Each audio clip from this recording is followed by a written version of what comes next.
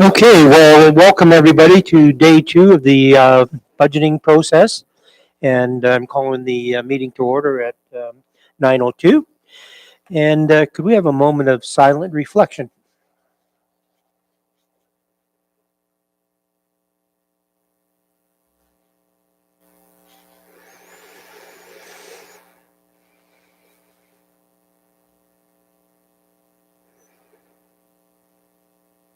Thank you. Land acknowledgement. The municipality of Port Hope exists on the lands of the Mississauga and Anishinaabeg. Boy, I really butchered that. Traditional territory covered by the Williams Treaty. We honor and recognize First Peoples as rights holders and stewards of the lands and waters on which we have the privilege to live, work, and play, including the Ganaraska Forest and River. We pay respect to elders past, present, and emerging. We commit to actions towards truth and reconciliation by recognizing the United Nations Declaration on the Rights of Indigenous Peoples, strengthening the ties with First Nations, Métis, and Inuit peoples, especially those who make their home in Port Hope, and learning from Indigenous ways of knowing and being. We do so by recognizing the past and working towards a shared future. Is there any disclosure of pecuniary interest and the nature thereof, Councillor? Yeah, when it comes to the works in engineering, when we get to Walton Street, I will be declaring. Thank you. Deputy Mayor? As well in works and engineering, should we get to item 3016, I'll declare. Thank you. Okay, and the purpose of the Special Finance Committee meeting is to continue considerations for the proposed 2024 municipal budget. And I believe first on the agenda are the police. Good morning, all. My name is Jeff Gilmer, and I'm the outgoing chair for the Port Hope Police Services Board. I'm proud to be here this morning. Probably my last chance to stand before you as the chair of the Police Services Board and present our budget request for 2024. This slide, the first slide we have, you've seen all the slides. I'm not going to go through all the information. I'll try to provide highlights as I can. This morning, Inspector Katie Andrews just walked in. Chief Tim Farquharson's here from our board. George Kalinakis and John Hudson's our vice chair. We're all here this morning. And then also on the board, of course, is Les Andrews and Olana. Some of the accomplishments that we have, you've seen before you from 2023. Number one was that we did have to, upon the retirement of Bryant Wood, we hired our new police chief. We had to replace our director of finance and HR, and our part-time executive assistant we made full-time.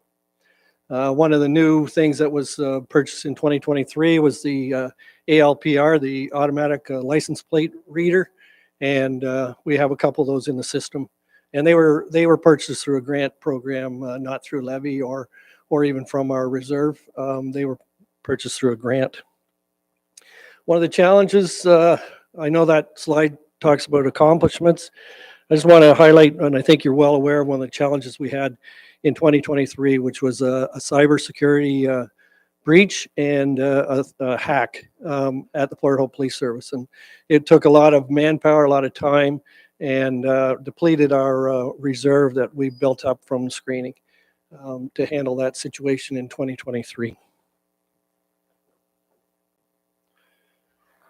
Excuse me. Looking ahead to 2024, the new Community Safety Policing Act is going to come into effect, and it's anticipated it'll be into effect in April of 2024.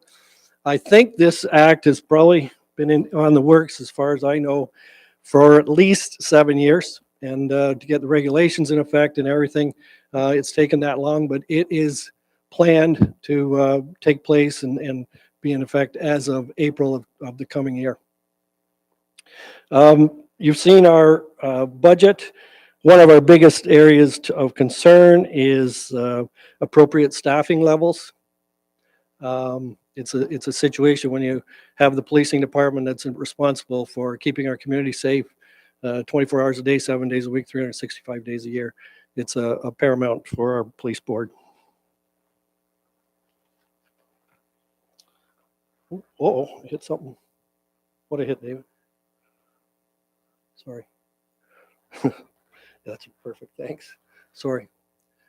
These are some of the initiatives that are included in the 2024 budget. The 5 strategic goals you'll see in publication shortly, because our business plan for 2024 to 2026, that's required by the police services or the PSA, is going to be published here shortly. So those 5 strategic goals will be expanded upon in our business plan. That's an overview of the levy requirement.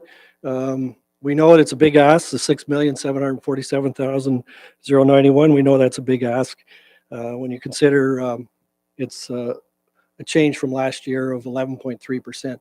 We can, as we get further into the discussion this morning, we'll talk about that 11.3% will come down a little bit, because there's one item that we're not going to be able to go forward with that we can take out of there while we're discussing it here this morning.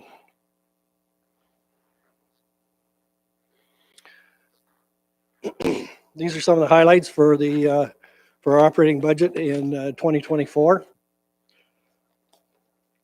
The Optic user fees increasing by $29,000.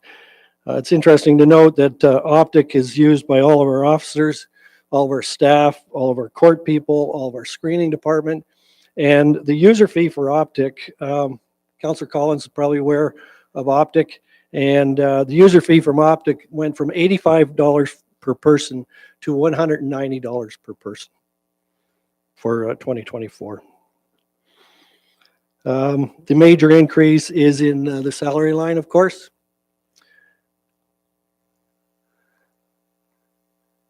And just to highlight, the other item is the $18,000 for training. With the new act in place, the training is going to be more important, not just for our police service, but also for members of our police services board. We did talk about a greater increase than we're asking for, and had to remove a few items from our budget from what we originally proposed. This is service level change, is always important for you. And the item that we are going to be removing from our budget is the third item there, the part-time constable item. Because of circumstances, that is not going to be going forward, unfortunately. So the $35,000, I know it only amounts to probably 0.5% or so in our request, but that item can come out. So when we're working away at it, finalizing things. The recruits, full-time recruits, we've talked about 3. One of them, and the reason that recruits are required, as I mentioned, trying to keep the police operations going all the time, every day of the week, every hour of the day, it's a challenge, and it turns into a health and safety issue as far as the service goes if we don't have enough manpower.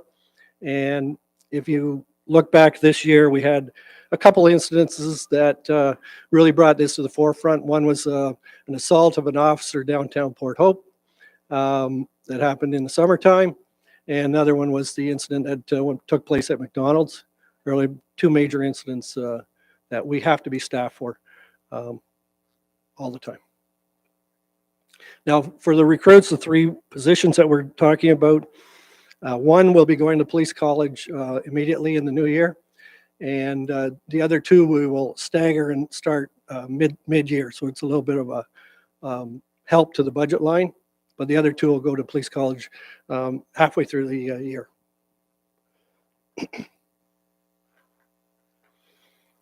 That's just a little bit on the impact of the recruits and the reason that we think that they are very important. I can't really in a public setting get into all the ins and outs of the staffing levels of the service, but I think you're probably aware of some of that from Olana or less overtime. These are just some of the service level changes. The reason that, and we're looking at an IT coordinator coming in partway through 2024. And we know that how important that is after the cybercrime incident that we had during 2023. The amount of computer work that we have in the cars and at the station itself requires somebody there more than 1 day a week. Right now, if there's an issue in one of the cars on the computer, if it happened on let's say a Thursday or something, and our IT person that comes from the county is in on Tuesdays, we're pretty well without it for that period of time until the IT person can get it taken care of for us. This is the part-time constable. As I said, we aren't going to be able to hire the part-timer. So this could come out. That is one that was proposed and was not able to go into our budget this year for 2024. Brings me to the capital budget, and I think you're all aware that capital budget is totally funded through the screening reserve, and the business that we have at the police station, the screening reserve has looked after the capital budget for as long as there's been screening program at the service. I did a quick look, and then over the last 5 years, over $500,000 of capital items have been purchased with no levy impact.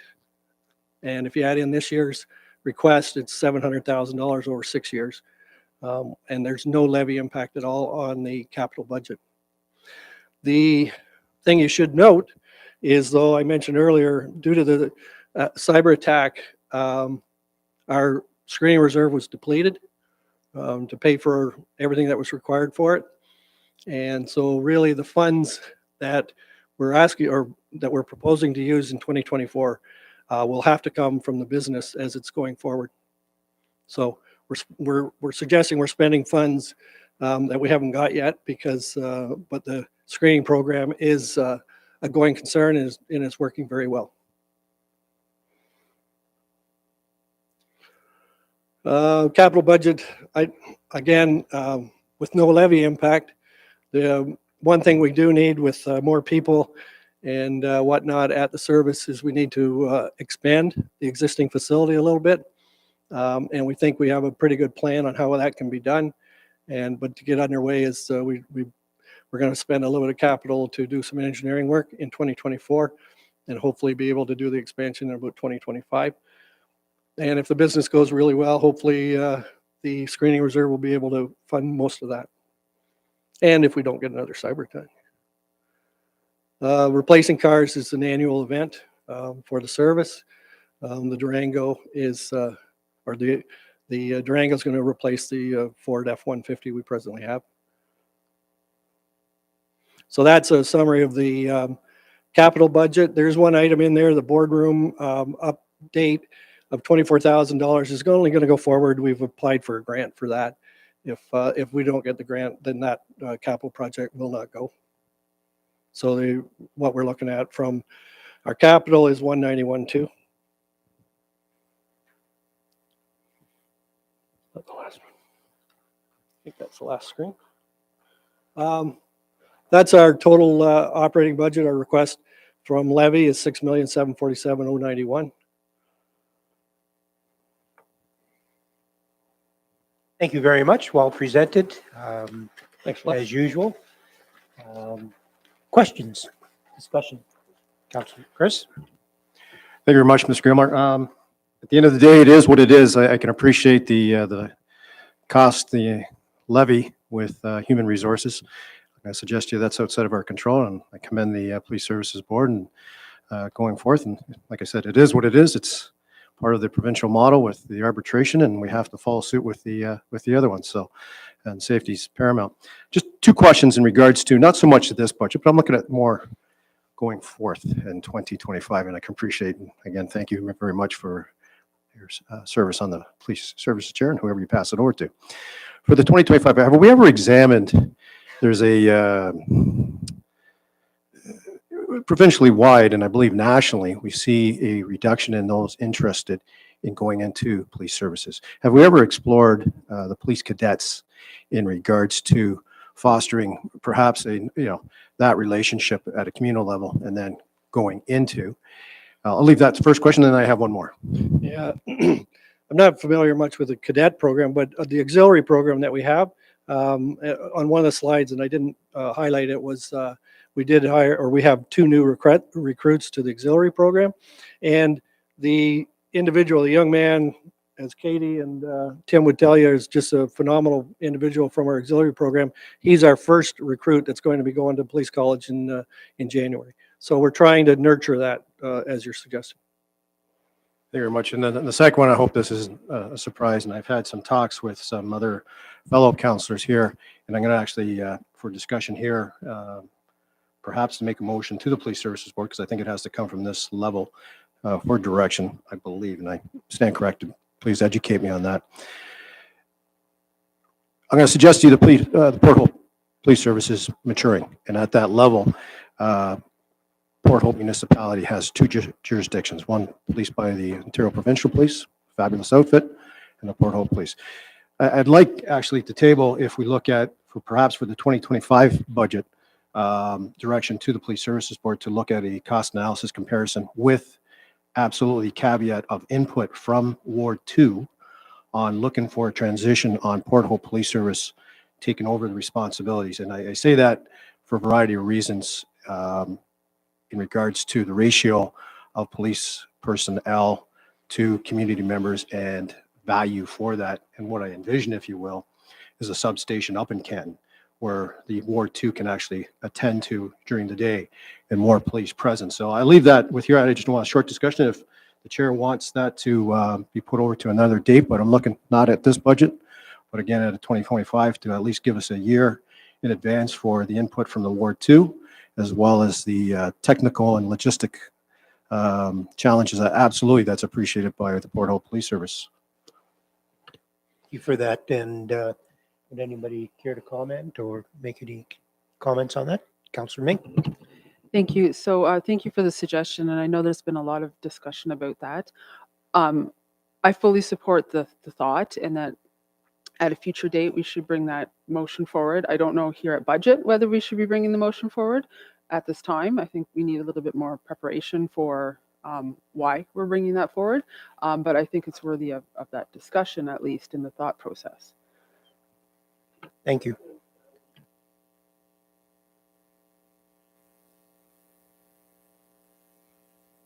The municipality who is doing that policing is at the jurisdiction of the council.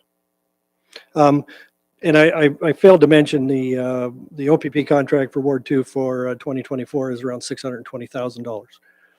It's up about 30 grand over last year. We were about 590 plus last year, and this year it's 620. There is a new inspector at Northumberland at our detachment as well, and Christy McNaughton is doing a fantastic job there, and she's a top quality individual. So, just so you know. Thank you. Okay. Yeah, thank you. So first off, thank you for the presentation. Absolutely incredible presentation. I'm a huge fan of our Port Hope Police. They do a great job. The foot patrols that they do downtown is greatly appreciated by the downtown merchants. So to touch on what Councillor Collins was saying there, I completely agree that I think that we should investigate something like that. I also agree that maybe not today, maybe it's too quick to do it, but we should have this discussion about possibly having our Port Hope Police Force do the Ward 2 area. Councillor Clare, anything? No? Okay. I have a couple things. Without getting into too much detail, could you tell us what the staffing complement is currently?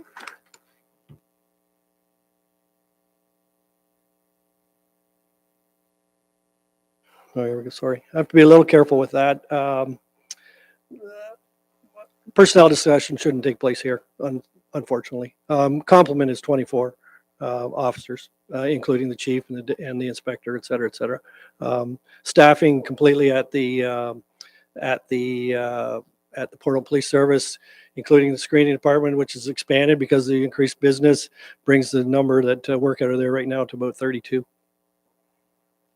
Fine, and that's the extent that I wanted to delve into.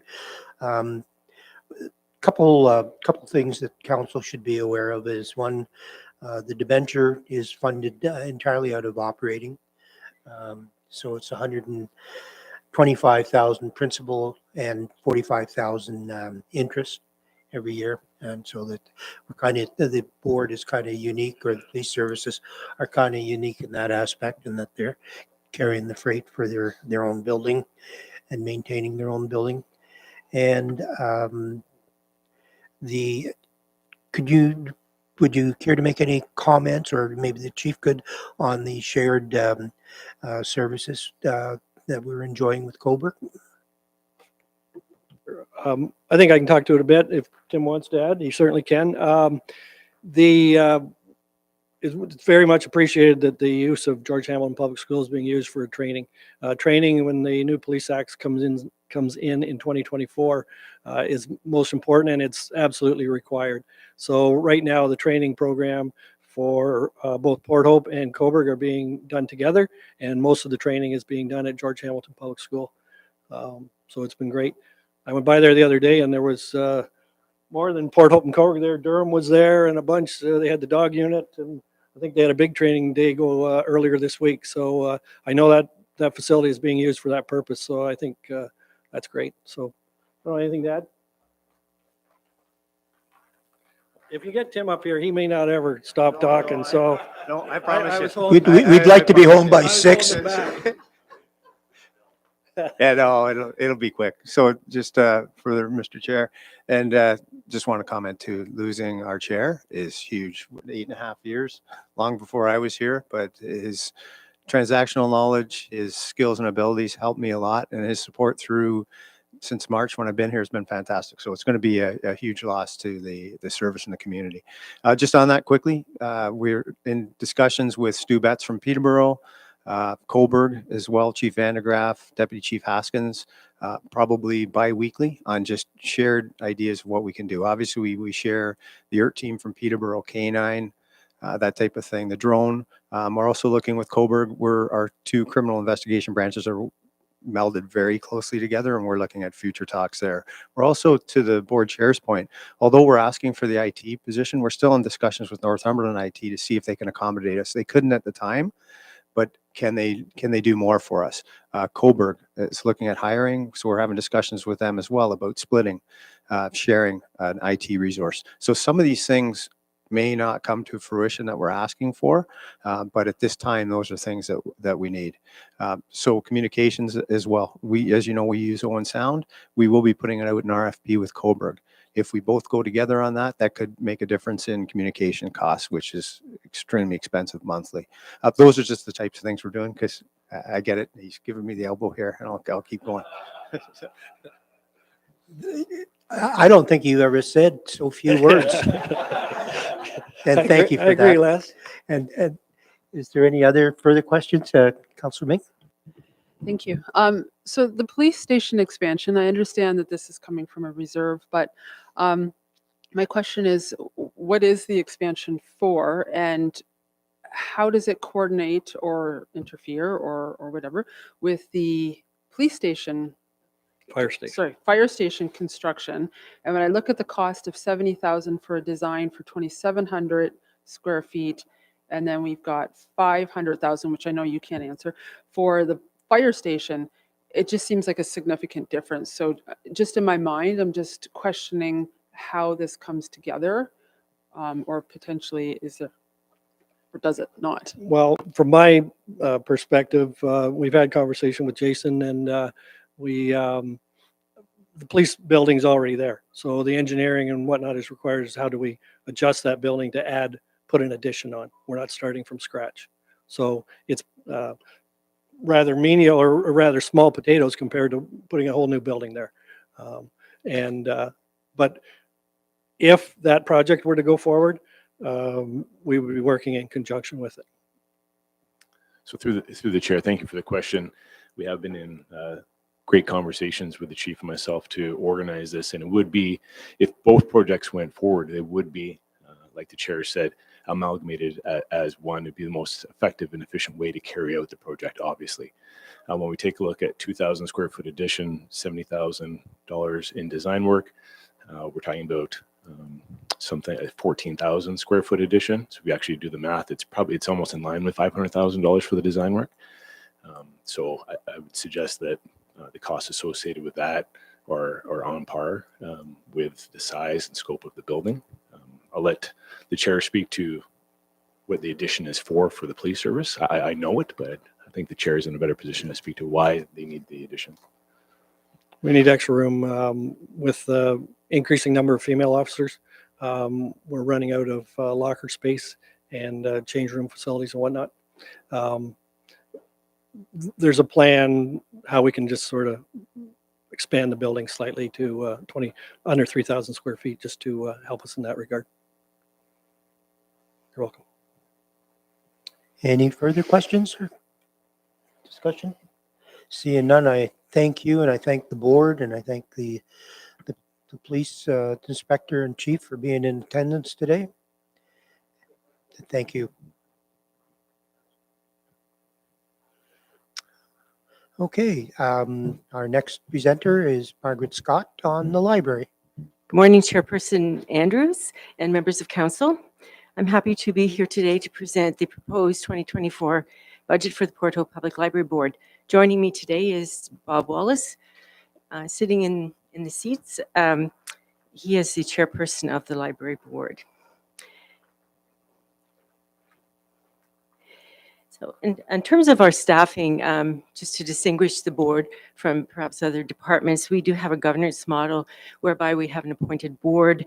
They oversee all of the governing pieces to the library operation. And then we have our staff that look after the day-to-day pieces that put together our library system. Again, I won't be reading all the slides, but I would like to highlight a few things on each page. On the first page, we did give a sample of our services. Just wanted to highlight a few things which aren't sort of the traditional lending of materials, providing reference and readers advisory service to the public, but community-based programming. We do provide programming for the full spectrum from babies, children, teens, adults, and seniors. And a growing need that we're finding in the library is use of our space, particularly by the public. There is ongoing demand for meeting space. We do rent out a room. That's a small revenue stream for the library, but does provide an affordable space for groups and members of the community. We also provide space within the library for meetings and study purposes. We have a growing number of tutoring sessions that take place at the library, the Mary J. Benson branch in particular, on a regular basis. And volunteer opportunities. We work with schools to provide activities for students to allow them to earn their community service hours so they can obtain their secondary school diplomas. And we also have an active Friends of the Library group. Some of you have met them and have been to some of the events that they have organized. And they provide not only fundraising and advocacy for the library, but they also help us out with some of our programming and service delivery.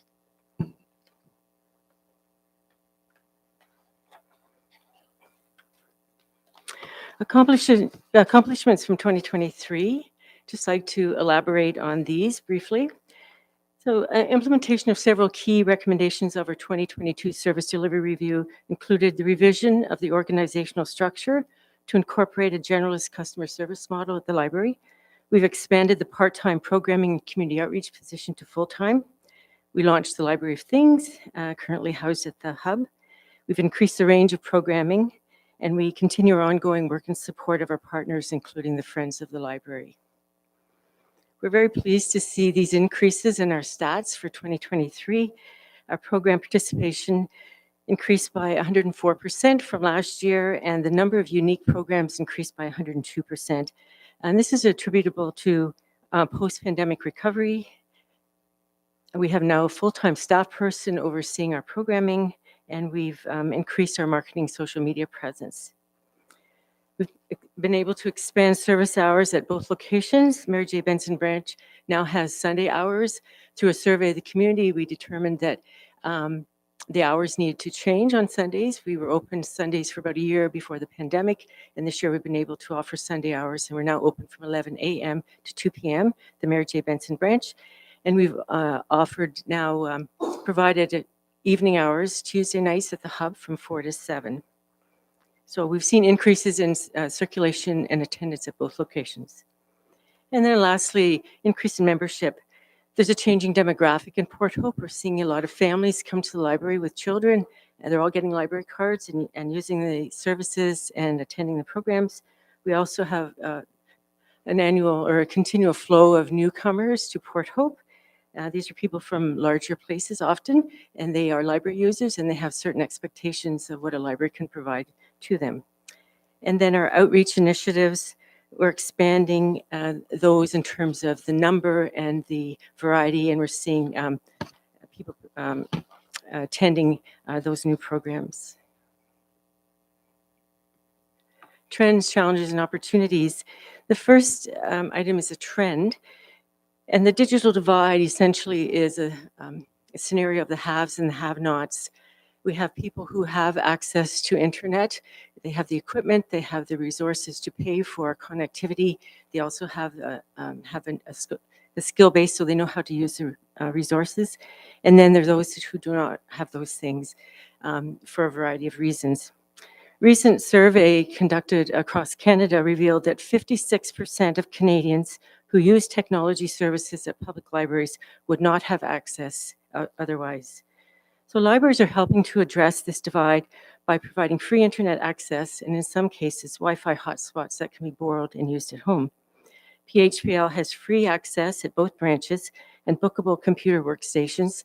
We also provide Techno Buddies as a program, but it's an opportunity for people to learn more about how to use their devices. In the new year, we'll be looking at the possibility of in-house use or loan of tablets. Moving on to challenges. For the library, the demographic change is a challenge for us to how to rise to meet the needs of newcomers and people who've recently discovered the library. There's a greater demand for electronic materials, a need for affordable space, including meeting and tutoring space. And lastly, community social issues, including mental health and homelessness. And a partnership with Loyalist College, the library board will be meeting with Loyalist College representatives this week to talk about how the library can support the students that are now attending the Port Hope campus.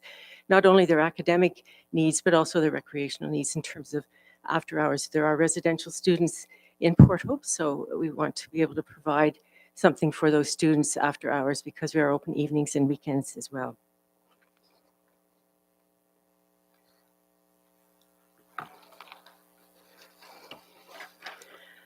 Initiatives for the 24 budget.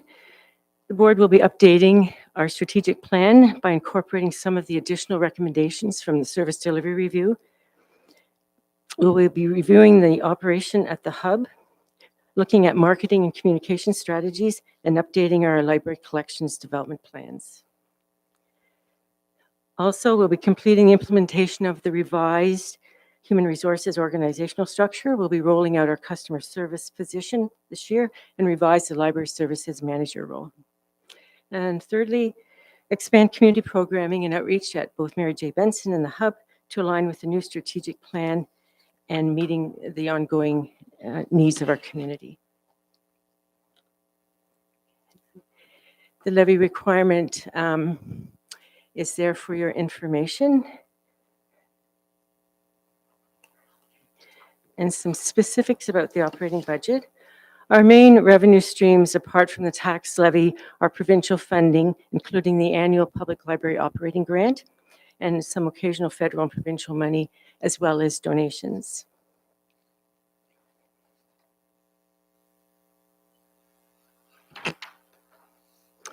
The increased financial requirement, $25,000 for an increase in salaries and benefits. Excuse me, employee wage grid progression, the 2023 market compensation update, and an economic adjustment. $12,000 for books and electronic materials, specifically ebooks. We know there will be a 4% industry increase for all print materials in 2024. We've enhanced our electronic resource collection, including Hoopla, Canopy, and Ancestry. We have some health and language programs, among others. $10,000 for consulting fees as required for the rollout of the strategic plan and additional service delivery recommendations. And $7,000 for IT support and software licenses. These relate specifically to our integrated library system, and we will be purchasing some computers and laptops for the library. Not included, $5,000 and development charges for subscription of new format materials, specifically electronic resources for teens and literacy materials for young children. And the pending eligibility, that's with respect to money that was spent with 2023 DC funding, and whether we can continue to build on those collections or whether it has to be something specific or new. And so we're waiting a word from a consultant on that matter. Consulting fees related to the 2024 strat plan. And lastly, staff training related to the rollout of the strat plan and the priorities. So that would involve cross-training of our staff as they transition to new roles in the customer service model, and library-specific courses to increase their base knowledge.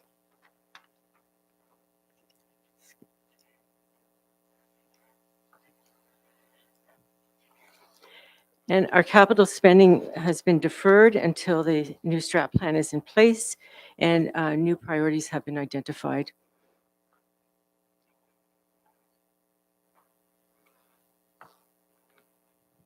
And so the net ask there is 976,757. Happy to answer any questions. And thank you. Wonderful. Questions, concerns? I can hardly read my writing. The internet at Canton, is it functional? Is functional? I'm sorry. Yes, we have 24/7 Wi-Fi at the hub branch. It was critical during COVID, and we do know that people stopped there to use the Wi-Fi when we're closed. Okay, well, there you go. And if I could just add that with the change, with the addition of the Emergency Operations Center on the main floor of the hub, we'll be adding an external AP so that the service is available on the west side of the building.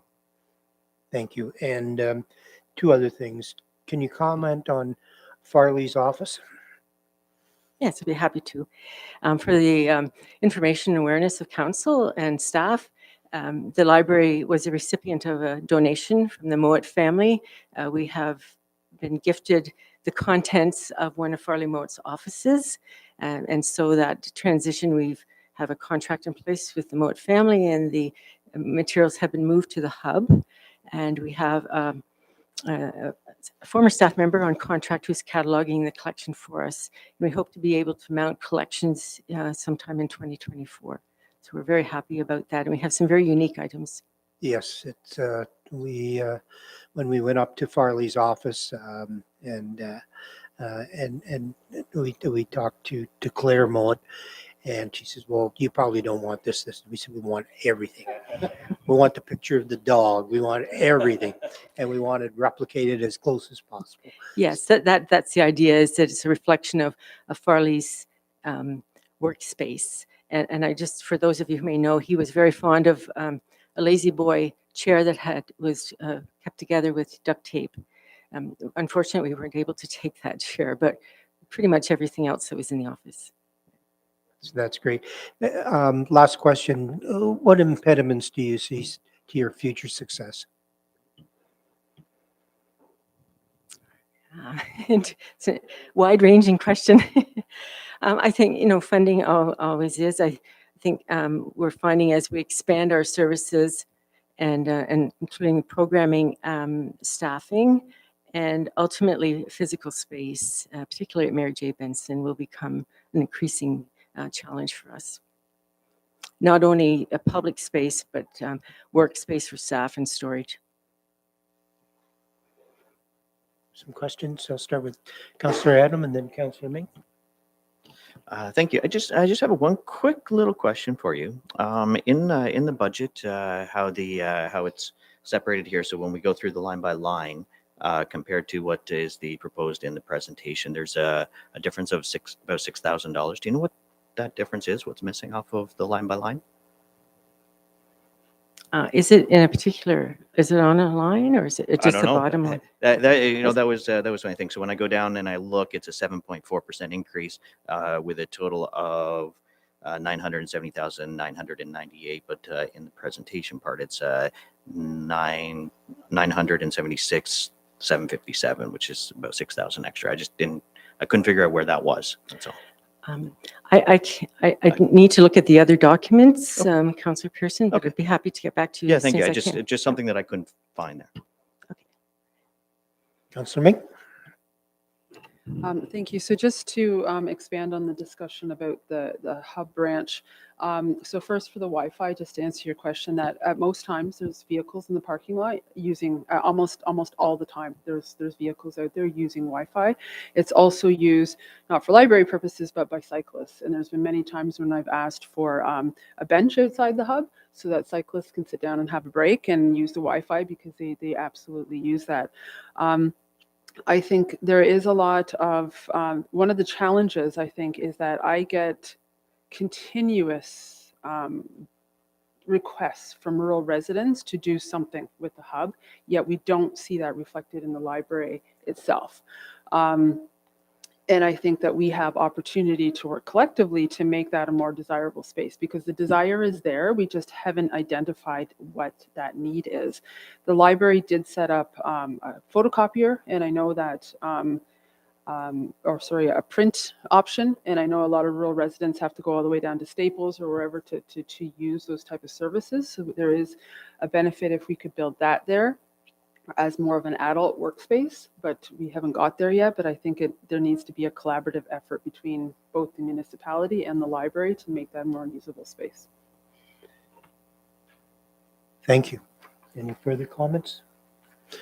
Seeing none, thank you, Margaret, and Bob, thank you for your participation and on the board, and thank you again. Thank you. And with that, I'll turn it over to Dr. David Baxter.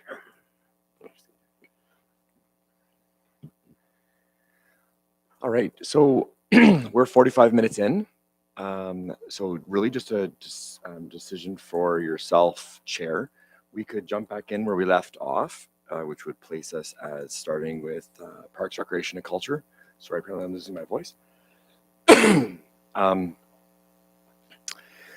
That likely I would anticipate would be about an hour, which would we'd probably want to break somewhere there in the middle. There was also discussion on Tuesday about covering one or two areas before we get into more of the primary operating departments. So we could jump into PRC, but I could also suggest we could cover non-departmental, potentially community grants and donations, just to cover a little more material, and then take a break and then be fresh to start PRC after. What is the will of council? Do you want to get into the bigger presentation, or do you want to do a presentation that'll take us to a break?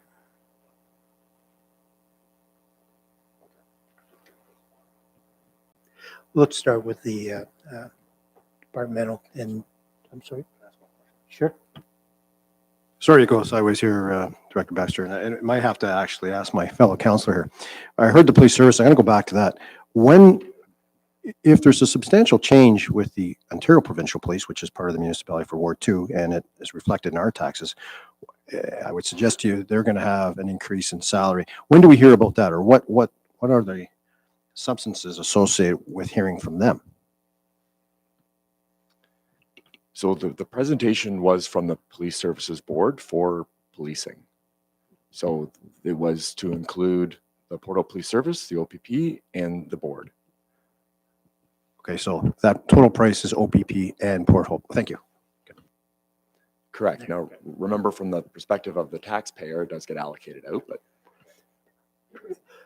I think rather than break up Julia's presentation, why don't we go ahead and take us to the through what we can get through to the break, and then we can start fresh with Julia, if that's okay with everybody.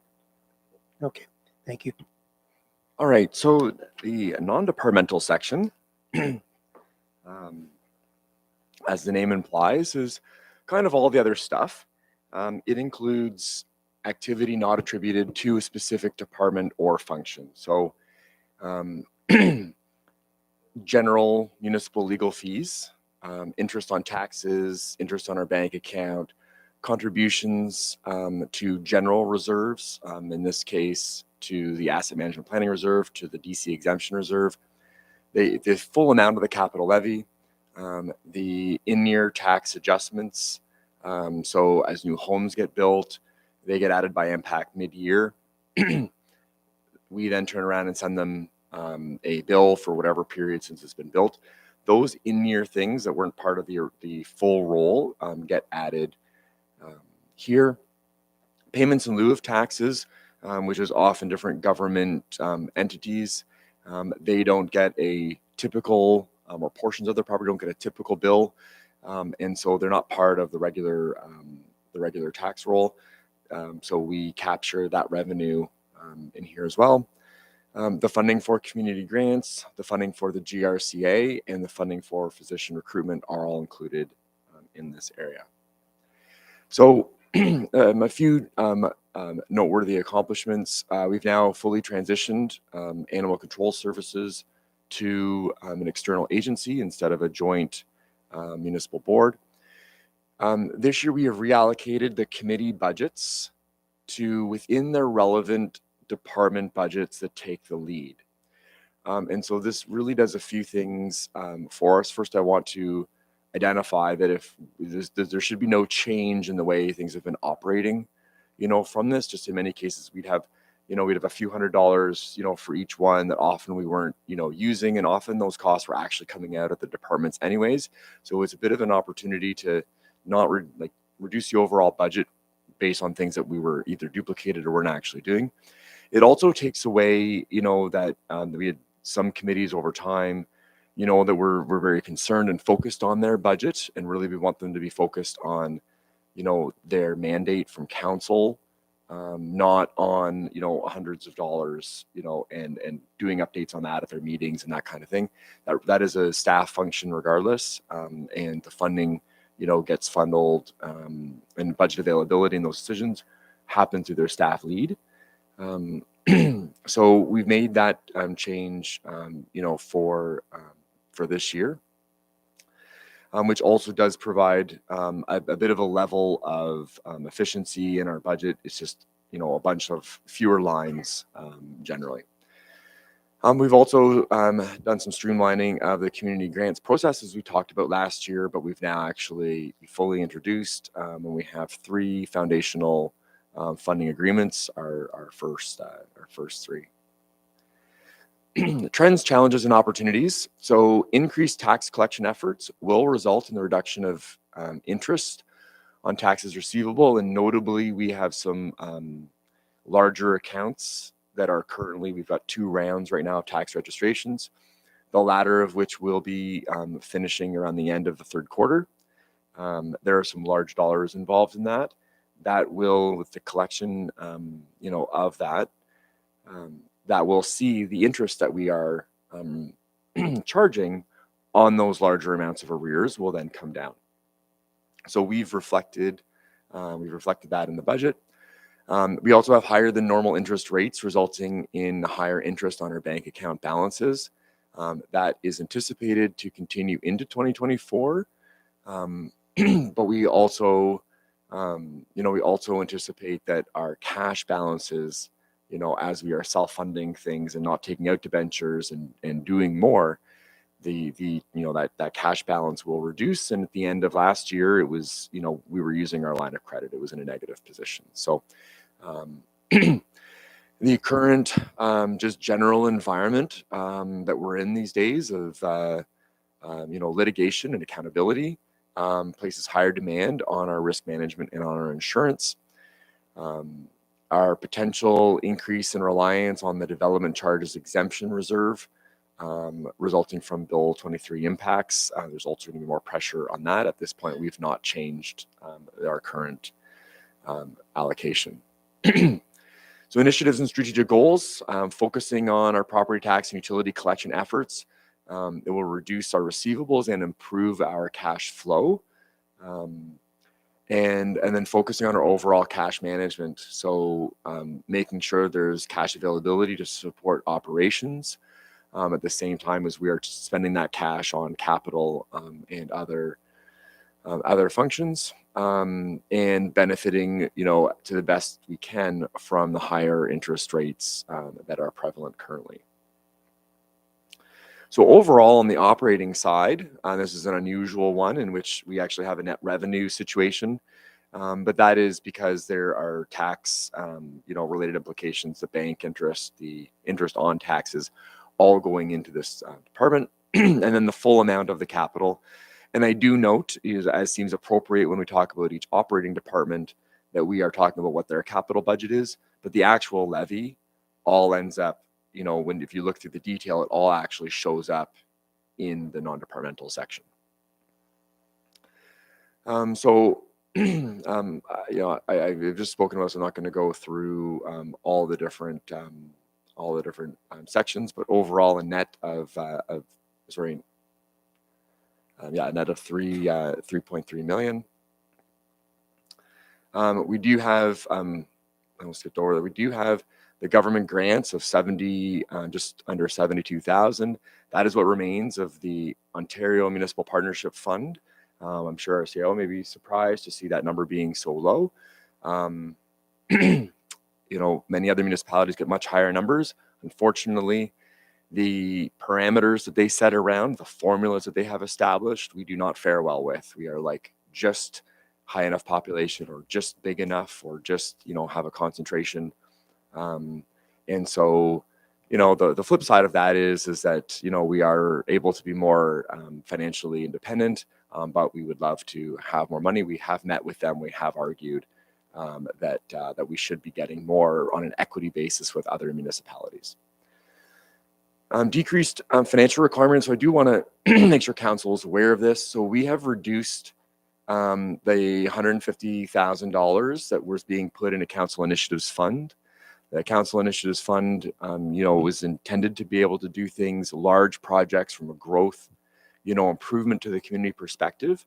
With where our capital funding is at, what it really meant, what we needed to do every year, and predominantly, we're just finishing up the financial aspect of the Town Park Rec Center, right? So it did do some of what it was accomplishing, but really this was becoming is another bucket to help us meet our current needs for capital infrastructure. It was, it sounds good, but it is creating our processes to be less efficient. I think this is a great thing to bring forward when we get to the point that we have self-funding capital and we're looking to, build up a fund to do some big positive, steps for our community in the future. This isn't the wrong thing to do. Now isn't the right time, and let's be efficient with the way that we are operating. So that provides us a little bit of room, really, when you think about the overall budget, to be able to accomplish the $900,000 increase, right? So if we adjust for that and consider that was pretty much capital money, the net levy impact is actually a little less than the $900,000. We are now retaining $78,000 more in property taxes due to having more revenue capacity to be able to actually go through the payments in lieu of taxes that we were charging. There's lots of weird different rules, and in certain areas we're actually able to retain the education portion instead of passing it on to the school boards. So this is an example where I remember I came early on, and there was a bit of a mentality of we're saving money by not having staffing. And I said for many years, it costs us money, right? This is costing us money by not having staffing. This is an example of that, right? We've now, we've added to some of our revenue staffing. We're able to start looking at things a little bit more. This essentially pays for a position. So, this is good. This is positive. Were we losing this money in prior years? Absolutely we were. 50,000 due to higher bank interest income. So we spoke about that previously, along with the higher interest on taxes. Increased financial requirements, the 900,000 for the infrastructure, 20,000 towards, increase towards insurance, and $13,000 reduction in the Ontario Municipal Partnership fund. So again, same numbers I spoke to before, a net of $3.3 million, which is essentially levelly offset by our operating net revenues. Any questions on the non-departmental aspect? Anybody? No? You touched on it briefly, the $900,000 in capital levy. How does that compare to other communities, in your opinion? That really depends on their maturity in terms of starting to be proactive in terms of capital. So there are municipalities who, started much earlier than we did in terms of managing their infrastructure, in terms of managing their level of infrastructure funding, who would be in a much better position than we are. There are also municipalities that are, much earlier on the curve, than we are. More like we were, say, 10 years ago when we actually looked at what our actual real capital levy funding was, and it was like $300,000 to $500,000 per year.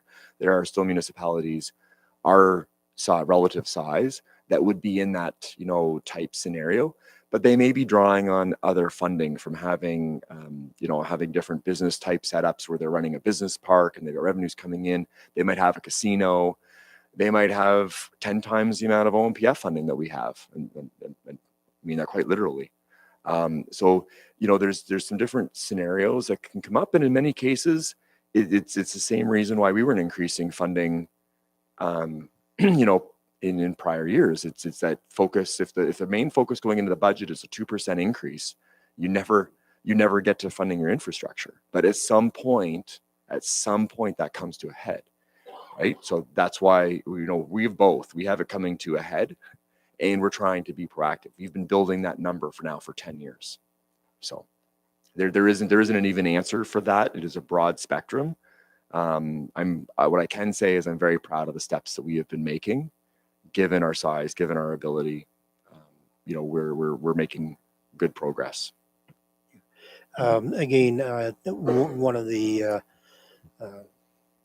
things that sticks in my craw is the return on our investments, and I think we should do a bit of a deep dive into how that is being managed and going forward. That's just something that I'd like to see. And then you have a line item here that I'm not familiar with. Maybe everybody else is. Trade-in proceeds sale of TCA. Yep. So that is from an accounting standpoint, when we sell an asset, we need to identify the revenue that we got from the selling of that asset.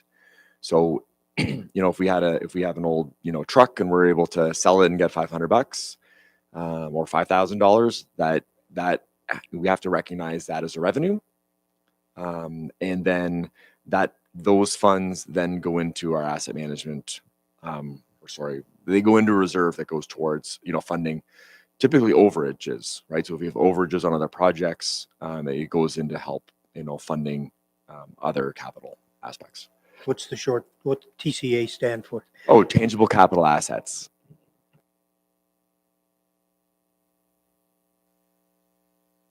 Okay, is there any other further questions of David? No? Okay, thank you. All right, so we're now at an hour. I think we could fairly quickly cover community grants and donations. It's just a quick summary, with the main question being if you've had the opportunity to read the additional information that was provided. Why don't we take 5-10 minutes and cover that now? Sure, go ahead. Okay, so a special council meeting was held at the request of Finance Committee on November 5th to review the community grants and donations.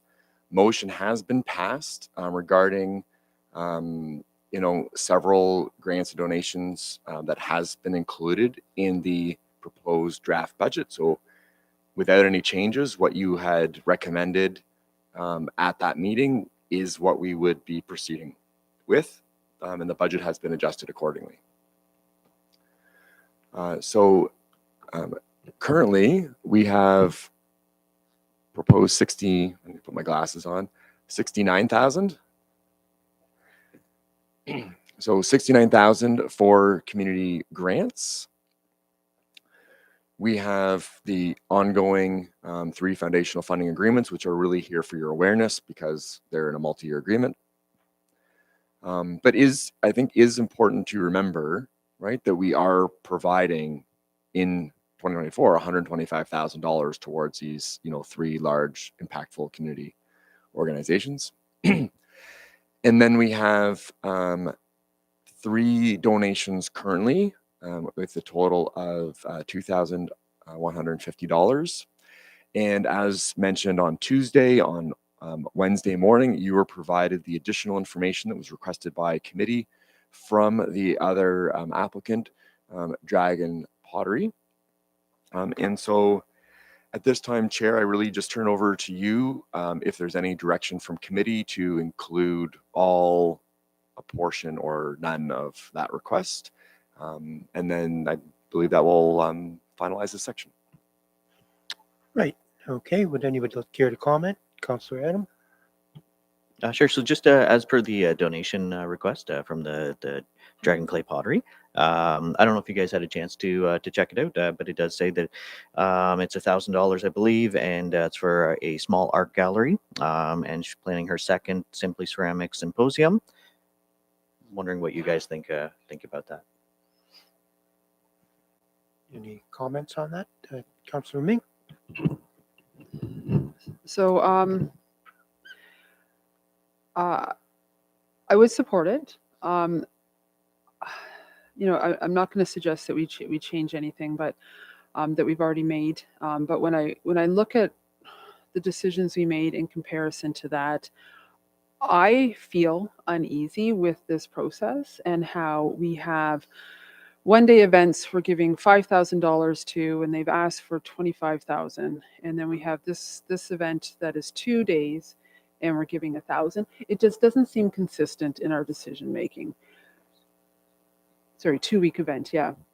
So I support the request for Dragon Pottery. I think that there is a cost associated. It is a free event, I believe.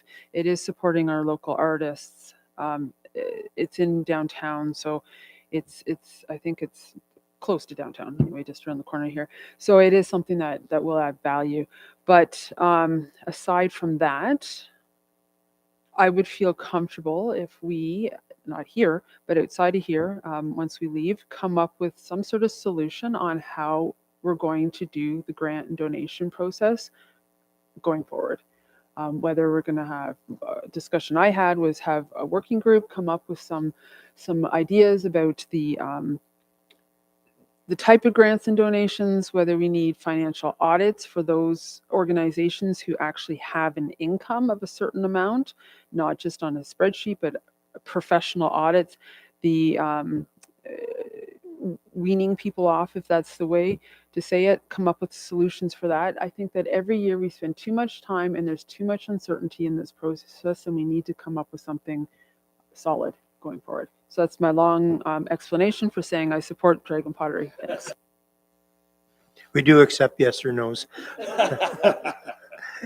Any further comments from anybody? Councillor Chris? I'm just going to say, echo exactly what Councillor Ming said. We've gone a little bit full circle. Let's bring it back to a third party or committee, which I agree with, and let's take the onus off of us at the end of the day. I think we have agreement with that. Thanks. So, Councillor Adams, sorry. I think I'm just going to put forward the motion to accept the 1,000 as a donation from the Dragon Clay. Seconded by Councillor Chris. All those in favor? That's carried. Thank you. And Mr. Chair, I'd suggest now is a good time for a 10-minute break.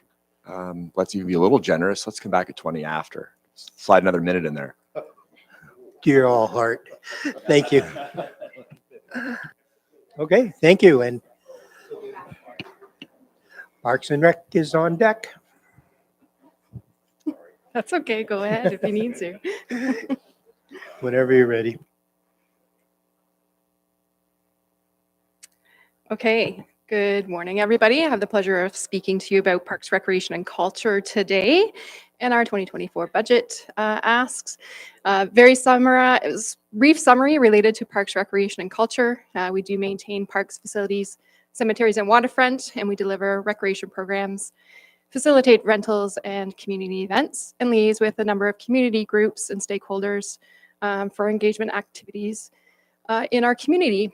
Our assets include things such as the Jack Burger Sports Complex, Town Park Recreation Center, the Port Hope Community Hub, and various open spaces, sports fields, parks, outdoor amenities such as the band shell, Christmas lights, playground, splash pad, and more.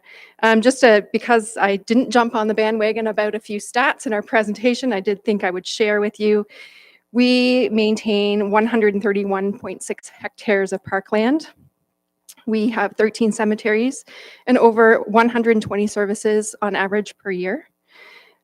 We can estimate about 5,000 hours of grass cutting during the season. That equates to about 6 full-time hours of staff cutting grass on a daily basis throughout the season. We have an estimated approximately 200,000 visitors that come to the Jack Burger Sports Complex on an annual basis, and 115,000 to the Town Park Recreation Center, which we anticipate will continue to increase with the development of the new addition in our seniors programming. To date, we have 534 day camp participants who have participated in our day camp programs over the course of the year. Our accomplishments for 2023 and prior. The number one that I would like to speak about is the Town Park Recreation Center expansion project. We're all aware that this was a project, it was a challenging project throughout the pandemic. We're pleased to say that we have come in under budget, under the project budget, during one of the most challenging BCPI numbers in recent memory related to construction index. We've come in under budget in the sense that we do not need to fundraise the amount that we've shared with the community. So we'll be doing those updates and adjustments for your awareness in the near future. We also completed a review of the cultural plan.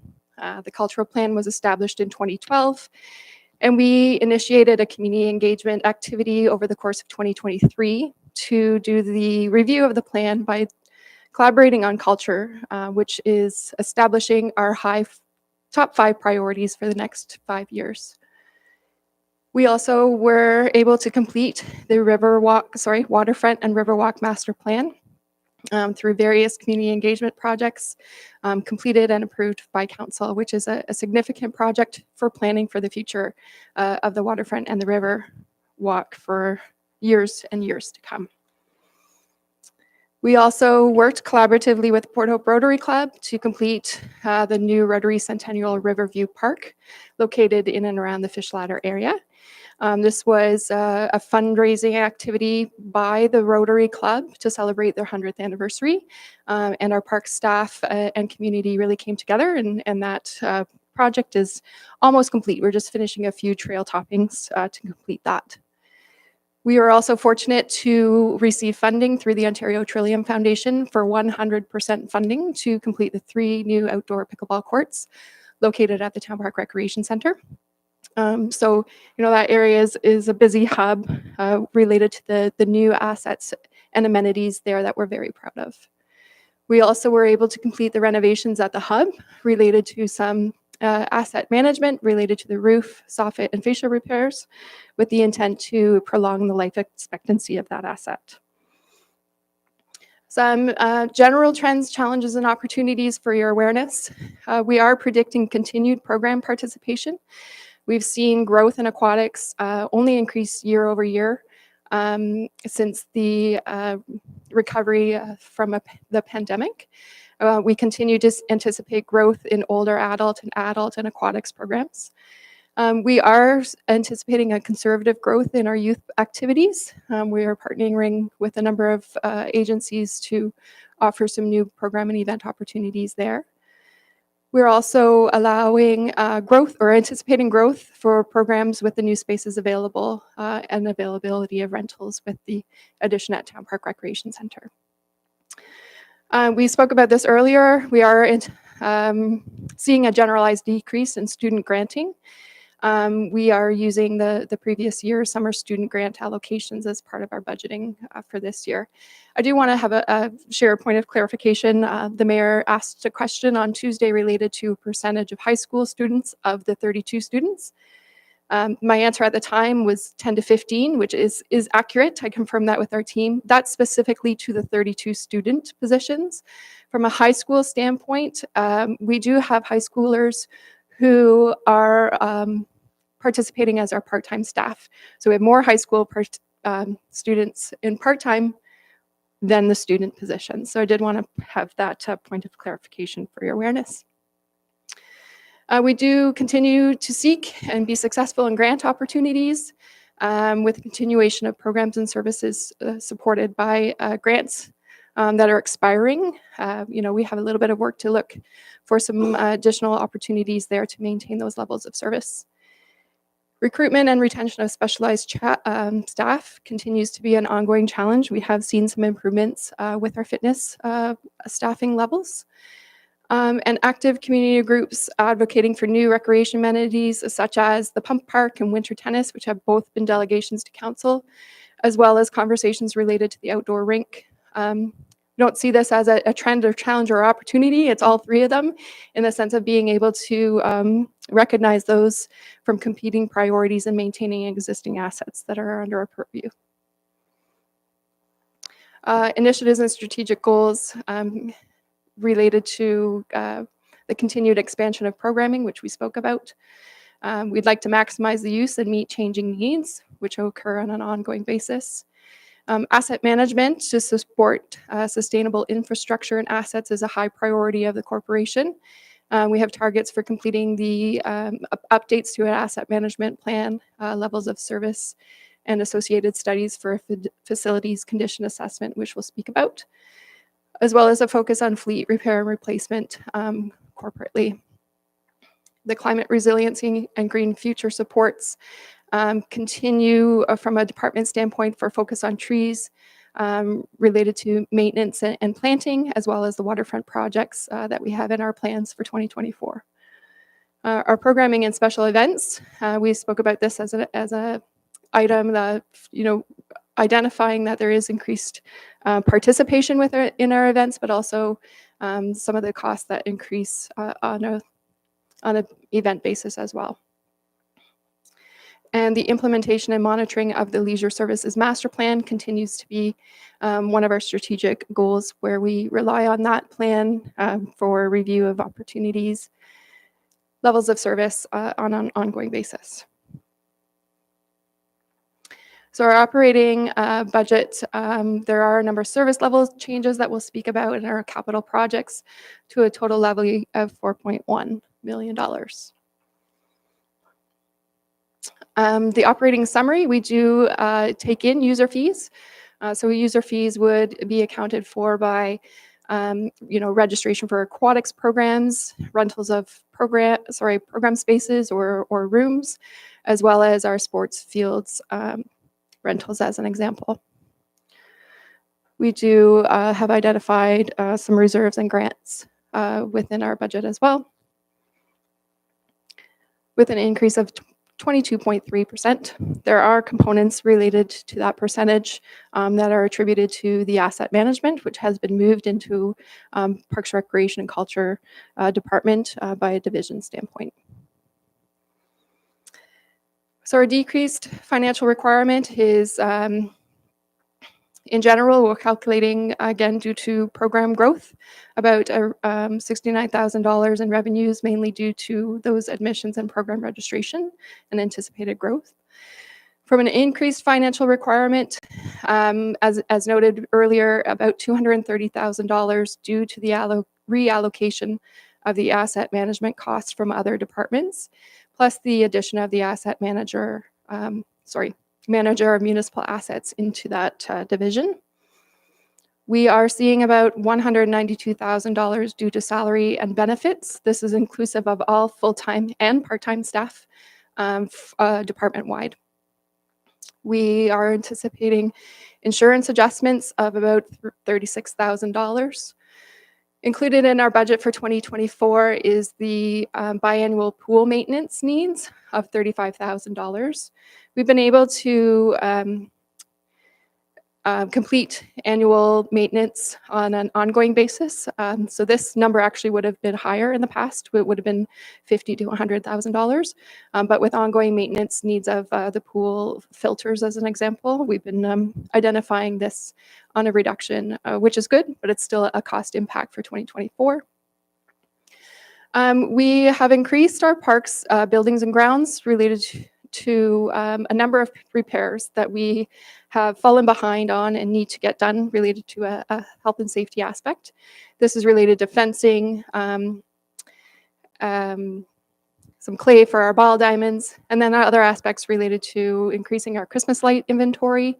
Portable toilets, our target is for during the peak fishing season in the fall to increase portable toilets along the river, as well as the desire to replace the accessible beach mat, which we were not able to install this year due to its current condition.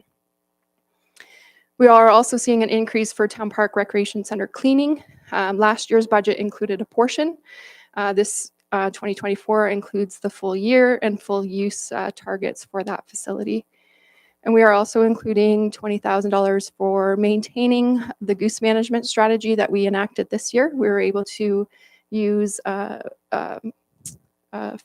grant source to complete that management this year. And we unfortunately don't have the availability of that grant for 2024.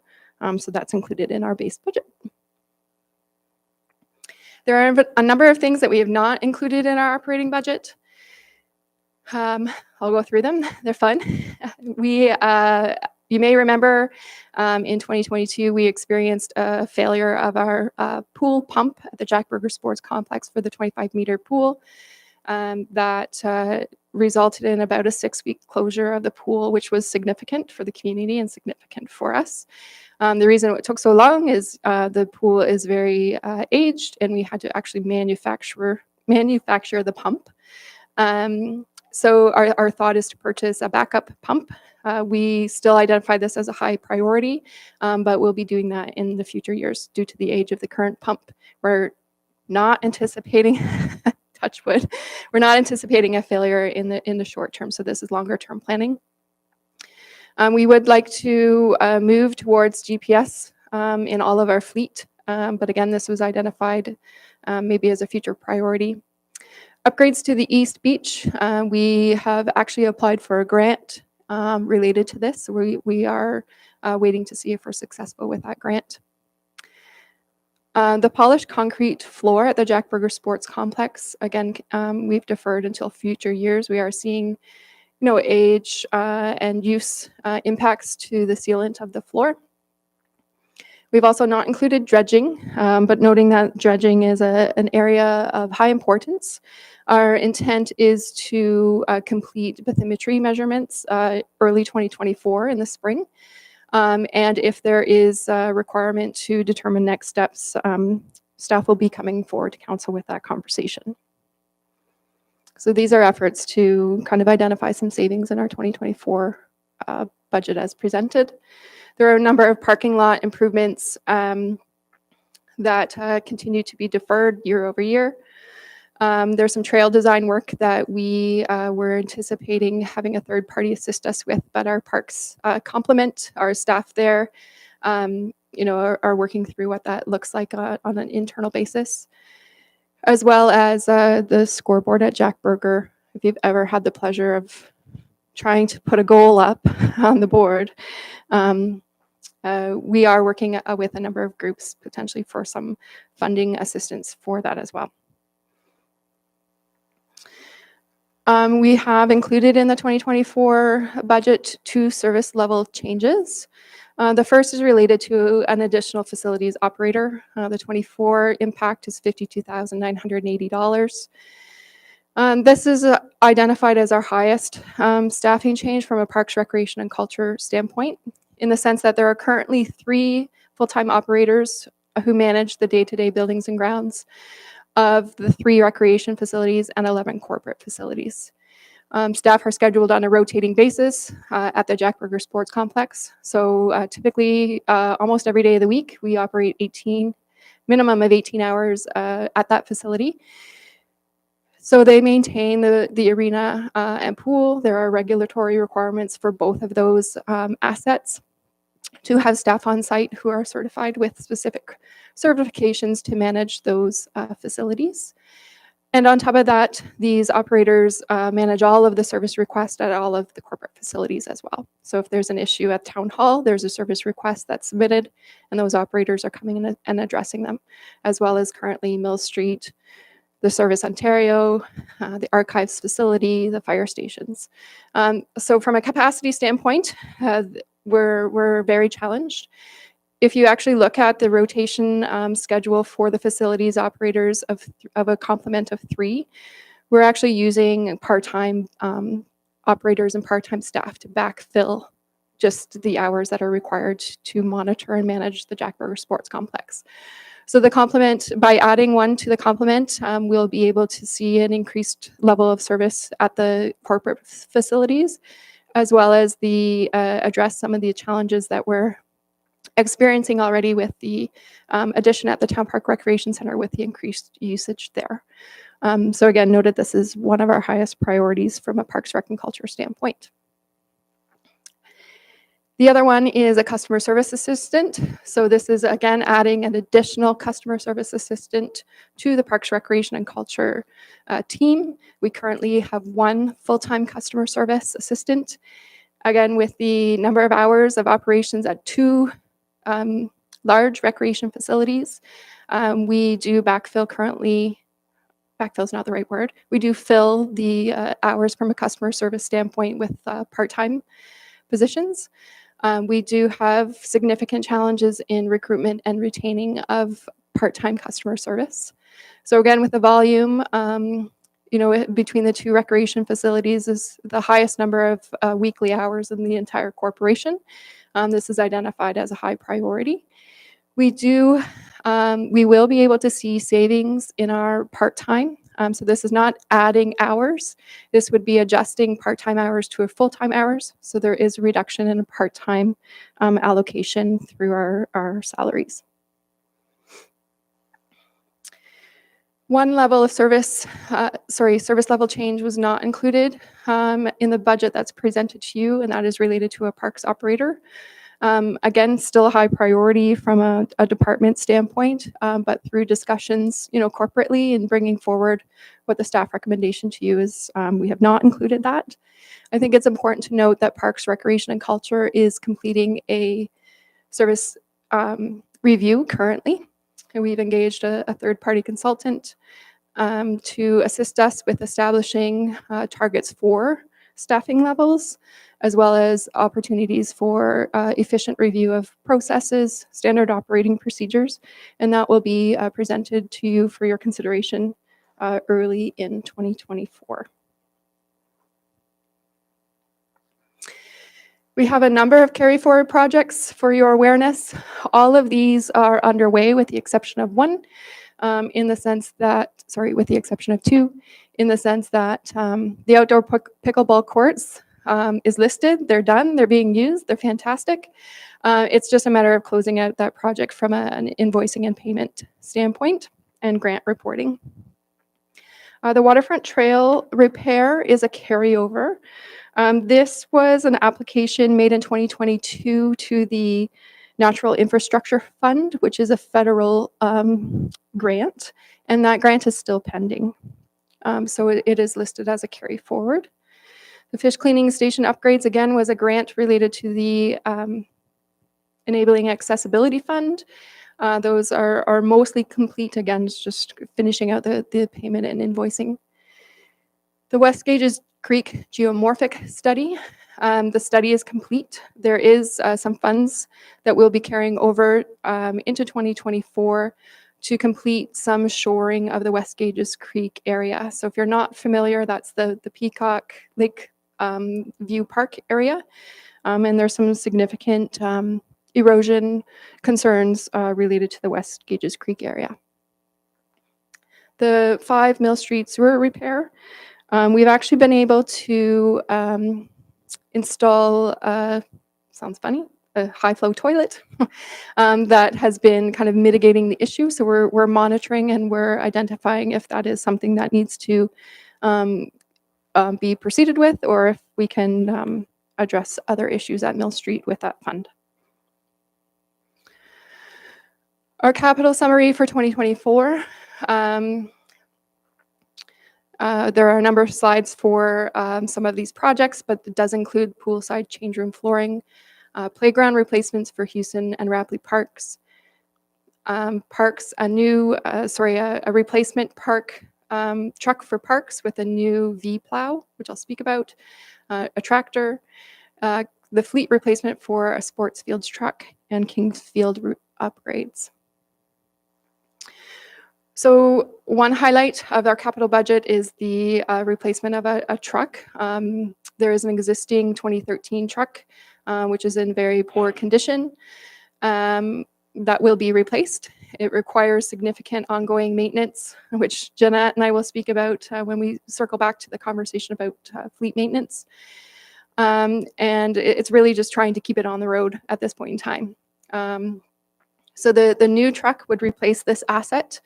And it would be used for additional tasks from a plowing standpoint. So currently we have a wing plow, which is not ideal for some of the facilities where we do complete the plowing exercises there.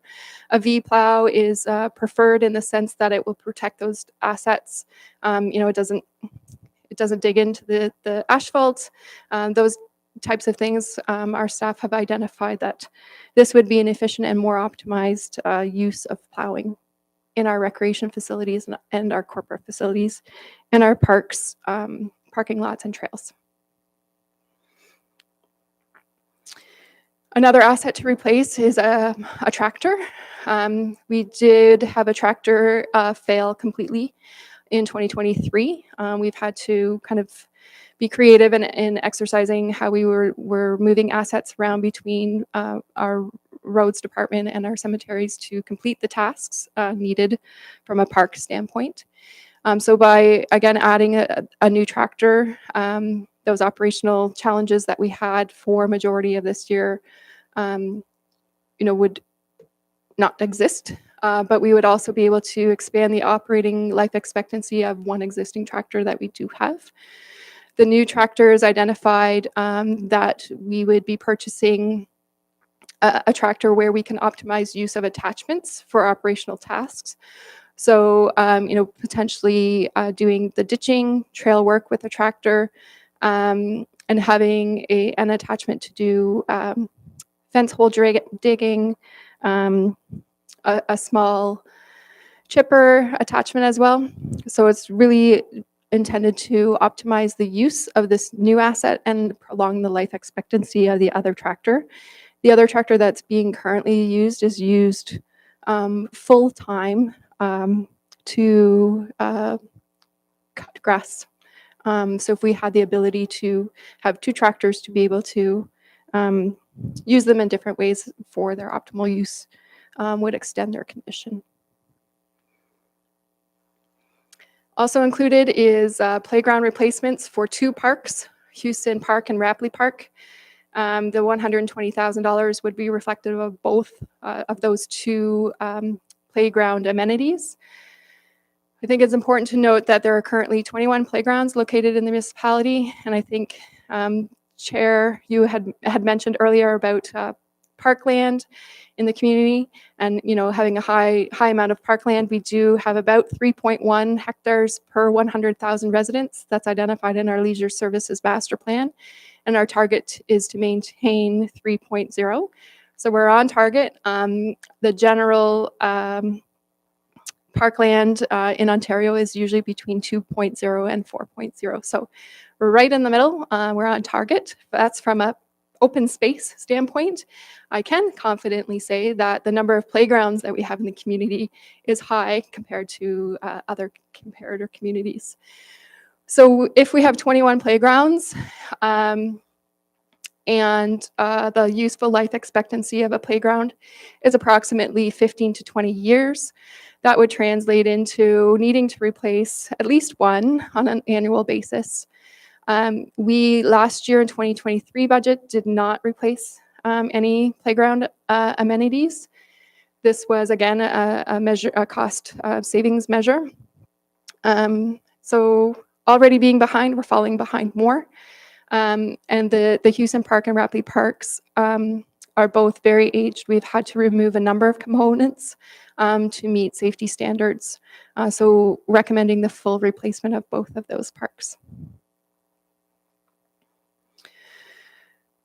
The next one to speak about is the poolside change room flooring. So currently, the flooring located at the Jack Burger Sports Complex in the poolside, so this is since construction in 2015, are vinyl rubble floors, sorry. And we are experiencing significant issues with the flooring in the area where chemically treated water sits on this floor, and it actually degrades the glue. So if you see the picture there, that's one example of the flooring is coming off of the wall. We've repaired or tried to replace, and the flooring is actually shrinking every time that it's kind of coming off after the glue is disintegrating. And we've noticed that there are challenges with standing water underneath the floor. We've reviewed, there's not currently a significant issue, but there could be a significant issue with molding in that area. So our recommendation is to remove the flooring completely and replace with an epoxy surface. That would be very similar to what the surface is on the pool deck itself, would continue through the change room and optimizing some drainage opportunity there.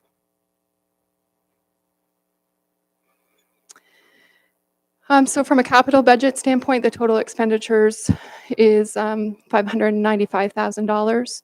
There's a development charge opportunity of $45,000. That's specifically to the Kings Field rejuvenation project. I wanted to highlight that the Kings Field project is solely for the installation of a walking path. There is the opportunity to review opportunities for planting trees. That's not included in the budget. That is related to, funding received from the settlement related to Mason Homes. So that's not included in the project budget, but that is included in the phase-in opportunity for that park. So that's a required levy of $550,000. Not included in the capital budget, again, as mentioned previously, is competing priorities, identifying some opportunities for the future. We can do some background work on these in 2024 and hopefully be able to be in a better position to bring that forward at a later time. One is the Pump Park. You're aware, it was a delegation. For your awareness, we are continuing to work with the community group.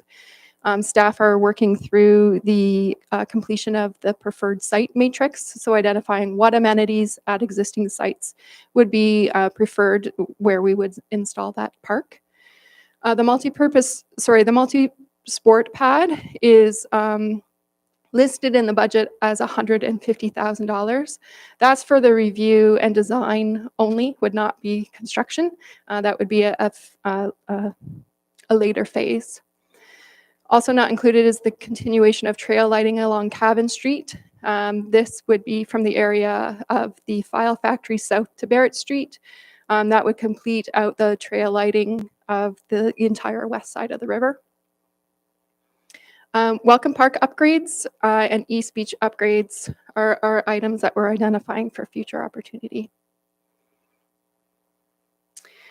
Also not included is a wood chipper. This was a project brought forward for consideration in partnership with the Works and Engineering team.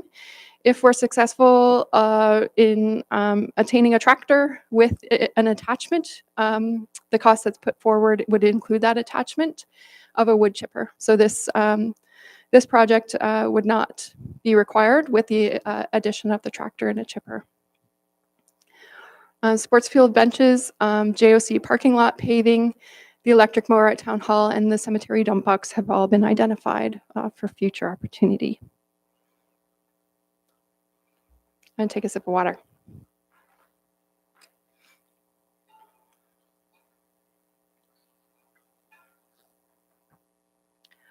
So highlighted here, our operating budget with our service level change in capital, the total levy requirement for Parks, Recreation, and Culture is 4.1. I'm happy to answer any questions that you might have. Thank you. Questions? I have a couple. First of all, I'm sorry. Well, go ahead. Sorry. Thank you very much, Julia, for the presentation. I've repeated, and this isn't directed at you, it's a question's directed at you, but it's more of a global one. So we're doing a service delivery review. I've also heard some other departments doing service reviews. I have a concern that we're not aligned, we're splintered. So I see trucks, I see capital, I see other capital of trucks in other departments, protective services, and absolutely within the main fleet, I believe. I'm concerned, I'm more at council. I'm concerned we're not talking to each other here with these service reviews, and we have come up with suggestions at a council level. And I guess I'm going back. I'm just going to leave it at this. Actually, I'm not going to direct the question. I'm concerned we're operating somewhat still in silos with a number of these adventures. And it's, again, not directed at you or anybody in particular, but I'm believing we need to come together a little bit more collectively in a service delivery review model to understand. I know asset management, I know the director there, he's getting ready to answer, which is great. Thank you. Because it is, I guess, directed at you. How are we ensuring we do not have duplication, unnecessary duplication in a number of these areas? And then I have one other question after that, Julie, specific to this. If I could, I just wanted to weigh in with respect to the budget preparation. So the question about working in silos and making sure we're not doing that is a common municipal question, and one we try to tackle and try to address in advance and sort of as proactively as we can. With respect to the sort of individualized departmental service delivery reviews, our senior leadership team is certainly well aware and often participates in those reviews, even outside of their own department. So that's one way of incorporating feedback across the board.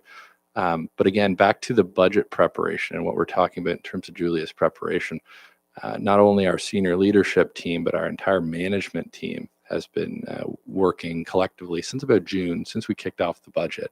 I don't have an estimate in terms of the number of hours we've spent in the room together preparing our budget, making sure we're not duplicating our efforts, making sure we're not putting forward redundant projects or projects that take away from another department or add unnecessarily to another department. But our dedication to making sure we're not duplicating efforts where we shouldn't be goes back a number of months at this point in time.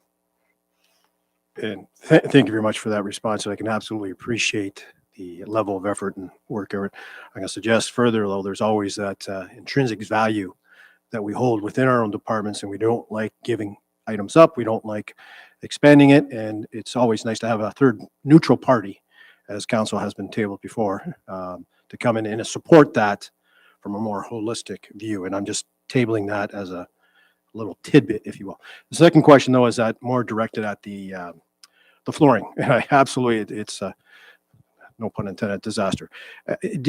So it's not a huge monetary, I think it's 125 or something like that. So it sounds like we've been doing Band-Aid solutions and et cetera. How do we ensure going forward, Julia, that items like this, that we've got a new robust implementation of capital, et cetera, that it's not going to fail? I know, absolutely, rhetorical question, we do benchmarking, et cetera, but obviously this one failed. Mm-hmm. It is shrinking, as you said, Mm-hmm. and the warranty's expired. Now we're faced with, I know it's not, huge up there, 125,000 or thereabout, but how do we ensure going forward that items that we place in and that we ultimately pay through our tax levies, et cetera, are actually going to be sustained and they're more robust, such as an epoxy? Why? I guess the question I'm asking, why didn't we do the epoxy first? Yeah, so it's a very good question. My understanding is that there was, as part of the design of the original design of the Jack Burger Sports Complex when the revitalization was occurring, there were a number of cost saving cuts to that design. And flooring was one of them. A dehumidification system in the pool area was one of them. There are significant ones. So this is one that we're seeing come to light currently. Actually, the dehumidification is one that's been ongoing as well. So, I'm confident in the epoxy flooring. It's held up very well on the pool deck itself. We installed epoxy flooring at the Town Park Recreation Center in the lobby areas, and we're really impressed with that surface. So I'm confident that this is the right surface to move forward with. Yeah, thank you very much. And I think it goes back to you pay now, you pay later. And I think this question was tabled earlier, where we need to evaluate the risk and the sustainability of what we're saying don't do now versus doing later. And this goes back to Walton, goes back to Murray, it goes to all the departments. Thank you for that. And I'll have one other question. I'm going to defer to the chair, and perhaps he may ask it, and I may have to just refrain. Just on the epoxy floor, be careful, because as soon as you come into a joint, that's the issue, that it doesn't get sealed. We had that problem at the Y. We had to replace everything in the shower because of that. And we went to tile. So you may want tile on that and then epoxy on the bottom. Anyways, that's No, I Just- I can add to that. I appreciate the context in the sense of, the review of other communities and facilities of like nature, that they have expressed some items to be aware of. And part of our plan is related to the consultant review, a consultant being, the contractor who's coming in to complete, that those areas, of high importance with transition, with drains, with additional drain opportunities is a high priority for us. I'm sorry. Did you want? Oh, okay, let's go down the row here. Councillor Ming. So thank you. I have a couple of questions and follow up with Councillor Collins' question about the fleet. And I understand that staff get together and you talk about all of these items. But from my point as council, when I read through it, I read Parks and Rec vehicles, and then you read how old it is, how many kilometers it is, and then you move on to Works in Engineering, and then you work on to Police, and there's a huge variance in the data that's thrown out to justify why these trucks need to be replaced. So is there any type of evaluation or something that shows us the priority in these vehicles and why they're being considered at that point within that department? Just because it's hard for me to know which one of these trucks is priority when there's a variance in the description. So it's a very good question, and thank you for asking. And I can say there will be, in the sense of we are working towards completing a fleet strategy, and a fleet strategy will help identify the current assets that we have, the condition that they're in. Right, a condition could an asset or a truck could be in a very poor condition and have 20,000 kilometers on it. That's an exaggeration. But the plan will identify those priorities. But there's also the type of condition to be reviewed. There's different impacts in different types of uses for facilities or for vehicles. Sorry. So the fleet strategy will help identify that. I think to outline, maybe for level of comfort, again, to outline with the process that we've put in place currently for this budget, is the asset management team came together and had conversations about what are your highest priorities. So for example, the 2 trucks that are listed from a Parks, Recreation and Culture were reviewed by condition, were reviewed by use, and those type of activities. So we're making really great strides related to an asset management standpoint and what our fleet requirements should be. And the other aspect from a fleet standpoint is being able to identify when the maintenance requirements should be taking place to extend the life expectancy or usage of that, but then also how can that asset be used elsewhere if it doesn't meet the expectations within a specific requirement. So police and fire, have different levels of service requirements for a fleet assets. than say works in engineering or parks. So being able to optimize that and identify that is an outcome of the plan. Okay, thank you. And just a couple follow-up questions. So to the discussion that happened last meeting 2 days ago regarding a second mechanic, having a second mechanic, would that prolong any of the life expectancy of these vehicles, or is that entirely separate? I think there is an opportunity to be able to identify when that type of preventative maintenance should occur to be extending the life expectancy. And I know, Jeanette, when we talk about works in engineering, we've done some work about what those impacts might be from a cost saving standpoint, but parts, labor. So I think the opportunity is there. I don't think it will be immediate, right? There is a backlog that we have in all of our corporate fleet that we're still playing catch up. So I think to get there in the future, I can say yes, but immediately I would say, you know, we need to be reviewing what those requirements for each individual fleet assets are. Okay, great. And two more questions. The pool, the floor, the lockers have quite a bit of rusting along the bottom. Is that caused by the floor that we currently have? It's a mixture of two things in the sense of standing water, absolutely, related to the lower level of the lockers. We do on an annual basis go in and try and clean that up. The other issue is, as I mentioned, there is not a dehumidification system.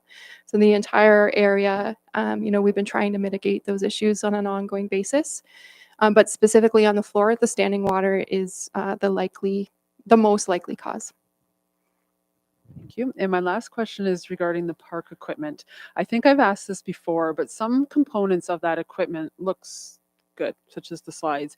Do we have a salvage and repurpose opportunity for any of that, or what happens? And the reason I ask is we have a lot of questions for equipment at the hub, and seeing the priority of having park equipment in a residential area as opposed to the hub, highly unlikely we'll get there anytime soon. Is there any opportunity to repurpose anything that we decommission?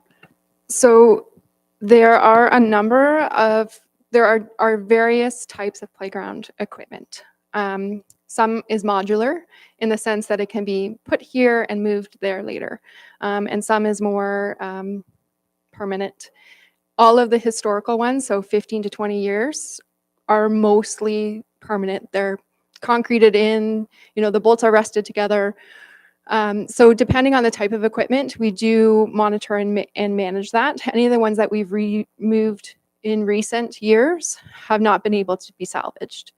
I think the other consideration is we could put a playground elsewhere with very minimal amenities because other amenities that have been in that playground have been removed that don't meet safety standards.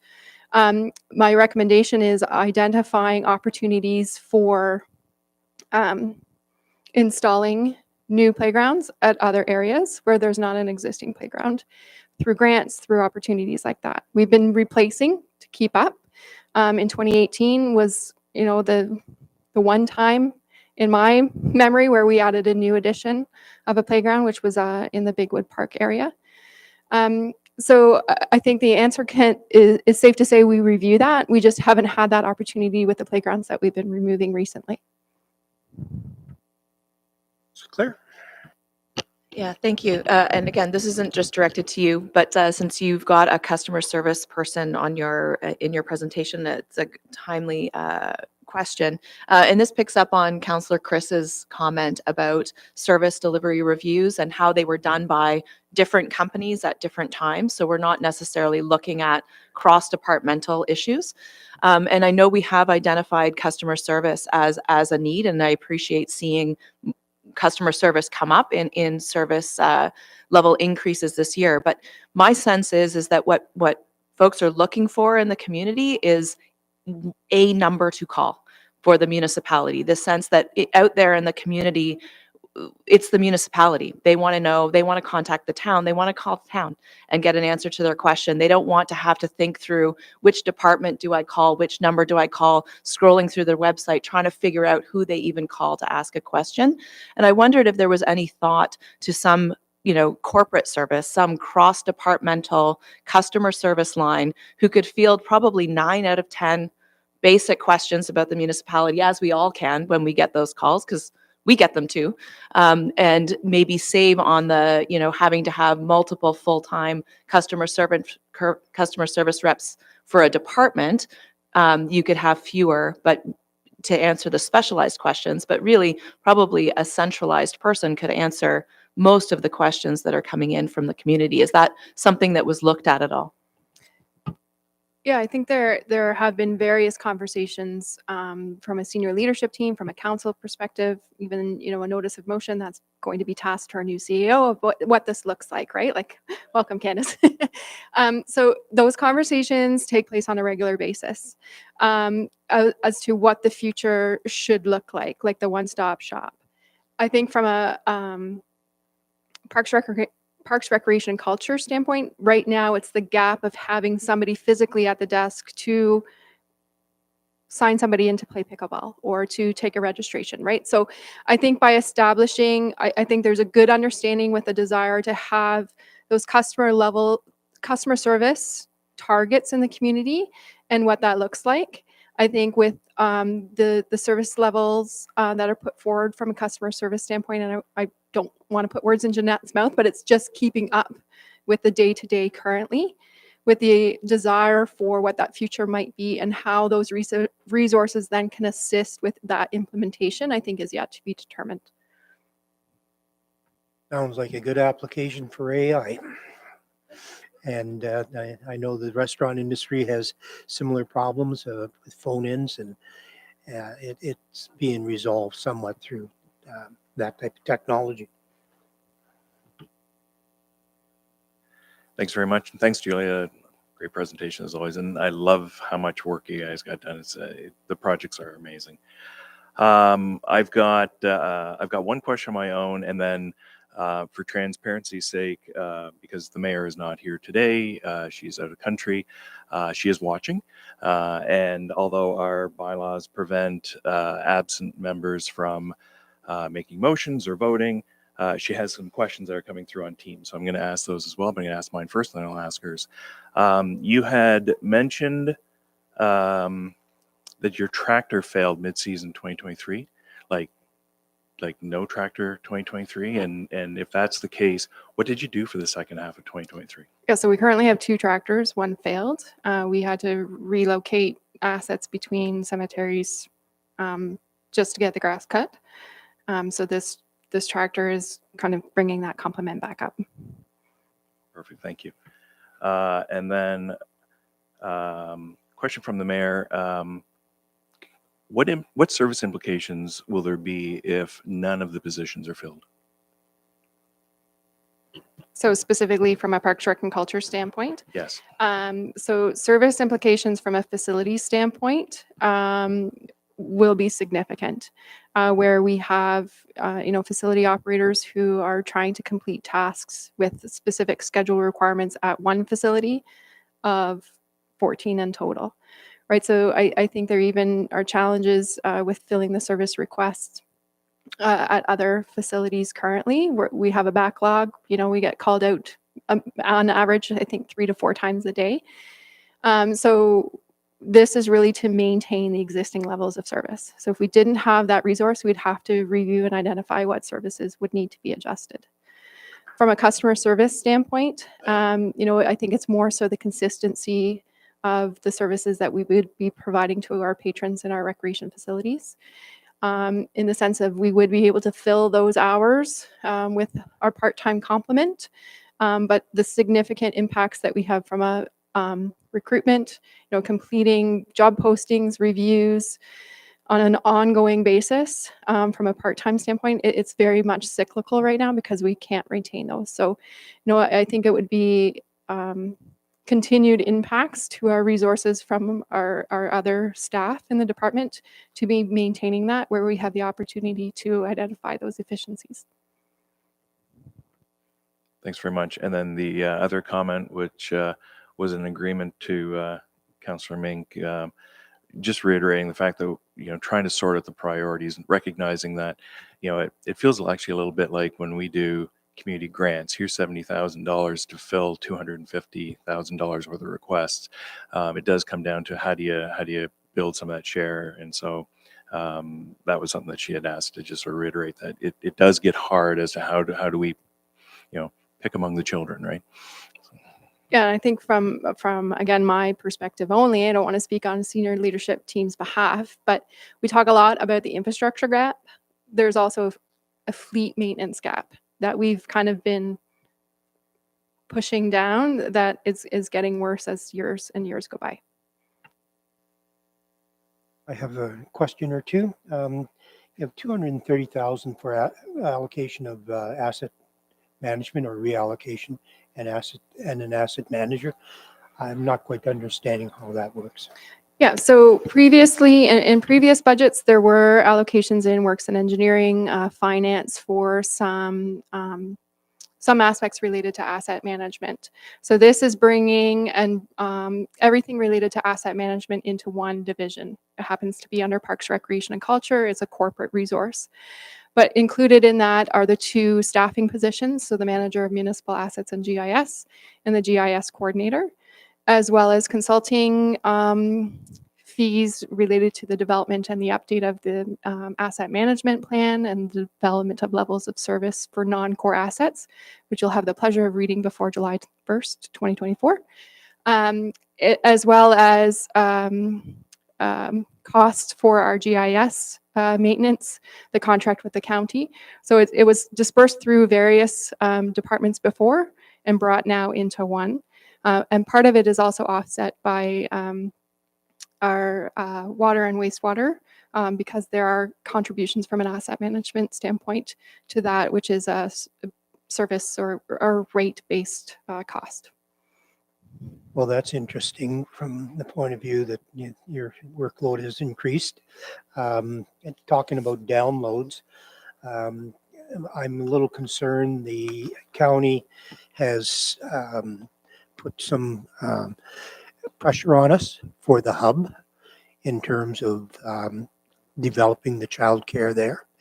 And what I thought was more going to be on their shoulders seems to have fallen on your staff to spearhead that through.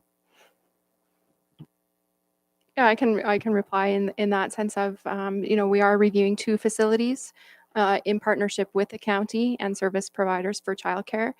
There have been conversations related to, the expertise that are held within the municipal world related to facility development, as well as it is a municipal asset, right? So there have been conversation about how that is being managed. It's progressed as time has gone on, with the desire to be sure that this is done properly within our municipal asset. So, I think it's been a partnership on an ongoing basis. We didn't necessarily know what it looked like at the beginning, but I think we're in a good space now of how we can move through.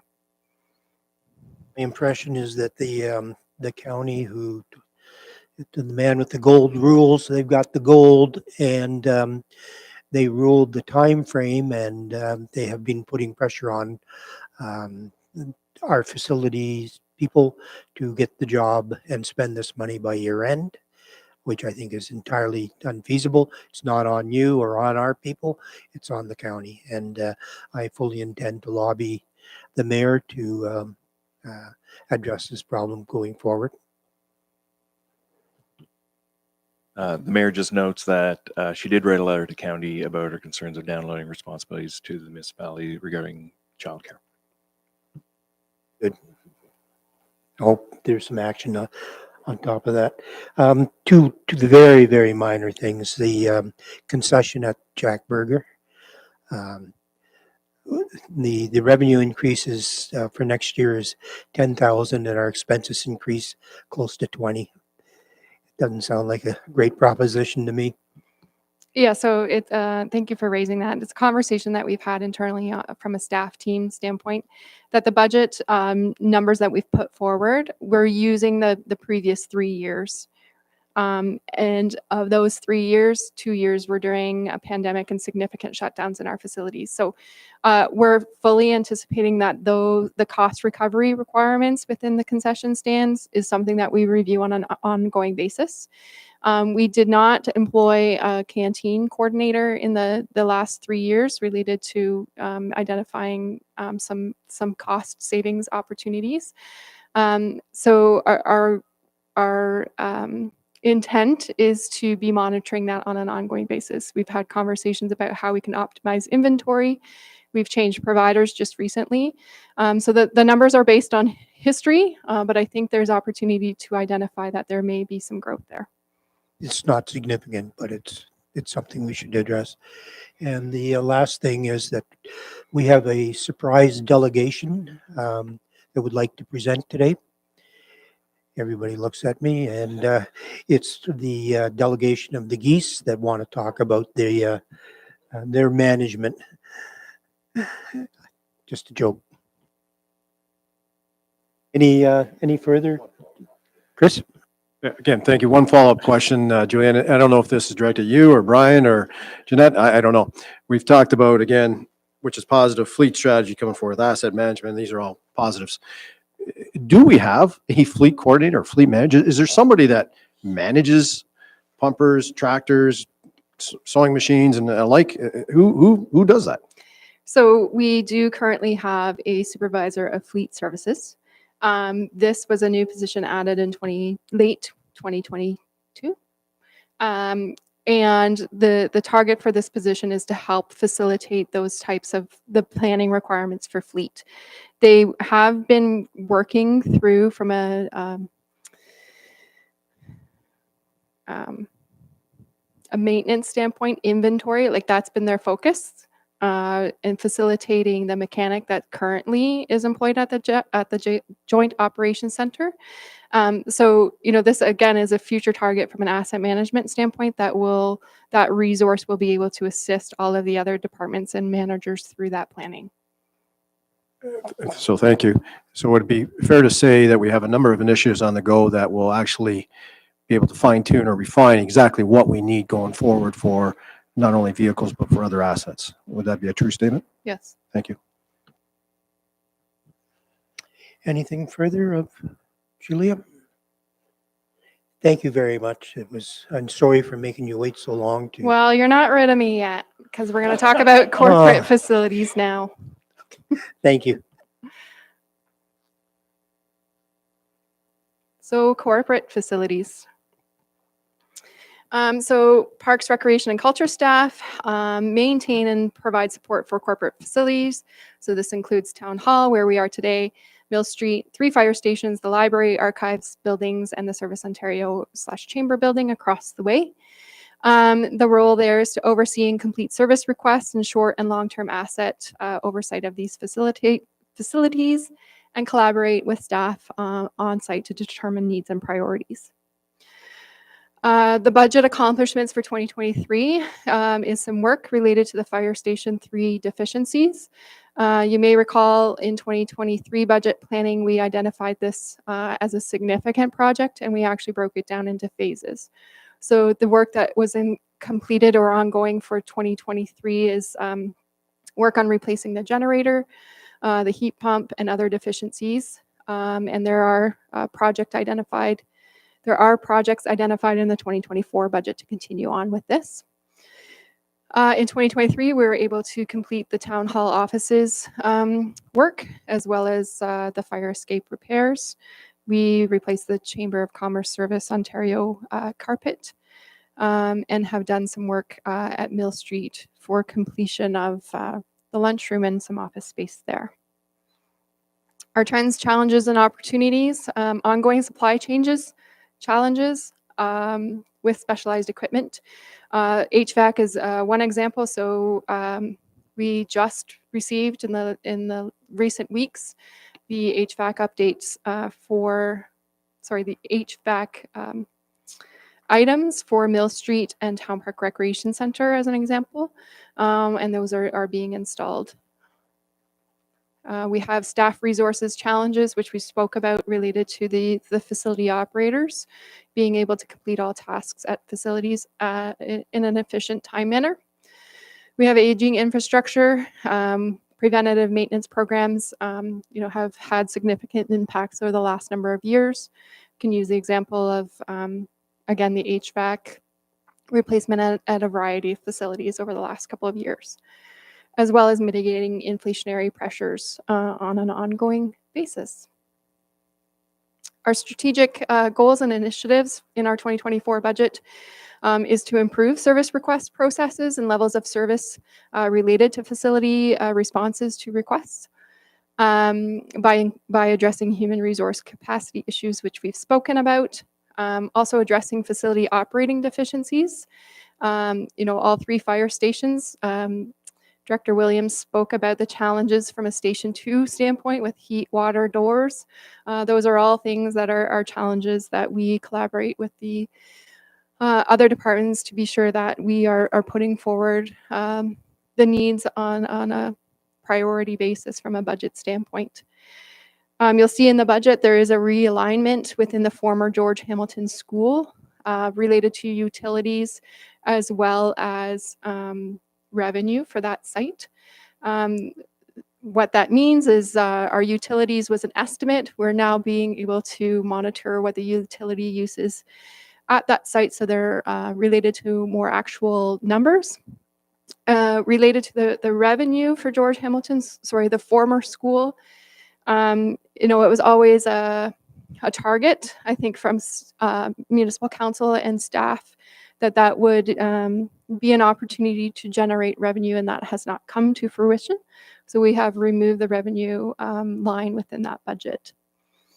We've also reorganized the cost centers for 81 Mill Street and the Seniors Active Living Center, which what that means is previously in the Parks, Recreation and Culture budget, there was a Ruth Clark Activity Center, which was the 81 Mill Street facility within that budget. What we've done is we've split that out, where now 81 Mill Street, so this is the facility just kitty corner to us, is now recognized in the corporate facilities budget. And that is related to the utilities to maintain that facility at a very minimal basis.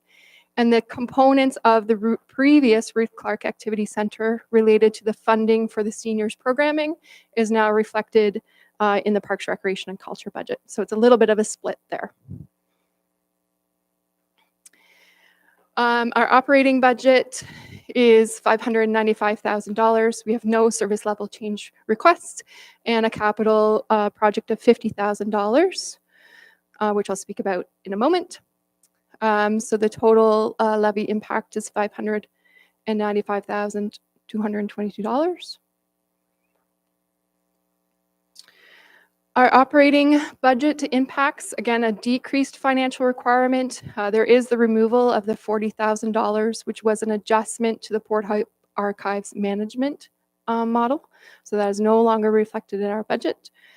The increased financial requirement, again, related to fire station deficiencies, there's a total of $25,000 included, $22,000 for salaries and benefits, the $20,000 removal of the target revenues for the former George Hamilton School.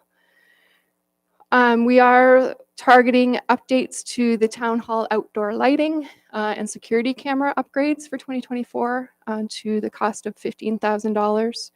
We do need to replace the bay light at the Joint Operations Center, so that is $11,000 worth of a project. And increased service costs, for example, with contracts for snow removal, preventative maintenance, HVAC maintenance, approximately $10,000 across all of corporate facilities. There are a number of projects that, again, we prioritized for the future, one being the town hall front and back door replacement. The locking mechanism there is makes you feel a little nostalgic when you go to lock up the doors. The library LED lighting is replaced or deferred to a future year. There have been a number of requests from various staff to install windows to the exterior of their offices. We have prioritized that again for future opportunity. And as well as some fire station details that we were identifying as a lower priority based on the other fire station upgrades, which I'll speak about in a moment.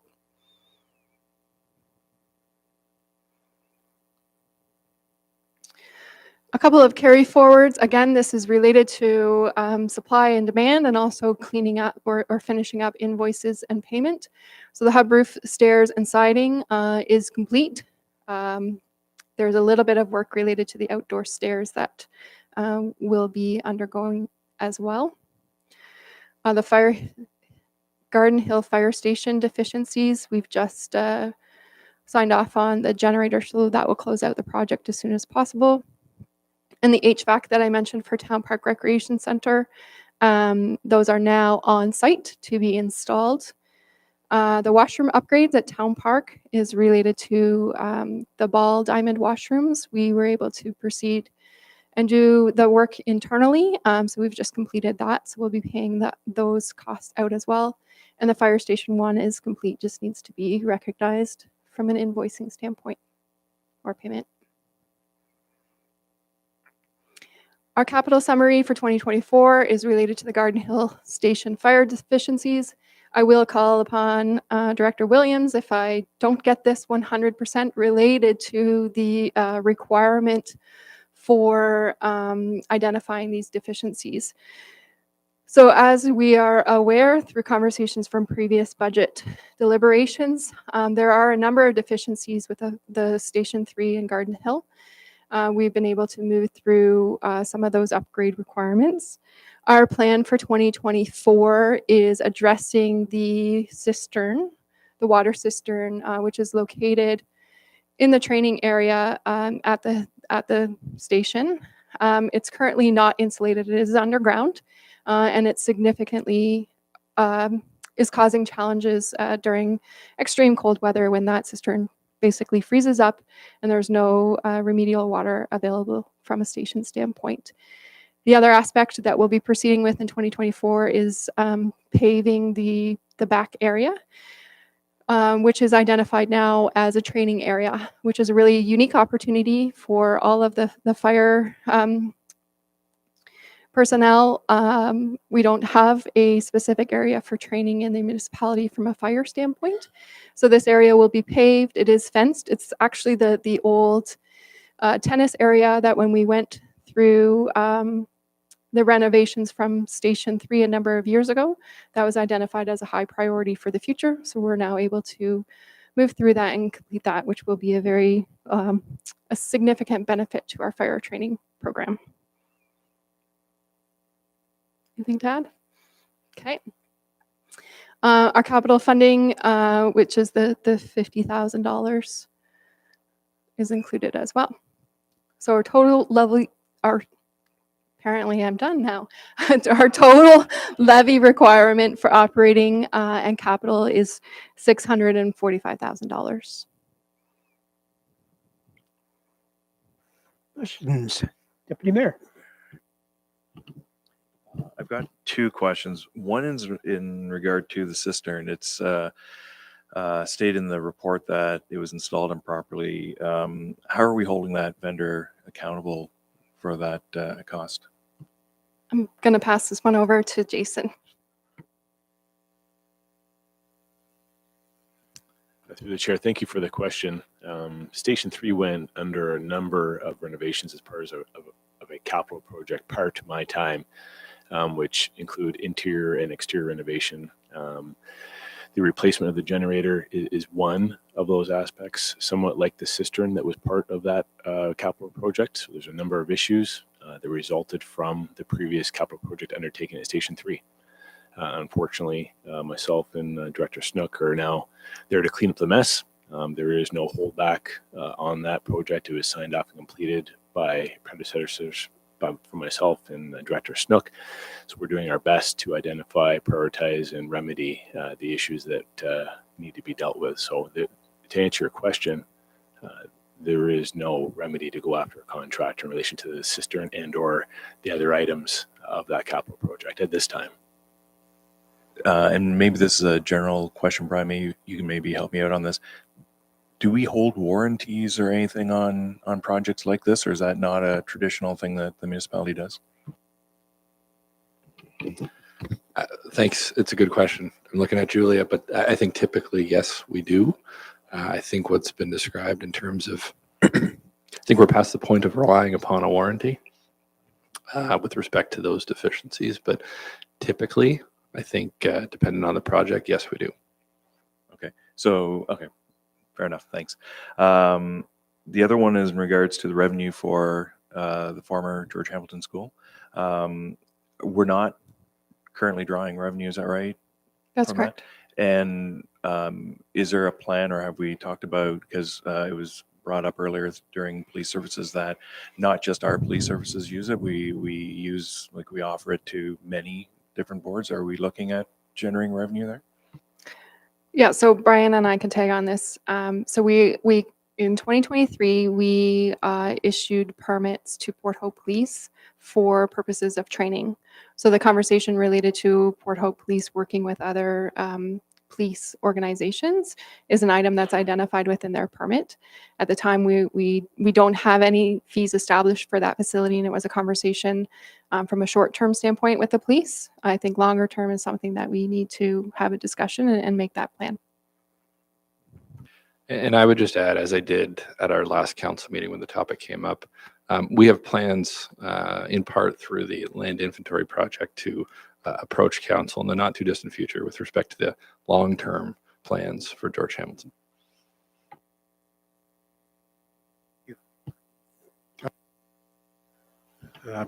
Actually, I'm going to probably shift over to, it has to do follow-up with the deficiencies, Director Williams. I can appreciate what has been said about the cistern. A memo went in, I can't remember, but you're familiar with the memo that was generated in regards to the number of deficiencies, including the generator, failure of air intake, outtake within the change rooms, et cetera. We spent X on Station 3. It's a beautiful station. I'd like to know what we have in place for a guarantee, if you will. There's no 100%. I can appreciate that. But we had a failure there, and I'm not pointing fingers at anybody here, but we had a failure and spent money. That money has now had to be respent because of inadequacies, either by a company or individuals outside of our direct control. So what do we have in place currently to make sure, as we move forward as a municipality, that this isn't repeated? This, well, the bottom line question is, we can't keep doing what we're doing in instances like this. So what do we have in place to ensure, either through redundancy or subject matter expertise, that this does not occur again? Well, thank you for the question. I think moving forward with the staff we have in place, with our procurement team working directly in conjunction with subject matter experts, like, depending on whether it be a fire station like myself or working with corporate facilities and Julia's team as well, to ensure that procurement policies are followed, to ensure that those warranty items that we're looking for are actually in place. I think that, I mean, we can't turn back the clock, unfortunately, but I think we've identified issues in relation to prior projects that we're aware of. And I can say for myself and Julia, working towards corporate facilities, we're going to do our best to ensure they don't happen again. And that's through ensuring we follow a proper procurement policy. Just, do you have anything else? Yeah, I can add to that too. I think one of the efficiencies with aligning all of the corporate facilities into a division with support from facilities team members supports not only fire protective services, but other corporate facilities as well. So previously, during the project from a Station 3, to be specific, that relationship related to corporate facilities was not established. Right, so now from a corporate facility standpoint, not only from procurement, but construction contracts is something that falls within our department that we manage and will manage on an ongoing basis with those other departments. Okay, so thank you. If I can understand. So at that time, it was an individual department that was managing that, whereas now we have more of a collective municipal governing body. That's right. That's a good summary.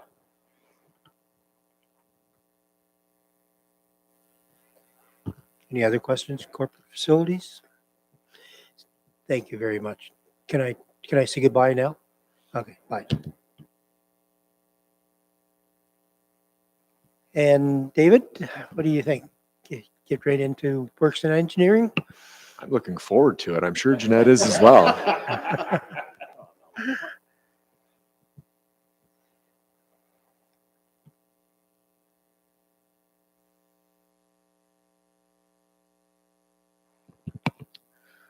All right, good morning, right before lunch.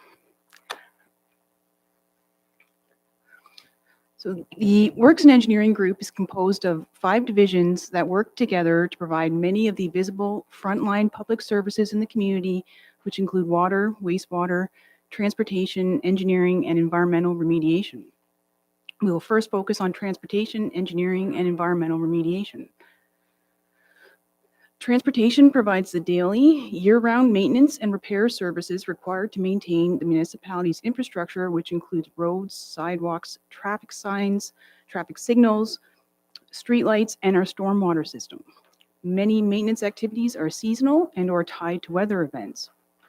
Winter operations ensure a safe and efficient transportation network. Spring, summer, and fall operations focus on the repair and maintenance of those same transportation networks. Engineering Services manages a significant and costly portfolio of infrastructure. The department collaborates with consultants and contractors to deliver safe infrastructure for the municipality within budget and in a timely manner.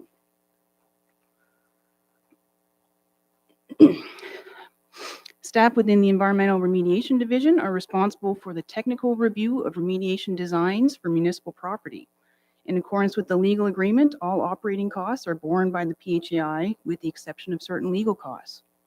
In addition, the manager is currently the staff lead for the Community Climate Emergency Action Plan that is currently underway. Some of our 2023 accomplishments, including resurfacing 14 kilometers of road within the rural area, which is only approximately 5% of the road network. Delivery of 3 trucks ordered in 2021, the Rainbow Crosswalk installation, and our shoreline protection project.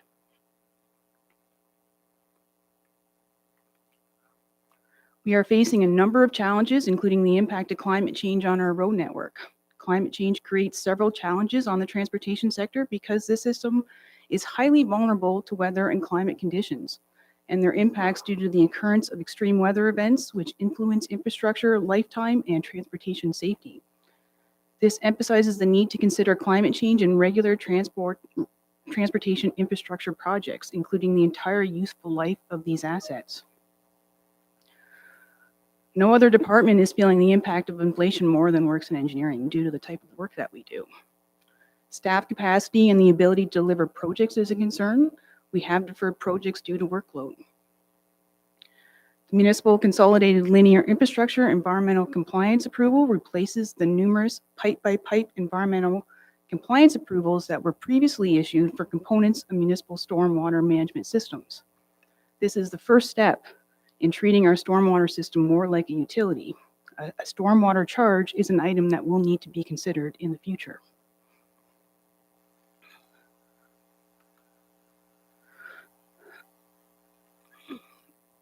Some of our initiatives for 2024 include creating a dedicated lead hand position within the rural roads operators. The infrastructure in our rural area primarily consists of our roads, asphalt, gravel, and surface treated roads, bridges, guide rails, and drainage ways, entrances, agricultural and residential, traffic signs, and roadside trees. Staff in the rural area are responsible for maintenance of these items throughout our 250-kilometer road network. Of those 250 kilometers, approximately 50 kilometers are currently gravel roads. The workings in the rural area throughout the early 2000s suffered some concessions in an effort to keep tax levies low and explore alternative ways of conducting maintenance and the services we provide. We are now experiencing failures to parts of this infrastructure. 2 staff positions have been added to our complement in recent years, and we are beginning to develop a functioning department that focuses on continual improvement and prides itself on delivering a reliable service to our residents. The lead hand position would work with our supervisor to ensure professionalism, safety, record keeping, and efficiency are prevalent in our day-to-day operations, as well provide a site lead for residents or ministry inquiries. Better record keeping would be a benefit to the department by helping to allocate resources to the proper areas, streamlining work processes, and allowing us to better capture the overall impact of the projects we are completing. This would also allow the current supervisor time to plan and lay out projects in a concise manner, resulting in more proactive work processes. The estimated cost of the lead hand position is just over $18,000. The Community Climate Emergency Action Plan was awarded to ICLEI Canada earlier this year. The award was over the approved budget in the amount of $1,214, which was included as part of the 2024 budget to allow the project to proceed. And of the 6 departments, Works and Engineering and Corporate Services are the last 2 departments to undertake a service delivery review. There has been $60,000 included in the budget to move forward with a service delivery review for Works and Engineering in 2024. So the total levy requirement, including operating service level changes and capitals, is just over $7 million. It also represents an 8.4% increase in our operating. Some of our decreased financial requirements are the removal of the climate action plan is not, those funds are already accounted for. The transfer of asset management funds out of engineering into the asset management division, and the removal of the transportation master plan. As part of the 2023 budget, there was a pre-approval for initiating the transportation master plan because as a result of Bill 23, we will no longer be able to use development charges to fund studies. However, we are not experiencing the growth that would warrant spending $300,000 on a transportation master plan. So that has been removed from the budget. We also have staff capacity challenges that we will likely not be able to complete it in the timeline required to be able to utilize the development charge funds. A number of increased financial requirements, including salary and benefits, $51,000 increase for vehicle maintenance, which I will touch on a little later on. $30,000 due to rising costs of fuel, $20,000 due to streetlight maintenance, $15,000 just to calcium chloride costs for dust control, $10,000 reduction in reimbursement from the waste transfer site.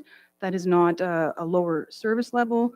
That is, rural road staff would complete the winter maintenance ourselves at the transfer site. We are now contracting that out to a service provider, which means there's less of a transfer to road staff. So that way they're not actually doing snow removal at the transfer site. They are out on the roads where they should be.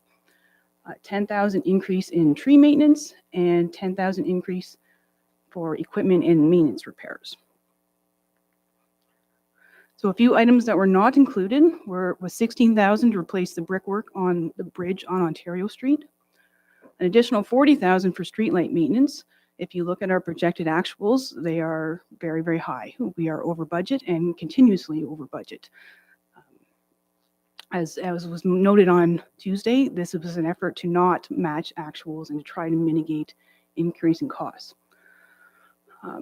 $50,000 was identified for gravel, to purchase gravel for our rural roads. Our gravel pit is nearing the end of its useful life, and we will no longer be able to extract gravel from it going forward. And we will need to purchase gravel. $20,000, there was an additional ask for $20,000 for fleet fuel to match actuals, and an additional $25,000 for vehicle and equipment, and an additional $5,000 for tree planting that has already been removed. There was one service level change that was brought forward, and that's the customer service assistant. The customer service position is considered the reinstatement of an existing position. There is currently only one administrative assistant for all of Works and Engineering, and prior to 2019, Works and Engineering staff complement included a customer service position.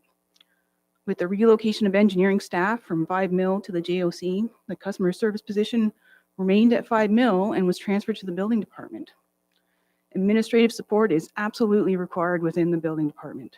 However, there has been a noticeable gap in service as a result of this change. As this position is within the engineering division, it is funded 2/3 by water and wastewater. The $19,000 is the levy component of that position.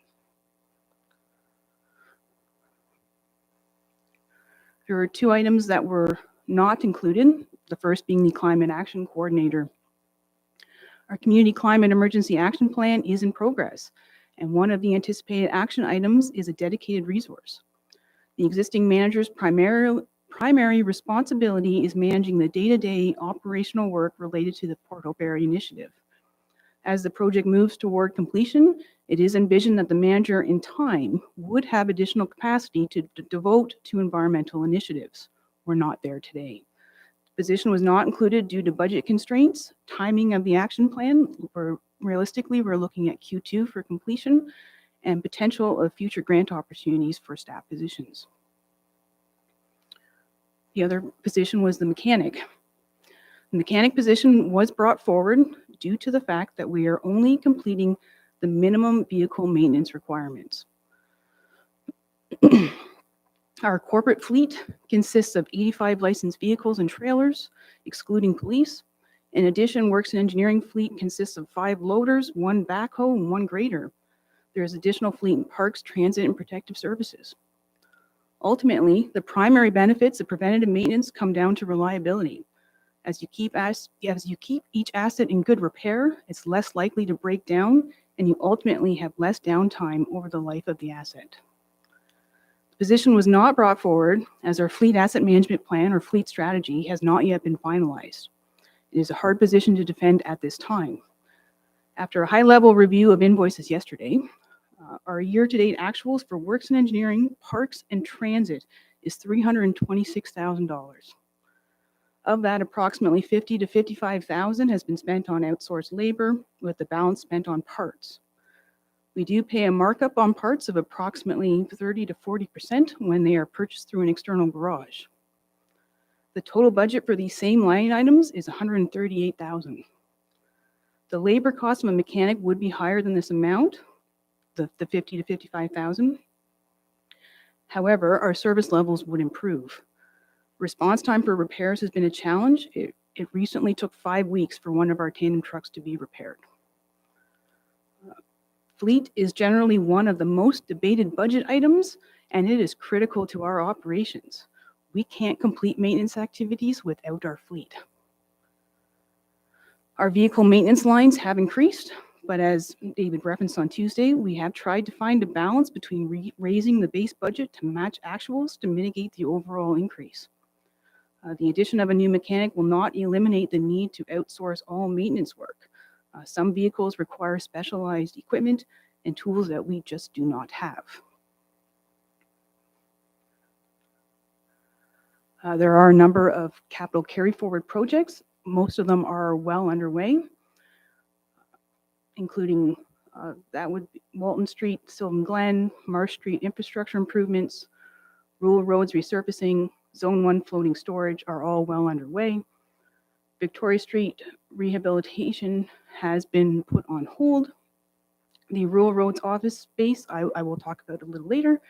Walker Road is now complete. There are a few deficiencies. Yes, we do have warranties on all of our construction projects, and they will be corrected in the spring. The Toronto Road water main is tied to the Victoria Street project that has been deferred until 2025. The generator for rural roads, the fuel controller for rural roads are linked to the office space and are tied to that project. And the culvert replacement on East Town Line was a payment to Clarington. Clarington has not moved forward with that project, so we have not provided the payment to them as of yet. Total of 4 new projects for capital and the unfunded portion of Walton Street. The 2024 budget includes $700,000 for rural roads resurfacing. Fifth Line, Jameson, Tinkerville, and Mass Woods are all proposed to be resurfaced with 2 lifts of surface treatment and then a single lift on the Fifth Line. This would be done in partnership with Northumberland County and a contracted service provider, and the roads that are done will vary slightly. We try to do as much as we can. If we can do a little more, we will. We may have to take off a little bit depending on what the prices are. Also for the rural area is the replacement of our grader. It is 26 years old. The line is no longer they don't make them anymore. So being able to get parts is becoming exceedingly difficult. It provides routine maintenance to municipalities, 110 lane kilometers of gravel roads. So there's lane kilometers and then there's pure kilometers of roads. There's a difference. It is heavily used and it is something that we rely on to maintain our rural roads. The Barrett Street footbridge replacement. This is the design portion to replace the pedestrian bridge on Barrett Street. In 2013, the municipal class environmental assessment for the Barrett Street Bridge was commenced, and the council decision in 2016 was to replace the existing bridge with a 2-lane vehicle bridge and to maintain the pedestrian bridge as a separate item. It has now time to replace that bridge. The 2022 inspection showed that the bridge was in reasonably good condition. In 2013, the steel members have split. It is rapidly deteriorating. We are now inspecting it every 6 months, and I could be telling you in April that we are closing it. So this would be the design portion to move forward with the superstructure replacement. So the actual abutments are in very good condition. It is just the steel portion of the superstructure of the bridge. Adam, I'm not sure if you want to step out for Walton or I'll be quick.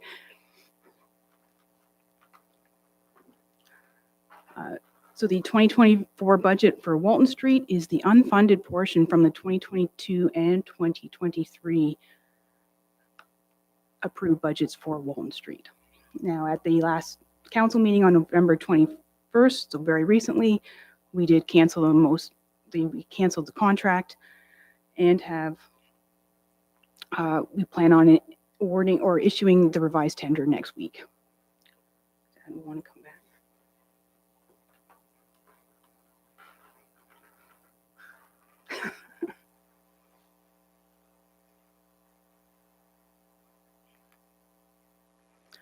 So required from tax levy is almost $3 million, which is why the big pie chart shows all blue for works and engineering. Now, as part of the 2023 budget, there was pre-budget approval for 2 new plows. The tender was issued, it closed over budget. We also will not receive them until 2025. So that report was also recently brought forward to council and approved to defer both an urban and rural snowplow to the 2025 budget. The urban snowplow, the revised cost is $430,792 for 2025 pre-budget approval. And then the rural snowplow, $493,000. One's a single axle and one's a tandem axle, the difference between the two costs. And as a reminder, Winslow Drolmy will requote in 2025, and those numbers are not set in stone. And we will have the ability to cancel. However, we do need those trucks. There were a number of items that were not included, including Lakeshore Road paving, Victoria South reconstruction, the paving of Rosevere Boulevard and Toronto Road, a single axle snowplow replacement, a loader replacement, Mill Street reconstruction, that is only the design to reconstruct Mill Street, and then Jocelyn Street and Victoria Street traffic signals. So the total, that is design only. Construction would be in future years at approximately $600,000. That is, as Jocelyn is a county road, half the cost is shared with the county. So our municipal share is $75,000 for design only. The Pine Street South retaining wall, there is a slope that does require some improvements and stability. That was not included. Rideout Street asphalt repair. 2 pedestrian crossings, one on Mill Street, one on Ontario Street, were not included. There have been comments in the past that the JOC should be open to the public. The way it is set up now, it is not a public facility, it is an operational facility. And if there is a want to open up that facility to the public, would be a customer service counter that would be required. However, it has not been included. The vehicle hoist was tied to the mechanic position, and because the mechanic position was below the line, the vehicle hoist is also below the line. So total levy, just over $7 million, including one service level change. I know there are questions. Probably isn't any questions on that. Okay, we're open.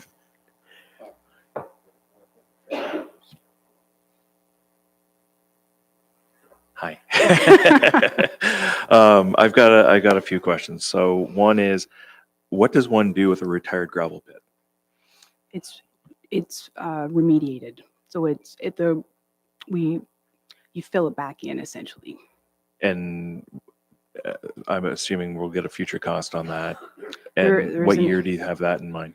There is an extensive process that you have to go through, and the earliest would be 2025. Before we talk about it. Okay, great. The other one with the mechanic, so would it cover all fleet vehicles, like across all departments? Is that the idea? Yes. And like I'm assuming a mechanic can work on a vehicle at a time. Like if we have multiple vehicles break down, do they get outsourced at that point? Our existing mechanic cannot keep up with the demand. Okay, so would that solve that problem? It would help. Okay. And again, this is maybe more pulling back the curtain on the SLT conversations as you guys prepared budget, but was there a conversation about like if mechanics as a thing is going to save the municipality a significant amount of money, should we be bringing that service in-house? Had that conversation ever happen at the SLT level? Yes, it did. We're not far along enough in our analysis to defend it fully, Okay. which is fantastic. why it is below the line. Okay, it's an ongoing discussion. And then question from the mayor is, similar to Parks and Rec, what's the implication if we don't fill the roles that you have put forward? We will continue to have gaps in customer service. I am currently the one that's providing back though when phones don't get answered at Works and Engineering. We're gonna go this way. Thank you. I wouldn't want to be you. You're like a referee. We know you're there. Don't want to see you until we need you, and then you're too late anyway. So having said that, capital, quite a few carryovers, quite a few coming forth. Can we accomplish it? Yes. So you're confident all these capital expenditures we can accomplish within our next year? Many of them are in progress and nearing completion now. Okay. Having said that, I'm going to go back to the mechanic because I think it's a great idea. So just so I understand and repeat back, I guess. So Works Department, PRC, Fire, Police, we will have our own mechanic then. Is that correct? So we do have our own mechanic now, and we do provide service to other departments now, excluding police and excluding fire. We're not licensed to work on the big fire trucks. But there are many times where those fleet vehicles have to be sent to external garages because our existing mechanic cannot keep up with the workload. So it would provide support, but that will not eliminate the need to send out things to certain garages. There are certain trucks that need specialized equipment that we do not have. Okay, I'll take the fire trucks away because I don't even know what the heck they are. But let's go with the police vehicles because that's basically a passenger vehicle. Would that be owned by this mechanic, the mechanics, or the two? Currently, no.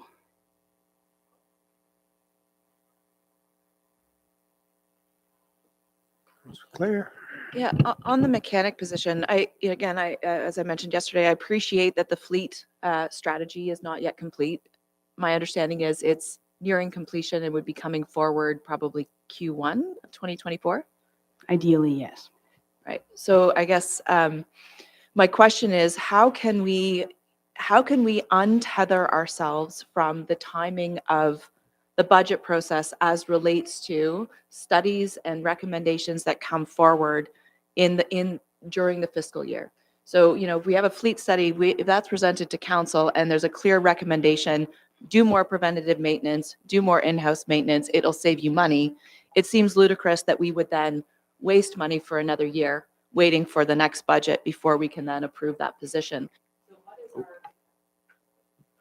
You're interrupting me?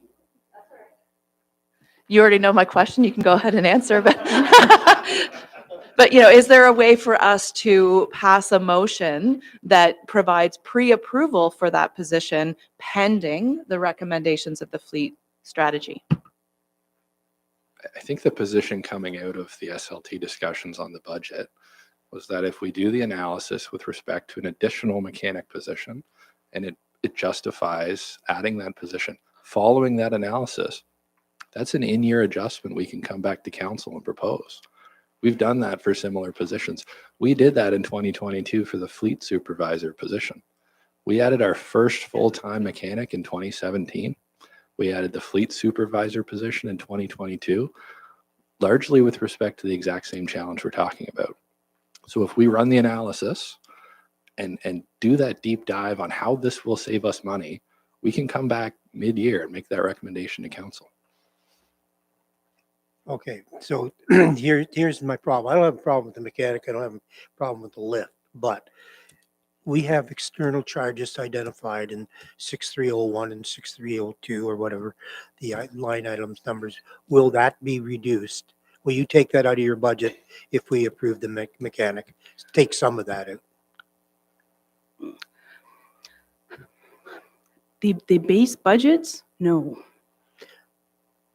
My problem is if you leave it We in, are already over budget. So the base budget for works and engineering, parks and transit is $138,000. Right. Our year-to-date actuals are $326,000. and what about labor? Of that, approximately, I mean, this is a high-level review from yesterday, are approximately 50 to 55,000 of that is in labor. 50 to 55. Then we can't, and even though you've budgeted for external repairs for next year because you're not getting a mechanic as it stands right now, that you still would leave that in. We your would budget. not change our base budgets. Well, the problem is that if you don't change your base budget and we find the savings, we've already taxed the taxpayer on the levy. So the mechanic does not change the parts that are required. I'm sorry. The mechanic position does not change the parts. The bulk of that cost is parts. I agree. It doesn't change the parts, but you know, we tend, if we don't make the adjustment, then we really have a surplus at year end, which is what we're trying to avoid. We would actually just not, maybe not go as far over budget as we are. Well, I can't argue with you because I don't know the intimate details, but in concept, you know, it's almost like we're at times, not necessarily to your department, but when we put things into the budget and we don't use them, like the 150K that we had for council, which I don't think we used in 2023, you know, it ends up in surplus. And we've taxed the So just to clarify, we were using that $150,000 previously to fund the Town Park Rec Center. We were using it every year. We just weren't saving it for a eventual addition to the community. We needed it so badly for our existing infrastructure. So that's the challenge. And I understand on this one, on the maintenance side, the point that you're making less. If we were adequately funding our repair and maintenance, right, at the current expense levels, and then we were going to take out an initiative that was going to help reduce some of our expenses, we would bring down our budget. The point that the director is making is our current budget doesn't cover our actual expenditures. So even though there will be some savings, or it's anticipated there'll be some savings, you're still not going to reduce the actual repair and maintenance budget because it is so underfunded to begin with. Instead, you're going to have less deficit on a line-by-line basis. So did we run a deficit? Are we running a deficit in 2023, corporate-wide, municipal-wide? Not talking about departments. Overall, everything. I know it's not year end yet, but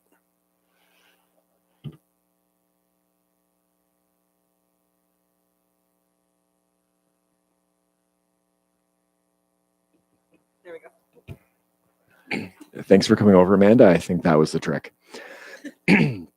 So overall, we did not have a deficit in 2022. Haven't closed 2023 yet. But overall, like, in terms of what the conversation was about the repair and maintenance, that's the reason why the director is not speaking to be able to reduce, why they would not be reducing that budget. So, and as I commented on Tuesday, let's say even when we had budgeted for what our actuals were for last year, which we have not. But if we had, I'd still argue that the addition of the mechanic provides more capacity, not necessarily a reduction in what our repair and maintenance cost is going to be, because of the backlog and because of the preventative maintenance that we are no longer doing, right? And so as we start moving forward with asset management planning, right, and trying to take better care of our assets, there is an upfront cost to that to help them last longer. Do you know what I mean? Yeah, I agree 100% with that. All I'm saying is, if we run a surplus, we really ding the taxpayer. No, if we were on a granular basis in terms of looking at a specific year, I understand the argument. The reality is, last year we spent $11 million less than we should have for capital, right? Like, looking at the broader picture, we're not overcharging the taxpayer. We are undercharging the taxpayer, and I understand there's lots of reasons for that, right? You can pick one-off things where maybe we underspend. There's many areas where we overspend, right? Because we don't have the capacity, right? Because we don't have the resource, because we wanted to continue. Our primary mandate is to continue providing the service. And if that cost of the service because of fuel or whatever goes up during the year, right, we still provide that service. So on limited levels, I understand if every year we came forward and we had $1 million in surplus and we had all of our things funded and we had lots of money in reserves, I totally get that point. We're just not in that position. I don't want to monopolize the conversation, so we'll go to Vicky and then we'll come back. Just a very simple question about the mechanic. Would the mechanic be a diesel mechanic as well, or would that be a specialized service that we would still have to, for tractors and so on, that we would have to send out? I'd have to get back to you on that. Councillor Adam? Thank you. So I guess we'll just keep on the mechanic theme here. Who do we currently contract out to do our mechanical work? There are a number of garages that we use. Okay, so these are our local businesses that we're currently supporting. Yes. And also Peterborough. So we'll be taking away their business basically if we do it in-house too. We are utilizing local garages, yes. Thank you. Thanks very much. This is through the mayor, from the mayor. She just wanted to support what Brian had said, and just draw attention to the fact that if this does not go forward, we can always do a mid-year adjustment after the report goes through. Is that right? If I could, Mr. Chair, just add to that. Again, not opposed to the idea of an additional mechanic position. The director noted the Works and Engineering Department in 2024 is also going to be going through its own service delivery review. We have an opportunity for an objective third party to look at Port Hope, look at its resources, and look at comparators, come back and say, we're under-resourced in this area, we can save money. So we can tie these things together with our service delivery review, come back whenever it's convenient, and make that recommendation to council at that time, if that is the ultimate recommendation. No? You okay? You're okay? Councillor Clare? Yeah, I appreciate all of that, and I appreciate waiting for the reviews and that, but at the same time, how many times are we going to talk about the infrastructure deficit, including the fleet deficit? And there are certain things that we know are going to be in those documents. We all know that. you know, I talk to the other staff and the other managers that work with Jeanette in that department. Everybody knows what those are going to say. So we can wait for those and sure, but these are the kinds of delays that continue to set us back in those deficits because we're not taking action when we need to, and we're putting ourselves further and further behind. And just picking up on that, I think we're done with the mechanic conversation. But there are other elements in this capital budget that I'd like to speak to from that perspective. I'd like to talk about the Barrett Street Bridge. Obviously, hindsight is 2020, but we are in a awkward position because of the decision not to include pedestrian space on the what is a new bridge. And I'd also like to talk about one of the unfunded projects, which is the traffic signals at Jocelyn and Victoria Street. My understanding is that this is a capital investment that has been on the docket since 2006. And we have continued to not move forward with it. I don't know that it's come forward in every budget, but certainly the original studies about putting that in, it's been demanded by the community. And I would argue there's an entire subdivision, an entire neighborhood of Port Hope that does not have any pedestrian crossing, any safe way to cross Jocelyn Street. So we have an entire part of our community that is not walkable because there is no way from people from that subdivision really to cross safely. We do have a crossing guard at Jocelyn and Victoria that helps kids cross because there is no busing for some of the kids in that neighborhood because of their proximity. They're crossing a major artery with the support of a crossing guard. The other thing about this project is that it's in partnership with the county at our request. And so my concern is if we're not going to pony up this year, even though county has committed to ponying up their share, I'm concerned that we will lose that interest or that cooperation from the county if we try to bring this forward again in subsequent years. So I'd like for us to consider this one as well. I think it's an important safety issue. And that's all good and fine. We can prioritize whatever wants and needs you have in coordination with staff, but we can't do it all. So we have to, later on this afternoon, we're going to have to come to terms with what we think is going to be an acceptable increase and work from there. Councillor Mink? Thank you. And just to add to Councillor Clare's point too, is that potentially we have the new development that might be going in on Henderson Street. And that intersection on Henderson and Jocelyn is a very, very tricky, undesirable intersection, and having increased traffic going towards Jocelyn and Victoria will be expected, as well as the light could help potentially control the timing to make that intersection down the road better. A question though, I know this isn't on, for consideration right now, but as far as that intersection goes, has there been any consideration about making it in the meantime into a four-way stop? Because it acts almost like that right now in the most confusing way. Is that a possibility? So Jocelyn is a county road and it's under the jurisdiction of the county. I have posed that question to the county. They do have some concerns with a four-way stop, but they are open to looking at it.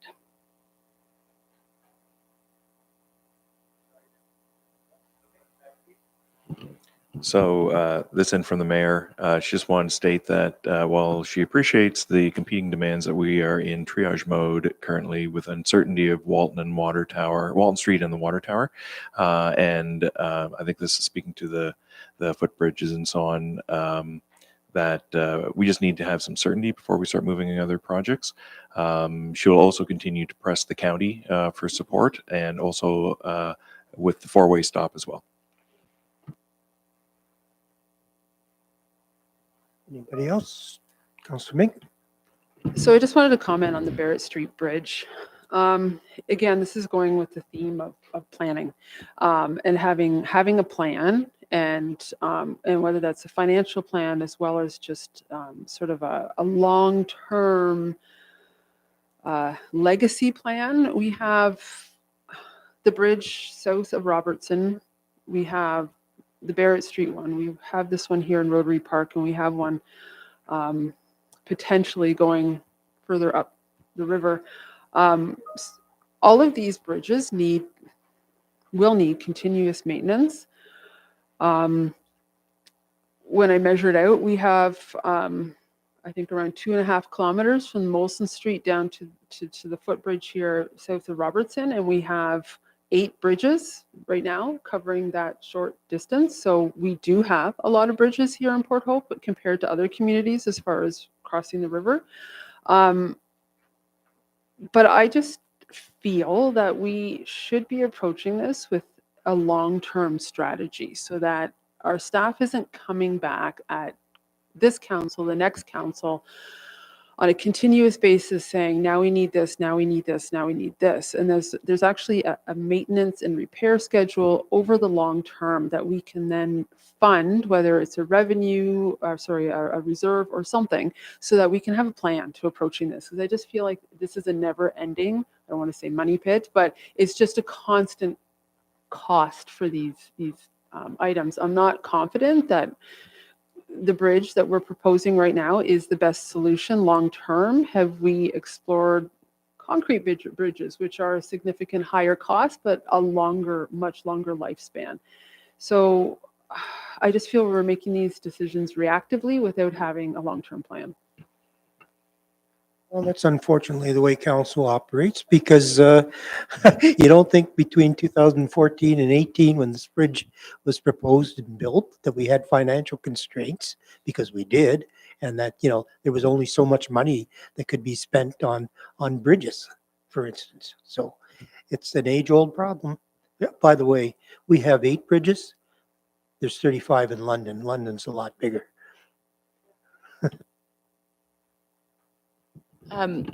Yeah, I also am not convinced that we should be moving forward with the pedestrian bridge at Barrett Street.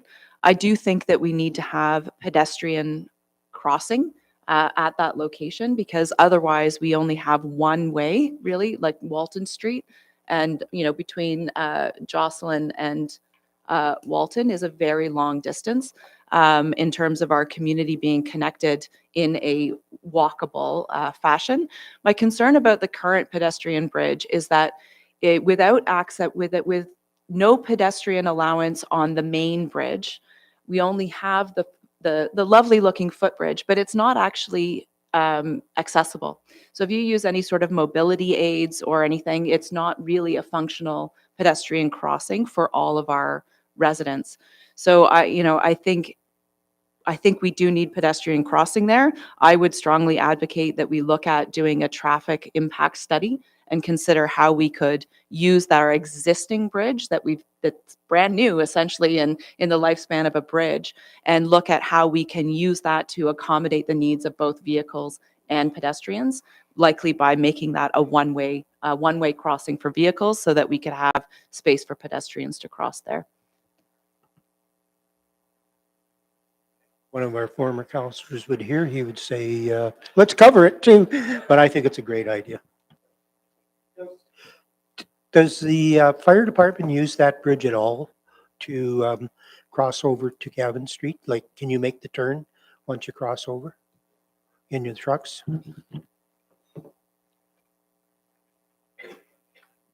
Thank you. Depends which truck. So the aerial, in contrast to our light rescue truck, is too different. Our light rescue, absolutely. Our pumper, our aerial, I would say no. Thank you. Anybody else? I just Oh, make a sorry. comment Yeah. regarding converting essentially a brand new bridge, double lane bridge into a single lane bridge. Essentially, the premise behind road design and bridge design is public safety. This was designed and constructed in accordance with the current design standards as a 2-lane vehicle bridge. We will not find an engineer in Ontario that will support taking a 2-lane vehicle bridge and making it a one-way. As a temporary solution is one thing. As a permanent solution, that is something completely different. Yeah, and I'd like to comment on that, and I appreciate the thought, but there was a lot of work going into making that bridge 2 ways, and I feel that we are taking a step backwards we should be moving forward. I think that we have not heard from the community of how they would feel of taking that away. I did do my own little investigation, and I measured out the distance from Ontario and Barrett over to Barrett and Cavan, and it's 230 meters. If you go down Ontario and take the footpath around, it's an extra 230 meters. It's not, I know it's an inconvenience, but it's not a huge distance to go around. We do have a way of going around. And if you're out for a walk, I mean, you can choose your path. Comparative to other communities, there's a greater distance than 230 meters to find the next crossing. To take out from vehicular traffic going two ways, I think we need to have a measurement of the value of the pedestrians going around as opposed to redirecting all of that traffic who can't now go the other way. Well, one of the issues is the reason that it's so heavily used eastbound on Barrett Street is you take your life in your hands if you try to make a left-hand turn off of Cavan onto Walden, because of the way the parking is situated. You can't see around the cars. And anyways, it's a problem. Any solutions? Okay. Anything further? Well, we have water and wastewater to go through, but I would suggest that it's 12:20, and I believe lunch hopefully is here today. Is lunch here? Would this be a good time to break? And what time would you like to reconvene? 1? I think if we can aim for 1, that'd be great. Okay, let's eat. All right, the assets covered under our drinking water asset management plan have a replacement value of approximately 190 million. This includes an inventory of over 100 kilometers of water mains, 1 water treatment plant, 1 elevated storage tank, 1 standpipe, 1 booster pumping station, and 1 pumping station combined with a storage reservoir. Excuse me, some of our 2023 accomplishments include the treatment plant roof replacement, the ICI meter upgrade replacement for ICI, institutional, commercial, and industrial users. That's anticipated completion in Q1 of 2024. Our cathodic protection program, and the recent passing of our water use backflow and prevention bylaw. Our 2024 challenges include infrastructure maintenance and managing failures, along with inflationary pressures coupled with delayed delivery times. Our 2024 initiatives and strategic goals include capital project involvement with the Walton Street project and the new water tower. Our water staff will be heavily involved with these projects, even though they will be contracted out. There are certain aspects of those projects they must be involved with. The proposed residential meter replacement program and a hydrant fire flow testing program. So we did start a hydrant pressure flow testing program in 2022, and based on the number of hydrants we have, it's anticipated to take until 2026 to complete that review. Now, water is self-funded through water rates, and there is no impact to the levy. Due to an increase in consumption, we are actually showing a decrease in our overall operating budget. We do have a number of decreased financial requirements, including 667,000 in consumptive charges, 140,000 in utility-based charges, 115,000 reduction in linear material costs, so that's reflective of the cathodic protection program being done every other year. 30,000 reduction in overall utilities, mainly due to hydro savings from previous year's projects. So we also have increased financial requirements in the amount of 817,000 in higher contributions to our water reserve fund, 64,000 due to chemical stand and low lift pump refurbishment, 41,000 due to the annual insurance adjustment, 18,000 in contracted services, mainly due to the rate study in 2024, and 12,000 increase in chemical costs due to price increases. There are a number of carry forwards that are currently underway. So the Neptune A water meter replacement program is expected to be complete in Q1 2024. The pump replacement is underway. The cube ban, the tender is currently in progress and we hope to be issuing it shortly. The Zone 2 emergency pumping study, the study is now complete. We just need to move forward with implementation of the recommendations. And the Victoria Street Booster Station electrical and structural upgrades is also in progress. Included in the 2024 capital budget is the replacement of the Dorset Street West standpipe with a new water tower for $12 million. The residential water meter replacement program, the Highland Drive water main replacement, a back pulse tank replacement, pump upgrade and additional generator, high lift and low lift pump replacements, and the John Deere lawnmower replacement for just over almost $16 million. So the new water tower, we do have funding in the amount of just over $3 million. That was funding by both provincial and federal government from the ICIP Green Stream. Unfortunately, when the grant application was submitted, the project cost was $4 million. We are now sitting at $12 million. The grant application was done in 2019. It's now 2023, almost 2024. And with inflation and material costs have gone through the roof.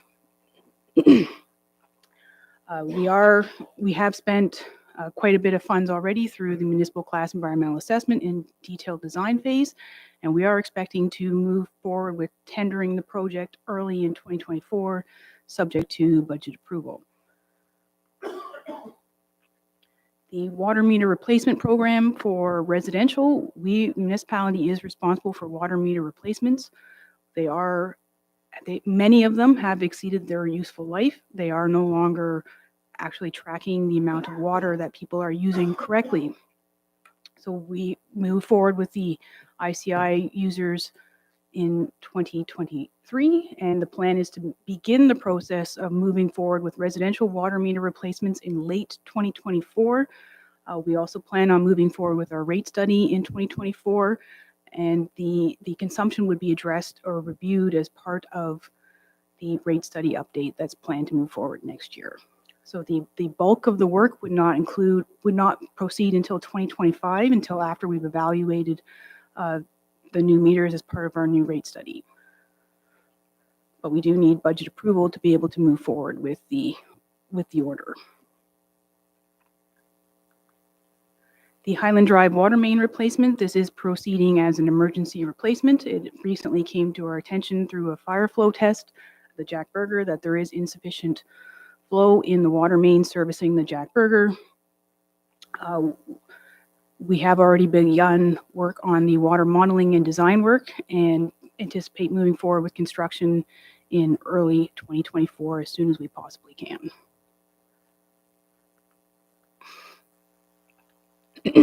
The back pulse tank replacement, it is a large tank that's in the water treatment plant that is leaking and does need to be replaced. This was originally identified as an emergency replacement. However, just due to the time of consultants, it's taken approximately 2 years, and it is getting worse since this project was first identified. It's quite significant. It does include removing a west wall within the treatment plant to be able to get the tank out and get a new one in.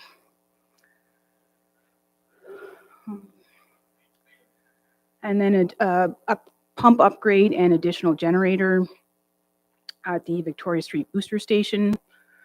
Victoria Street Booster Pumping Station is the most important piece of infrastructure in Zone 2. It's the west side of municipality. All Zone 2 water passes through the booster station before being directed to the Jocelyn Street Reservoir, the Fox Road Water Tower, and to water users. So the pump and additional generator are considered critical. Again, there is no impact to the levy, and this is all self-funded through water and sewer rates. There were a number of items that were not included. Not that these aren't great projects and shouldn't proceed, but we also recognize the overages we're experiencing with the water tower and Highland Drive. So in an effort to mitigate costs, We've deferred a number of projects, including the tower cleaning on Fox Road, Truck 5 replacement, chemical feed piping, the chlorine injection redundancy, and guillotine pipe cutting machine, for a total of $214,000. There is no levy requirement and there is no service level change. Any questions relating to water? Any questions? I think it is what it is, and, you know, we've got great water facilities and wastewater facilities, and we're ahead of everybody else in the world, I think. So I'm pretty happy.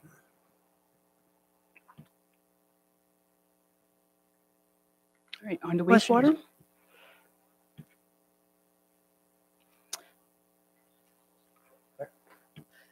Sorry, just off the top of my head, I didn't prepare you for this one. When you're doing the tank replacement and you're removing the wall, are you putting the wall back as is, or is there any thought to, I don't know, a door, some sort of bay, some sort of way that you could be getting those things in and out without removing walls in the future? Because I assume the tank is probably going to have a shorter shelf life than the facility itself. Very good question. I'll have to look into that and get back to you. Temporary wall until we find a proper door.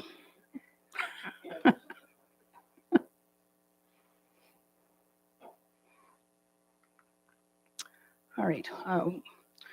Wastewater. So the assets covered in the wastewater asset management plan have a replacement value of approximately $189 million.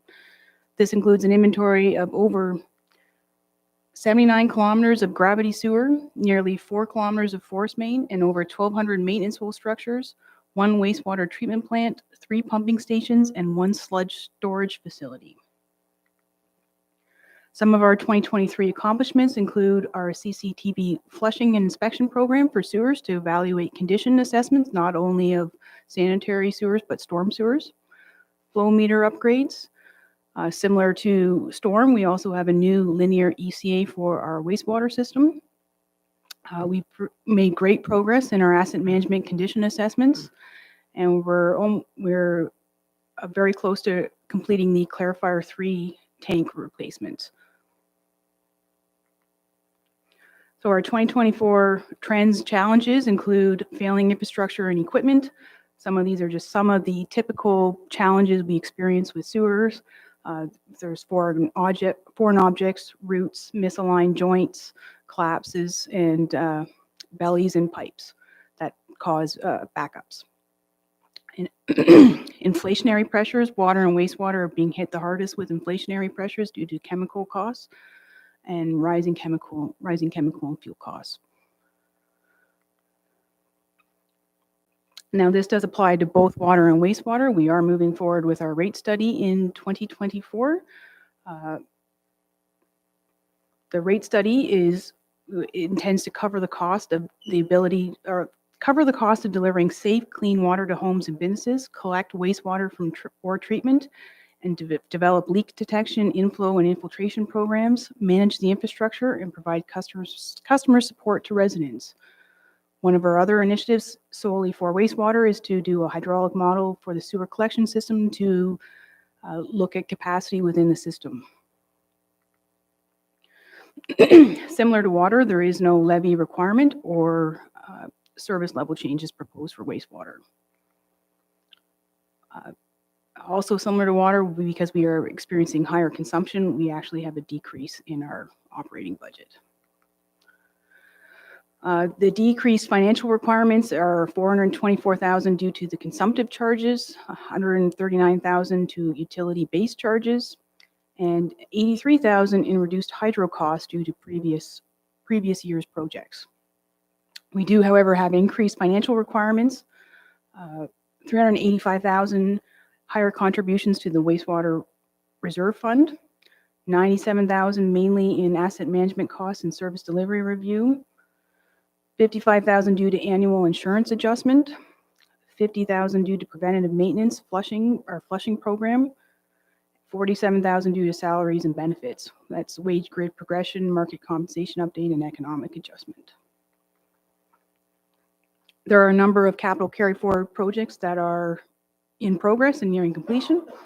The Mill Street Pumping Station Conveyance Project, though those numbers make it look like it's nowhere near complete. It should be complete within the next week or two. The clarifier system replacement, we have all the parts. We are just waiting for it to be the parts to be installed. That it may be deferred until the spring because they are parts that can't be. It's not work that you want to do in the winter. It needs to be done in warmer weather because it's outside. And the one clarifier is acting as the emergency bypass for the outfall relining work. So we can't do that until the onshore effluent outfall pipe is relined, which is hopefully going to be completed next week. The Hope Street Pumping Station is on hold pending additional funding, and then the flow meter is also in progress.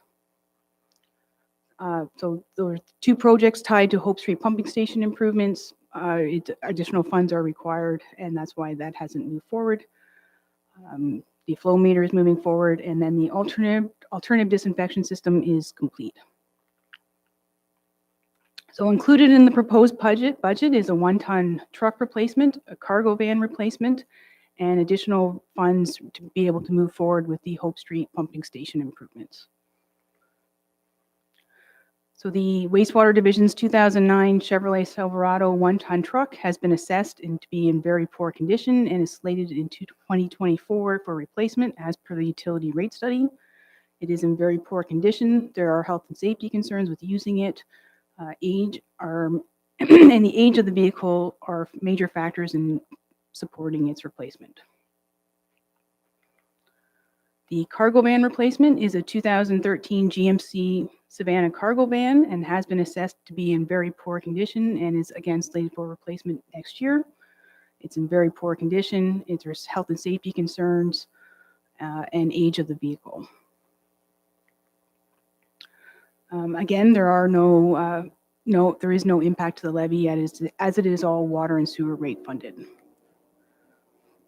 And also similar to water, there were a number of projects that were identified, and due to trying to manage and mitigate impacts to the rates and staff capacity, there are a number of projects that have been deferred, including Headworks bar screen system component replacement, septic receiving system rehabilitation, a Vactor truck purchase, on-site wastewater treatment plant on-site pumping station ultrasonic level transmitter replacement, a digester blower replacement, full restraint protection grading upgrades, and disinfection system improvements for totaling just over $2.5 million.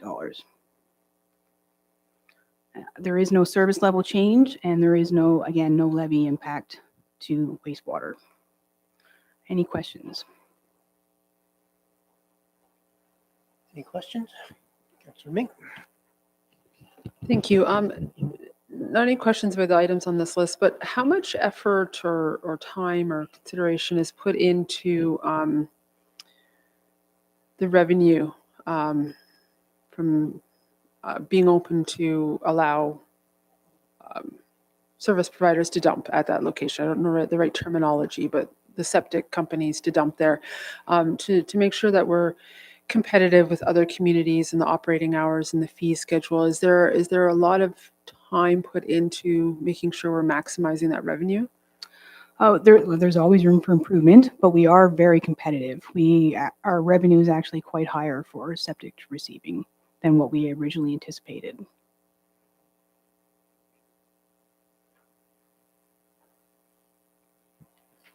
Councilor Adam? Just one quick little thing.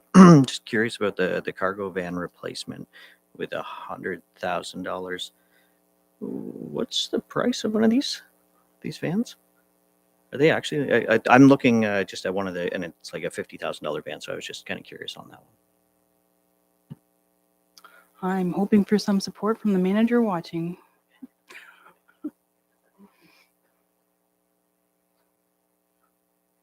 Councilor Clare? I just wanted to say you kind of glossed over the energy savings there. That's almost $100,000 in savings because of a proactive decision, future thinking decision that was made to approve that more efficient infrastructure. And I just wanted to highlight that because I think that that's going to feature in our discussions this afternoon.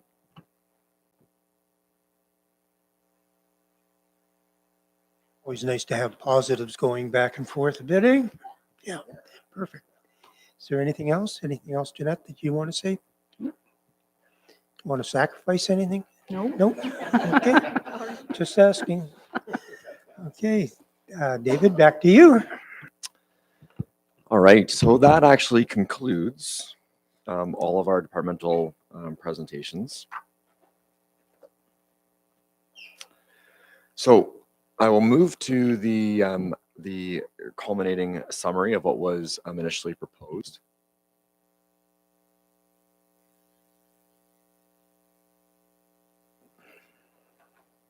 Thank you. So as a reminder, 1% increase to the property tax is a $44 increase to the property taxpayer and approximately a $400,000 municipal revenue generated. Remember, that works obviously both ways. So if we, in our discussions, if we want to add, if we add 400,000, it's a 1% adjustment. If we want to reduce the tax levy by 1%, we need to find $400,000 in reductions.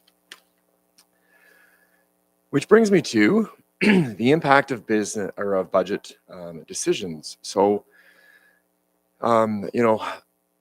it's important, I think, to remind, deferring of capital projects results in typically an increased maintenance costs and a reduction in service levels. Reducing our reserve contributions or depleting our reserves gives us less flexibility in the future. And it means we have obviously reduced savings for future projects. Something that we are quite familiar with currently. And increasing debt limits our future options for funding projects. And those funds become committed to repayment well in the future. And in our current time, that also means we're going to be paying a premium in order to go down that avenue.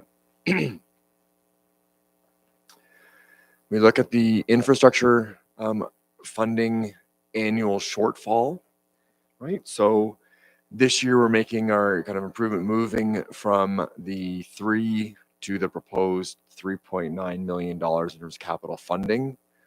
The top of the bar of where we project where we should be is the 14 million. So we're just shy, or actually just a little more, excuse me, than $10 million, short on an annual basis at this point, by making improvement. Infrastructure funding shortfall risks, so increased maintenance costs, reduced service levels, likelihood of closures, as we've seen discussed today, increased need for infrastructure loans, increase in taxes to pay for infrastructure loans and maintenance, decreased flexibility in terms of that resource allocation challenges, which I know we're feeling, and inefficient use of resources, which you've seen some aspects of, and more vulnerable to impacts of climate change. So, something important, to think about in terms of, and I believe I mentioned this on Tuesday, but in terms of the overall capital picture, if we end up in a discussion about, well, let's pull something out of capital, pulling it out, or switching things has a different long-term impact than let's reduce the overall spend on capital, right? That means we're taking less of a step forward. That means we're no longer less worse off than we were last year, right? So it's an important just differentiation. We know when I'm about to commit to that, there's lots of infrastructure need. So if we were to pull something out for 75, 200, whatever thousand it is, that money, if nothing else, should still be raised to help smooth out that change with our need over time and be put into a reserve, which likely will just go towards, you know, funding, say, Walton or one of the projects that's on the table. So important to point out, you know, pre-budget approvals. So we have the tanker for protective services, which is the new, as part of this budget, item of 1.3 million. Again, lead times, why we're doing that. And then, as you're recently updated on, is the 2 snowplow replacements in terms of the increase in cost and the lead time, which does mean that we don't need to pay for it included in 2024, given the challenges. We aren't, right? But it does mean that when we come to 2025, right, we already have a, we already have those 2 items plus the tanker. So we're looking at $2.2 million in pre-budget approval for those 3 items next year. If we maintain the proposed level of capital funding, it's 3.9 million. That would leave us with 1.7 million, which is about the ballpark, right, of what we heard at the last council meeting from our Director of Works and Engineering, of what we would expect a third, or maybe not the third phase, but any additional funding we may need for Walton would be in around that ballpark, right? So obviously there will be other projects, right? We will have another year's worth of, you know, Ontario Community Infrastructure funding, another year of the Canada Community Building funding, and hopefully we will have another $900,000 type increase, which hopefully this year won't just be covering our increase in construction cost. But just to be very clear about the challenge and the, you know, and understanding what the forward picture looks like, right? I mean, none of this is a surprise given the big gray area and the $10 million we just talked about, but just from a tangible aspect, right? We would try and, you know, remind, right? We know we have it. It's one thing to show it up on a big graph. It's another thing to point to projects and say, this is why we need the money and this is why the challenge is now. So a little bit of an insight into the future, if you will, I guess. Looking at the impact to the taxpayer. So I'm just going to walk through this. This looks fairly similar to what our residents will see on their tax bill, or the, you know, I'd say fundamental understanding for you to have when you, if you are talking to someone about their tax bill. So we have our common services, which is generally anything that isn't considered specifically as a special service. It is, both the urban and rural area pays the same amount, right? On a weighted assessment basis, right? So the urban area is paying just over 70% of the overall common services, and the rural area is paying just under the remaining 30%. But they're both paying the same amount on a tax bill basis. We move down to special services. So the first one is police. Remember, the board costs are up in the common services. The Port Hope Police Service, which services the urban area, is charged only to the urban area. That's $916. And then the rural area for the OPP service is $234. Transit at this time is only charged to the urban area, and that is our urban area transit. So that is an additional $55 to the urban area. And then 44 cents for Christmas tree pickup in the urban area, and the rural area does not contribute towards transit or Christmas tree pickup. That means that in addition to the $2,185 that both areas are paying, the urban area is paying an additional $972 for special services, and the rural $234. Then as we move down, I'm very happy to identify that there are no numbers on the 10-year phasing, although I do remind that there is an impact even though there's no numbers on that line. And then there is the Port Hope unusual circumstance that we have, but a favorable one in terms of the use of the LLRW funds. We we present the budget on the basis we're going to continue with our current practices. That results in an estimated, and this is only estimated at this point. Obviously, we don't know the results at the end of the year. There's lots of accounting and accruals and things that go on. But we are expecting a $27 decrease in the urban area and a $67 decrease in the rural area, which ultimately means that the second line on the tax bill, that is the total special services for the urban area, is $945, and for the rural area is $167. That brings the total municipal property tax in the urban area to $3,130, or a $323 increase in the urban area, and in the rural area, a $2,352 and a $285 increase in the rural area. I remind with mathematics, right? The urban area is having a larger dollar increase, but because their base, what they paid last year, is higher, it is a slightly lower percentage than the rural area, which is paying a lower dollar increase, but has a slightly higher percentage because what they paid last year was lesser. Okay. I am very happy that we're now seeing a 0.3% difference between our two areas in terms of increase for various reasons. So the average, and again, this is a weighted average, is $312 increase, or a 7.1%. This is the same visual that we used, last year, just, really we're going to be focusing on that average of as current, the 7.1%. They're contributing $2,900 towards the municipality, which is an average increase of just over $300 for the 2024 budget. And then in summary, you can see, remember back to yesterday, Brian presented on the $5.3 million in strategic plan related items. We also have $16.7 million in other capital.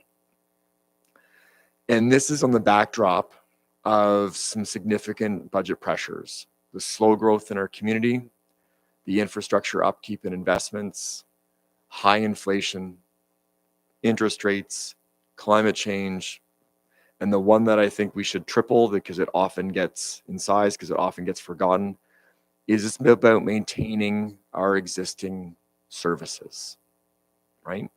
We don't go through each presentation and give you a list of each service, and as we go through, we do need to remember, right? Often the focus gets put just on the changes. We provide an awful lot of services. The cost of providing those services is going up. And that is very much a part of the budget change. So with all those budget pressures, in mind, with the $5.3 million in strategic plan items, because we are making improvements, we are making steps forward, and we are expanding into other areas, along with almost $17 million in other capital, coming down to an increase just over $300, or a 7.1% increase in the existing homeowner. So I'm going to pause there just for a minute, because as you know, we've kept things relatively, consistent in terms of the messaging, but we've since made some changes, right? So currently, we are now looking at an average of a 7.8% increase, okay? Certainly, can walk you through the changes. The main one of that is the subwatershed study, because it's a larger dollar. We've added $1,000. We've added the GRCA capital projects. We've added, the animal shelter. There was a portion of that had been missed. There's a small committee adjustment, but I would say most of those other ones are very administrative or very immaterial. The material one at this point is a subwatershed, study. But ultimately, just 7.8% is where we are sitting currently. Okay. I'm going to talk a little bit about next steps, and then my suggestion will be in a minute, Mr. Chair, because we've gone through a lot of material, and I know it hasn't been that long since it's been a break, but we're on day 2. We've just had lunch. Is that I want to kind of, now that we're sitting at the 7.8, talk to you a little bit about next steps for just a minute or two, and then I suggest maybe we take, albeit a short break, just for everyone to take a little bit of the information and give it some thought, because when we come back, right, we're then effectively turning it over to you, Chair, and the committee. You've given us some direction right now in terms of additions. The question then ultimately becomes, are we happy with where we're at? Are there any other changes that we need to make? If there's changes, we need motions for that, right? And it's, as anticipated as we typically would, right? Then when we're finished with all of that, we're in a position to have something to recommend to go, next Tuesday to council. We don't have to, don't get me wrong, but we do want to make best use of time, right? Going through and having, another meeting to if we're not furthering the conversation, isn't really, helpful, but we certainly can have time to continue some of those, if there is for deliberations. But just wanted to kind of set a little bit of that stage. As I move into next steps, then I've already mentioned, any other amendments amended through motions, anticipating, going to council for that December 5th, but does not have to. We also then have already been presented to committee, but not yet finalized by council, is the prescribed fees for service schedules. Those become effective January 1st. So we don't pass them before the budget, because if we had the budget conversation and you said, what, we really need to increase our planning fees. We want to see less reliance on the levy, less subsidization by the levy. We want to see more of that. It doesn't make sense that we've already passed our fees, right? So, I'd appreciate a sense before we leave, if there's any real questions about user fees, this would be, I would suggest, a better time for that to arise, for even some consideration, than, them arising on the, the council agenda, next week, right? Ideally, if we can pass it before the second, before we just about break for Christmas, it gives departments some time to get things ready to, to go for January 1st implementation. So just to set expectations, and if there's any further on that, because it is very much tied into the budget. But at the same time, you've seen the pie graphs, right? It's not our primary funding source, but it is an important one.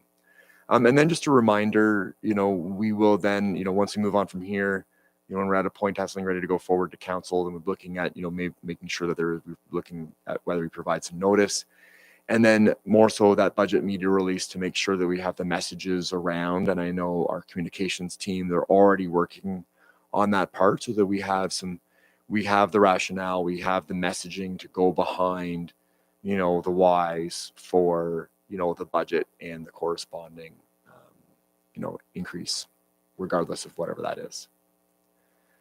Does that, does that make sense? Councilor Chris, then. Director, back to the impact of the taxpayer. The $270,000, where do we come up with that? I know it's not a median for the $270,000. How it affects a taxpayer based on a $270,000 valued home.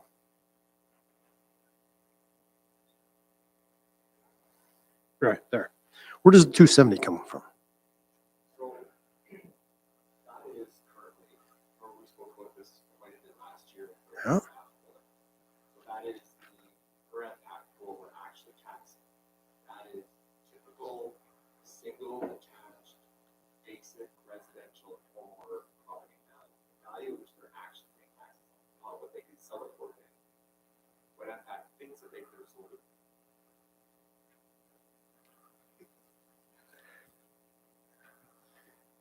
So that is the typical single detached residential home value per MPAC valuation in 2016. Remember, not what they could sell for today. Yep. So that's the basis from which the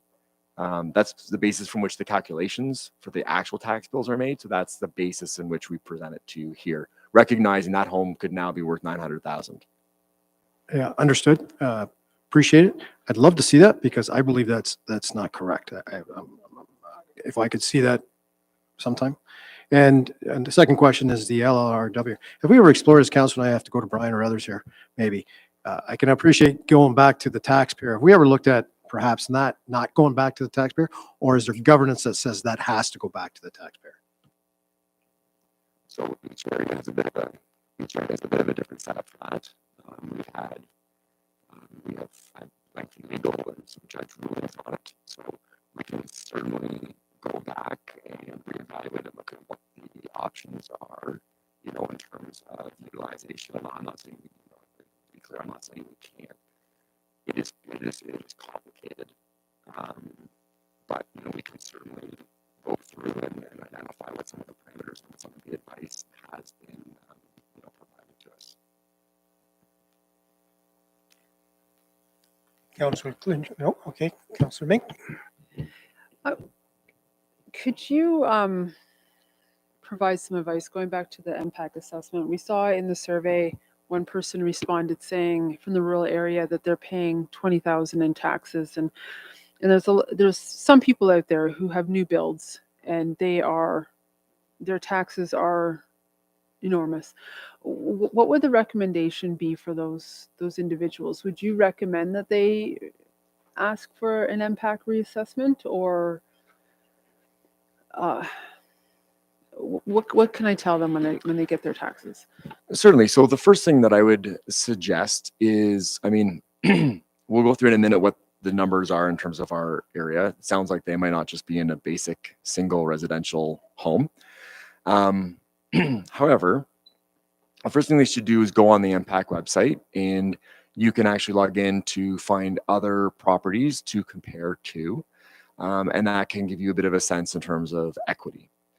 Then every taxpayer has the opportunity to be able to put in what's called a request for reconsideration to MPAC to have them come back out and reassess the property. Right, there may have been changes since the time that it was originally assessed. There's lots of different factors that that can come into play. So we always encourage on that front. However, MPAC coming out and reassessing doesn't mean that it's going down. It might not change. It might go up. Right, it's all about equity in the bigger picture of things. So that's certainly something to be to consider. Often, sometimes there's other, some other things, going on. I don't know whether part of the property could be commercial, or it could be, it could be on the water. There's lots of different factors that go into play. But if I may, Councillor Mink, and also to answer Councillor Collins' question, I haven't updated this since last year, but at the same time, the valuation year hasn't changed. So we went last year, our typical residential property value was $269,000. This year it's $270 because we built some new homes and they tend to be not on the lower end. So, but for some good reference, so on this, for this one, you will see on the left hand side is the quantity of properties, right, that have a certain value, right, as identified at the bottom. Right? The quantity is identified in orange, right? So when we look at, say, the quantity of properties less than 100,000 there are 3. When we get to 100,000, we're talking about 602, right? 2,566, right? And maybe before I go on, so that on the right-hand side, that's the dollars that they're actually paying in municipal taxes, right? So let me just go back for a minute, right? 3 homes are paying $642. Could you actually move this so I can look at the numbers? Am I pointing in the right direction? You have 3 homes paying $642. You have 602 homes paying just over $1,800. You've just over 2,500 homes paying almost $2,300. That's the largest group, right? So the largest group is paying $2,300 in municipal taxes. Then in the 300,000 range, we have just under 1,300 homes. They are paying $3,145. Then we have 372 homes in the 400,000 range and 125 in the 500,000 range. They're both paying approximately $3,900 in taxes. Then as we move up, right, $600,000 home, 42 of them paying roughly 4.7 thousand. Then we have 14 $700,000 homes, 7 $800,000 homes. They're both paying approximately $6,300. We have 8 homes valued at $900,000. They're paying approximately $9,000. And then we have 7 homes over $1 million, and they are paying 9.7. So Councillor Mink, I forget the amount you told me that they were paying. They're probably not referring to their only the municipal portion, right? So there's 7 paying 9.7. Port Hope portion, depending on the area, is approximately half. Take that number and double it, right? But there's 7 people who are paying, at that rate. May I just add, this is just the residential portion too. So if it's a rural property that has agricultural property, that will be in addition to this, correct? That's correct. Yeah. So Chris? And I guess that's where, thank you. And I guess that's where we're coming from. So when again, it's back to communication. I can appreciate this. At the end of the day, we're sending this off as a communication, as almost a baseline for our taxpayers to try to understand what we are doing here collectively. And then they get a bill. And then they say, if my value is at $270,000, I am going to be paying this. And then it is not that because of the other assets that they have. And I would suggest to you, a majority of our, let's say the rural community, just look at that. This does not equate to the rural community for the majority because of their other assets. So again, outside of the budget here, I'm going to suggest we rethink our communication going forward to next budget preparations. Right, but we're speaking about the residential properties, right? So the farm, but the farm is, if it's being run as a farm, it's a business, right? So we're not also identifying for you, like, this is what the commercial is going up, right? And different types of commercial. This is what the industrial is coming up, and this is how much pipeline is going to go up. So, I do get it, but we're talking about the residential, home. So even if it's a farm, there is a resident on it, but there is definitely going to be a disconnect between, us talking about what the residential is going up and them looking at their entire bill. Just like if you own a property, downtown. Well, it's a bit of a bad example, but if you have a property where you've got a residential and attached to it, your commercial operations, right? That bill is never going to add up to the typical residential one because that is a whole different element on top of it, right? Totally understand. I agree. We are the default by the taxpayer, though. County aside, they're involved in this as well. And at the end of the day, our tax bill, which we take on behalf of the county, nobody looks at the county. Nobody looks at the education. They look at, oh my gosh, it's a hair on fire moment. And I think at the end of the day, we need to adjust our communication to say an additive perhaps is what we've just been talking about and saying, okay, this is us. And then there's going to be plus, and then there's going to be a plus. So anyway, I'll leave it at that. Thank you.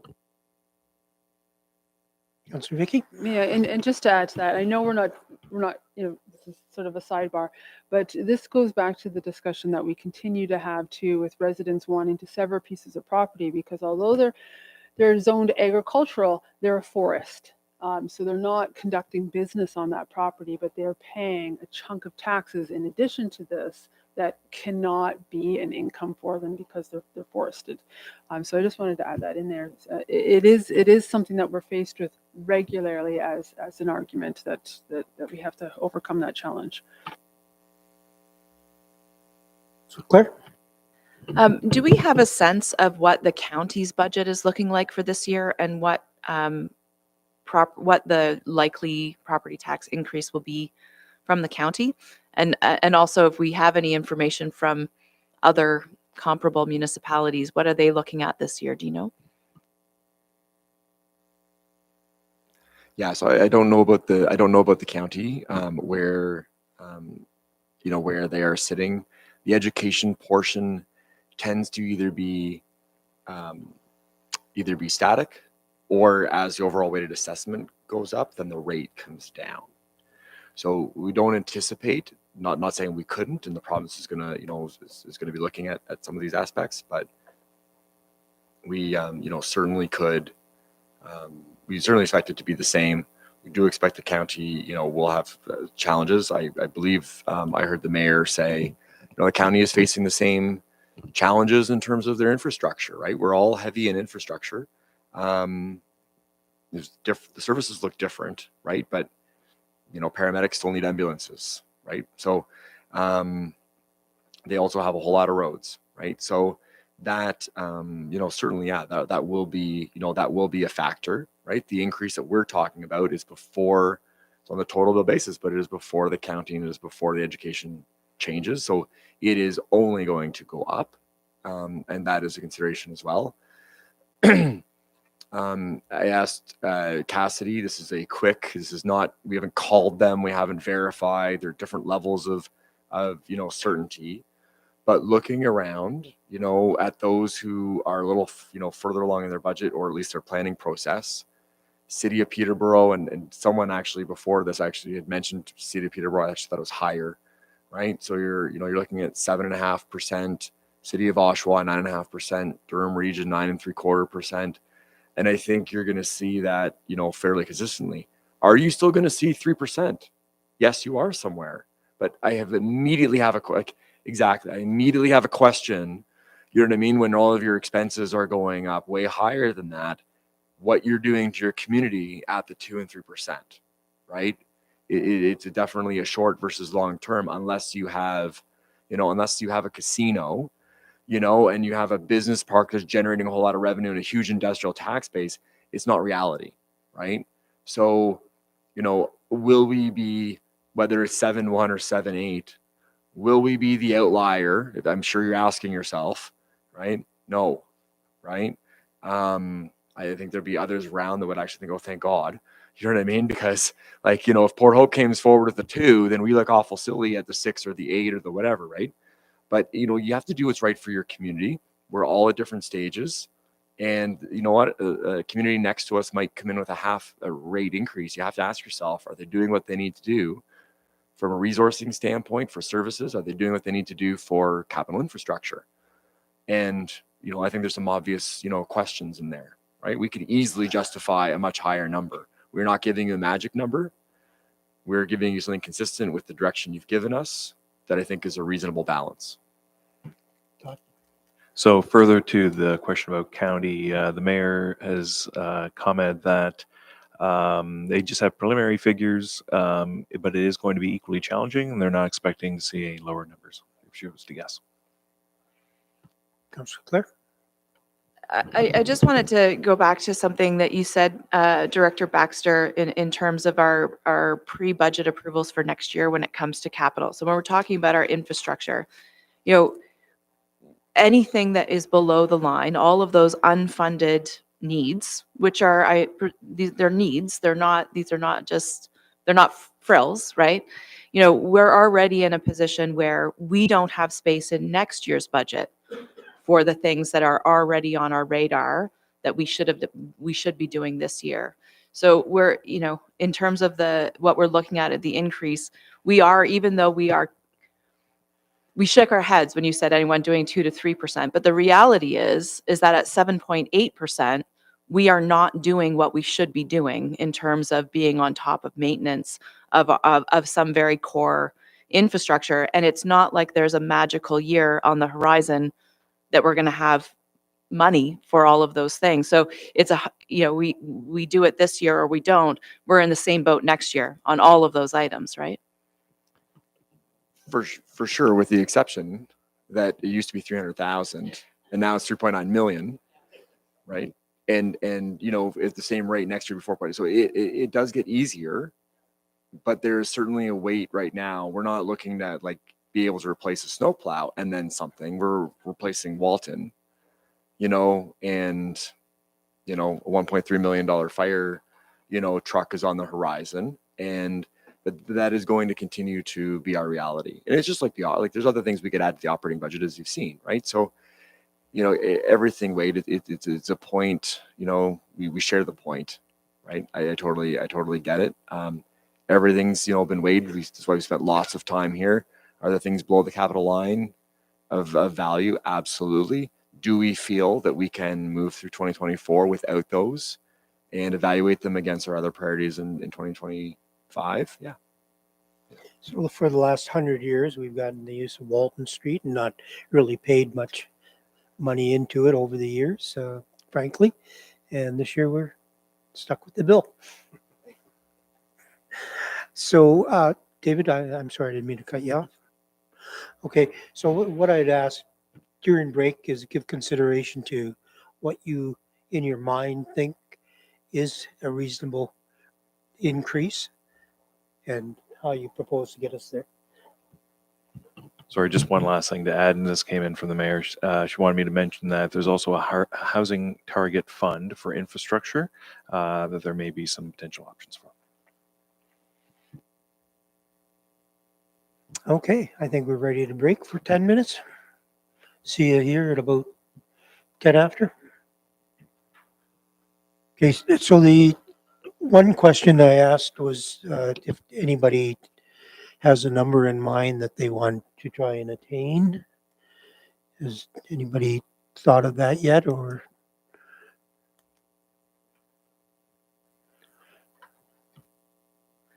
Respectfully, Chair, I think that that is a backwards way of trying to make these decisions. I think we need to look at what are the right items to be in the budget for this year, and we look at what the impact is going to be and then assess. But to arbitrarily pick a number out of the air and then try to fit things within that number, I think that's what got us into some of this mess in the first place. Thank you for your input. Any other comments?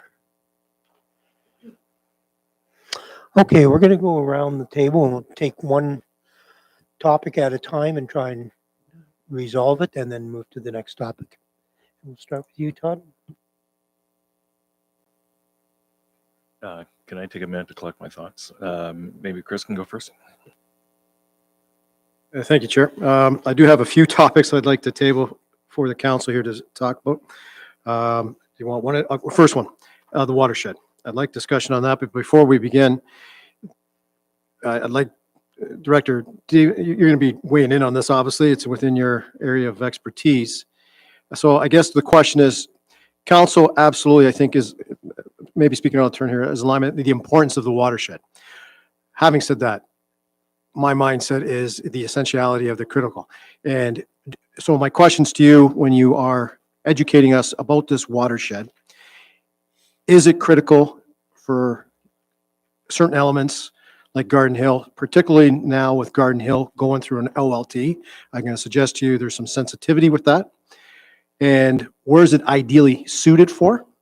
And can others, other than ourselves, pay for that cost? Good questions, Councillor Collins. So I'm happy to sort of talk to this matter and look at sort of what some of the costs are related to that. And I think I would start by suggesting that looking at the two areas that were identified through the notice of motion, or certainly modified at the end of the notice of motion. So you have the Osaka, Hamlet of Osaka and the Hamlet of Garden Hill were the two areas that were identified by this council as areas of interest for sub-watershed study. What I would speak specifically to Garden Hill, I have a concern going forward with a sub-watershed study in that area whilst we are in the middle of an Ontario Land Tribunal. I worry that may prejudice the municipality a little bit, in particular when we go to try and defend ourselves by adding, by introducing new studies that may impact the outcome or our position vis-a-vis how we would deal with the OLT piece. Osaka is a different matter. We do have a development application in front of us, but we're not under pending litigation in any form or fashion related to that. There is also plenty of land. Well, plenty of land is maybe a bit of an overstatement, but there's also land in Osaka for future development area that could be that's a Zone D and appropriate for future development. And there may be some benefits related to doing a sub-watershed study for that area, understanding what sort of water is available to support development. Both of these studies, and I think it was described certainly by the GRCA and in conversation, that these studies tend to be foundational pieces of work that are used to support the development of secondary plans. And I can be I would be really clear that any new official plan that came forward that would recommend secondary plans would be very unlikely for us to recommend a secondary plan in either the hamlets of Oseka and or Garden Hill. They just simply aren't large enough areas of settlement in our community that would command the requirement for a secondary plan in the first place. However, what I would say is, and I'm not advocating for this today, but I would suggest, like, if you were looking for an area that is under or undeveloped at this stage, that is poised, and poised is a bit of a loaded term, I recognize, not immediately, but in the future for growth of a settlement area in our rural space, that would be the area of Wesleyville. It is sort of undeveloped. If we were to develop it as a rural hamlet, it would be very beneficial for something like a sub-watershed study, because that would tell us before we started to do any development in that area, how much water there is available and the impact on development on that watershed in particular. I'm trying to use that as an example of an area where you may want to, where you would consider to lean into that. Now, that being said, if we were to grow or right now, quite frankly, Wesleyville is not even considered a settlement area in our community and or a hamlet. So there's a bunch of work that would need to be done before we even went down that path with that. And that was certainly, all of those things were contemplated, considered as part of the previous council's decision to purchase or attempt to purchase the Wesleyville lands, recognizing that that was potential area of growth. What I would say with regards to these types of watershed studies, so I think, in the budget, when we were doing our work and working with the GRCA, they presented us with some numbers, and I would suggest that those numbers, we reached out to try and phase this approach to look at it in a different way and to sort of get some information from the GRCA to see if we could, if we were to do sub-watershed studies in both Oseka and Garden Hill, what that would look like. And what the costs would be to do that work. They've come back to me today, and myself and Councillor Mink, I believe she was copied on the email. And I would just say that the cost of doing a sub-watershed study, so really what they looked at is they still consider the floodplain mapping as foundational work that needs to be done. I put that in the budget as above the line service level change of $97,000 impact on this year's budget, to be putting money into reserve to try and get some federal funding to help do that work. I want to be very clear that that is $97,000 in 2024, but it would ultimately be a commitment of $97,000 annually over 4 years. So the total cost of the floodplain mapping project is $388,000. At least at this stage, as we anticipate. And so we're going to be looking for that funding, not just in 24, but 24, 25, 26, and 27. So we're going to ask for those funds for 4 straight years in order to support that work, which is, I think, important. I would suggest that if we were to do Oseka, having asked Corey Harris at the GRCA to sharpen his pencil and see what he could do, look at what the scopes were, what the opportunity was. He's come back to us and said that to do the sub-watershed study in Oseka would be a 2-year process at the minimum. It would start in 2024 and move into 25. The sum total of that project is $75,000. He suggested it would cost $25,000 in 24 and $50,000 in 25. He also suggested that if you wanted to do the same work in Garden Hill, but as a phased approach, that it would be $150,000 total to do Garden Hill. And he would recommend that we start that work in 25 at $75,000 and complete that in 26 at another further 75. So the total to do the 2 watershed studies, I recognize that we might look at it, The only cost in 24 to do a sub watershed study starting in Osaka is $25,000. But we have to keep in mind that the sum total to do both of those projects is $225,000 over the lifespan of 3 years. I'm not sure if that answers I think that answers your question. I feel like I was answering, but I'm happy to take any more you might have related to that matter. No, pending, other. Go ahead. I just wanted to be clear, as I was also copied on that email, and per the conversation we had briefly about that, the numbers you quoted just now are for the scoped version of the study. So that would only be looking at the currently undeveloped lands. It would not be doing the complete development or hamlet zone for those areas, which is something we can consider. But I asked that question yesterday about whether it would be as useful. Does it give us the same information if we only look at undeveloped land versus looking at the entire area? And I believe the answer yesterday was that no, that would not be as helpful, but maybe we can. So, I mean, yes, to respond to the councillor, absolutely. You know, a holistic view of what the watershed is in that community is certainly more beneficial over a period of time than a scoped study. But recognizing that there's large parts of both of those communities, well, not large parts. There are parts of Osaka that are developed, and there are parts of Garden Hill that are developed. And so, realistically, recognizing that that work can't be done. Doing a holistic study on a part of the area that has already got development attached to it or on top of it, I'm not, I don't know what the merit is or not from doing that. The other question I think that Councillor Collins asked, and I didn't answer, and I would like to sort of return to that, is how we can push the cost of this, potentially push the cost of this to the development community in some form or fashion. So currently in our official plan, in order to support a development application in the rural space, you need to prove through a hydrological study as one of your environmental studies that you have the capacity to do that work. And you also have to pay for my peer reviewer to review the work of your hydrologist to make certain that those results in fact can be supported by other professionals. I don't know how we or you mean the most traditional way in order to understand these kinds of meta studies pre-Bill 23 days was we would put it on the sort of laundry list of things that we wanted supported through the development charge process, and that the development charges, because that's how you then get people to pay for things based on scope and scale, right? So if you're only going to put a 10 lot development in, you pay whatever, like that's sort of how that's how you sort of pay for those larger studies.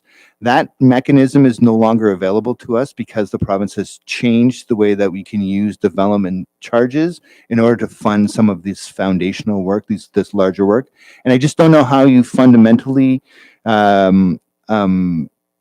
spread the cost of that kind of study across a series of developers, some that we know are sitting in front of us with application today, and some properties that are zoned for development for the future that don't have applications in front of us. And we wouldn't understand the scope and scale. That's why we would rely on something like a development charge to do that. Thank you for that. Within the Bill 23 and the official plan, is there an allowance? Again, I'll go back to your subject matter expertise. Mine doesn't even compare. But is there allowance in there when we look at the essential elements, particularly for the rural community? Is there an allowance in there because of the water? Do we not have leeway with that to impose upon so I'm not talking about a 1 acre, 1 lot, but if a development gets in there for 20 plus homes, and I don't know what the number is, do we not have that allowance still to impose that upon the developer? Or if I'm in error there, let me know. Well, with any plan of subdivision, so so if you were to plan to do development, even if you're going to develop a single lot in the rural area, as an example, you have to prove that you have access to water. on that lot. Even when we go through the process of lot creation. Often one of the conditions of lot creation is you need to drill to make sure that there's water. You have access to water and you have the appropriate flow rate to support the residential development. That's usually a condition of a severance in the rural area. So everything from a single lot creation to multi-lot creation comes with the requirement to prove that you have water to service that development. We also have the actual requirement in the urban area to do. That's just different. It's not the same because we're not drawing water from the water table.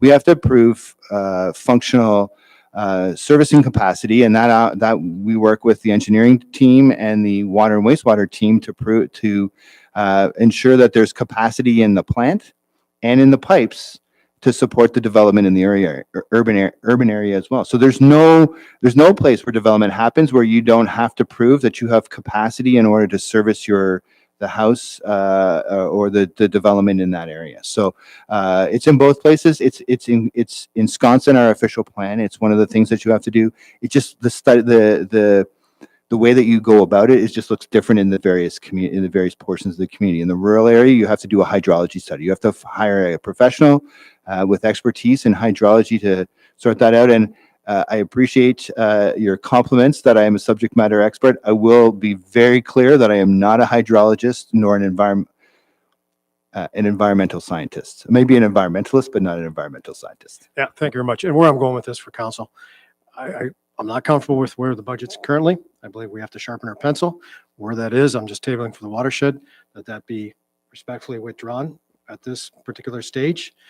Rely on what we have with the official plan and other allowances with the GRCA with the one-offs if we require, and I'll leave it at that. Now, I have a couple other items. I see the deputy's got his hand. How would you like to do that? Yeah, sorry, I was just going to add on to the one that Chris was already raising, which was on Tuesday, the mayor had raised the question around the sub-watershed studies, that should we go ahead, is there an opportunity to work with neighbors who are doing similar work, and is there a possibility of sharing costs, and does that actually reduce any of our costs if we were to do something like that? Is there anything you can add to that, Todd, while we're in that subject? Through the chair, back to the deputy mayor. I guess my comment would be we didn't have a lot of time to sort of do a bunch of different things. So, I mean, we certainly, I was pleased that we were able to get some responses from the GRCA. I just don't know if there are sub-watershed studies happening in neighboring jurisdictions. Would be certainly one thing that if we were to move forward with this, we would be asking all of our neighbors what it is they're doing.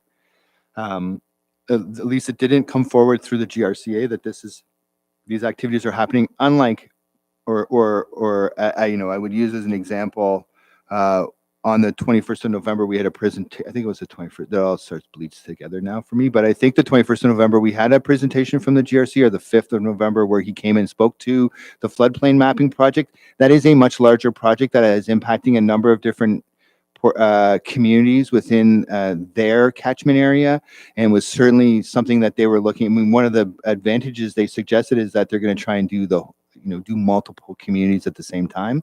That's not been at the forefront of my conversation with the GRCA on this matter, but it would be certainly something that we would be aggressively pursuing. Whether that existed or not, I couldn't say at this time. Thank you. So a few comments.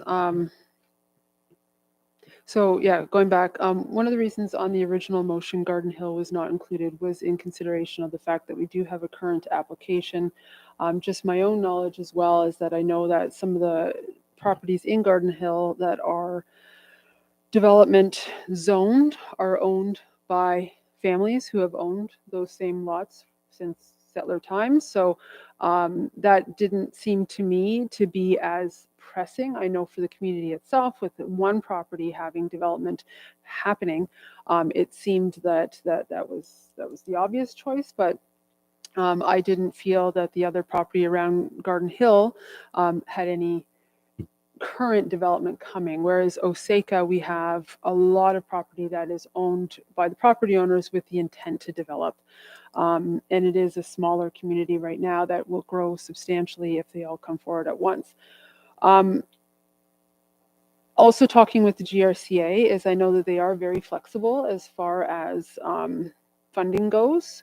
To Claire's point, I think it would be a benefit to do the whole community at once. And I am very, very open to doing 50,000 in 2024, maybe another 50,000 in 2025 for Osaka only, and putting Garden Hill aside.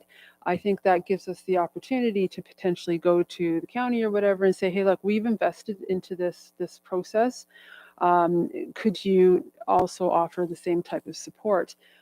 Keeping our strategic goals in mind, we have a strategic goal to develop housing, and having sub-watershed studies actually moves housing along faster and with more confidence by the municipality, as well as to the neighboring property owners, as well as to the developer.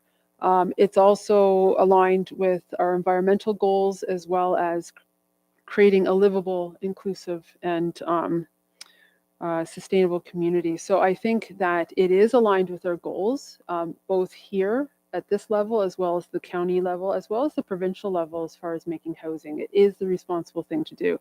To the question about neighboring municipalities, Clarington does this regularly. You can just Google Clarington subwatershed study and you'll see all sorts of examples of that being used. And that's where Corey had said that he's more than happy to come here and do a presentation to this council to show how that benefits the community. So I think $50,000 over the next 2 years is a small investment for something that's going to add a lot of value and move things along faster. I think staff's time just handling these litigation equates way more than 50,000. So I think in that alone, the value pays off. The only thing I would say, Vicky, so the numbers that Corey sent would be 25,000 this year and 50,000. But you're suggesting 50 and 50? Maybe a bit more clarification there.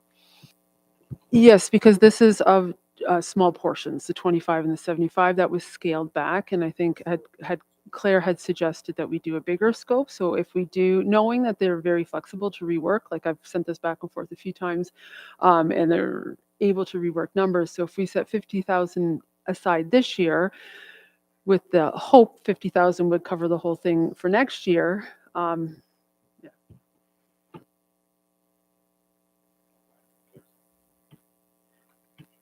Yeah, I don't have an issue with considering doing the scoped version that the GRCA has laid out. My question was, does that give us the information we need for development? And the answer seems to be that you think that it would. So I have no issue with doing the scoped version. I do think that this is one of those things where we're looking at the numbers that impact our budget now, but we're not able to see those other expenditures that we will be saving because we make this investment.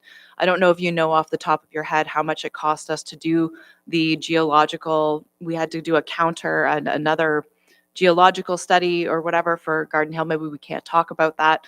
I don't know, given that we're in OLT, but that was a tangible cost that we incurred in this year's budget because we didn't have this information on file for Garden Hill.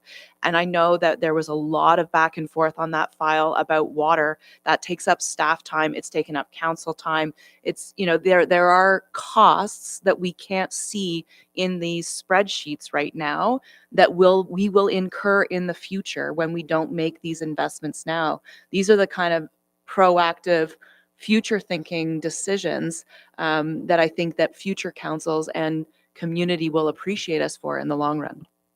Are we prepared to take out what we had as an increase for watershed and substitute the 50,000?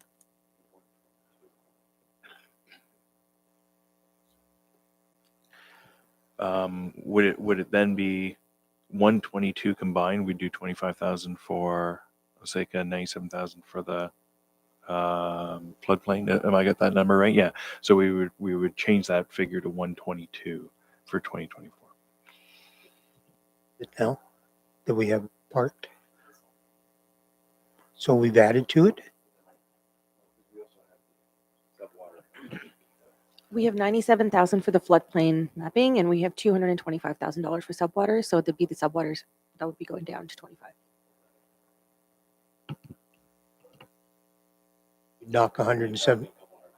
Okay. Yep.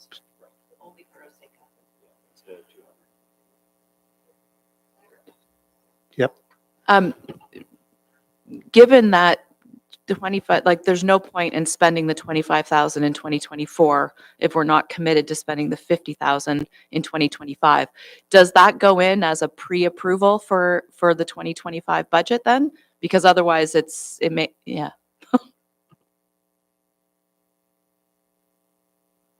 I would suggest that would be a wise decision. I mean, I wouldn't suggest, I mean, I've suggested that we're going to ask for $97,000 a year for floodplain mapping. I'm not asking you to pre-approve 4 years of $97,000. And the reality is there's a series of projects attached to floodplain mapping that if we put 97,000 in this year and you guys decided you wanted to take it out in future years, that wouldn't kill the entirety of the project itself. Whereas arguably you can't put 25,000 into a study on Osaka and then next year say, no, we're not going to do that, right? That's the totality of the project. So I think in my opinion, and I would defer to the finance team to give you, what you should do, but I think you're right. You need to do 25 this year and pre-approve 50 for next year. Can we get a running total put up on the screen so that we know where we're at any point in time?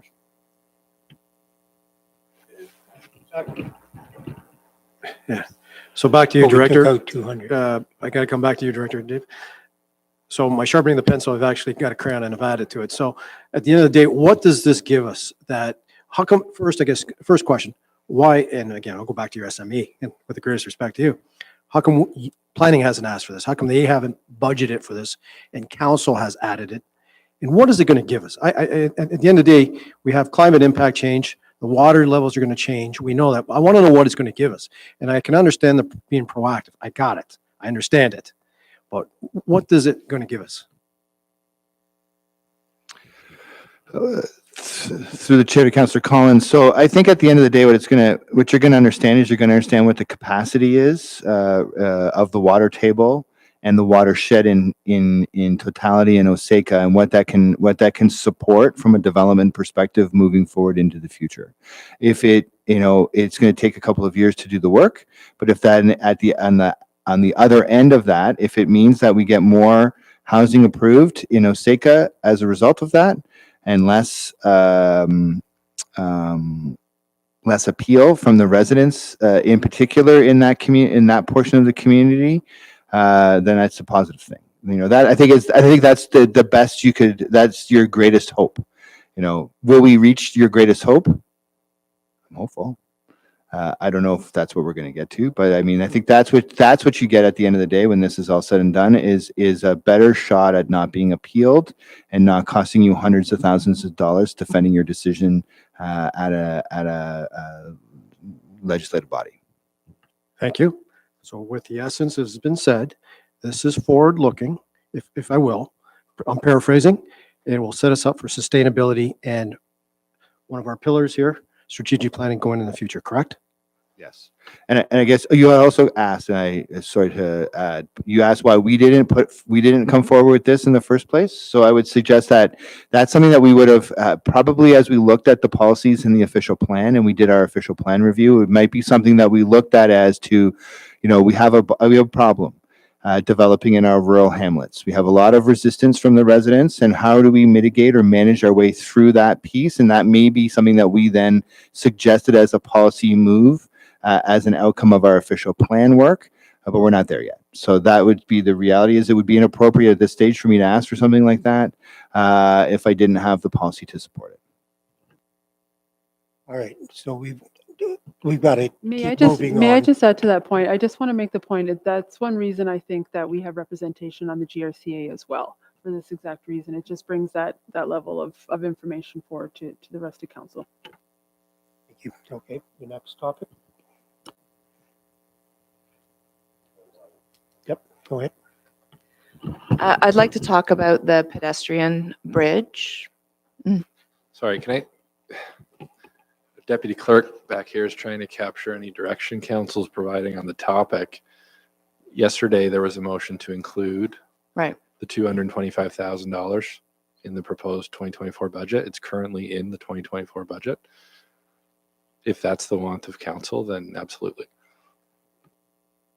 Why I asked for a running total, so we can all be on the same page at the same time. Okay.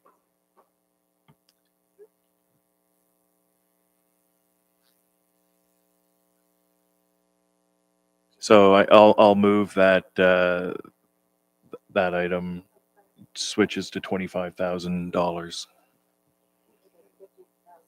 with a 50,000 pre-approval for the 2025. Yes. Thank you. I think I moved. By Claire, Councillor Claire, all in favor? Perfect, thank you. Okay, Councillor Claire. Yeah, I think a number of us want to talk about the pedestrian bridge. I realize for the 2024 budget, what's proposed is only 105,000. That is just for design. I believe the estimate for, we don't know. Can you give us the ballpark for what we'd be looking for the actual replacement? I believe it's 800,000. So all in, we're just shy of $1 million for a footbridge that's not actually fully accessible by everyone at a place where there are alternatives. There's a beautiful, practically brand new bridge, currently only used by vehicles. Plus, as Councillor Mink pointed out earlier, there is a footpath that connects over to Ontario Street where there is an existing bridge crossing the river.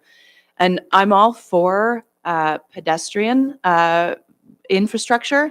I think we need to be thinking about walkability and alternative forms of transportation, but at a time when we are facing, huge deficits in terms of infrastructure, and in a year where we're not funding a crosswalk on Ontario Street, where again, there is no safe place for pedestrians to cross at all. Same thing on Mill Street. Same thing, we're not looking at the traffic light at Victoria and Jocelyn. I can't wrap my mind around committing to spending close to $1 million on a footbridge where there are other ways for pedestrians to move around.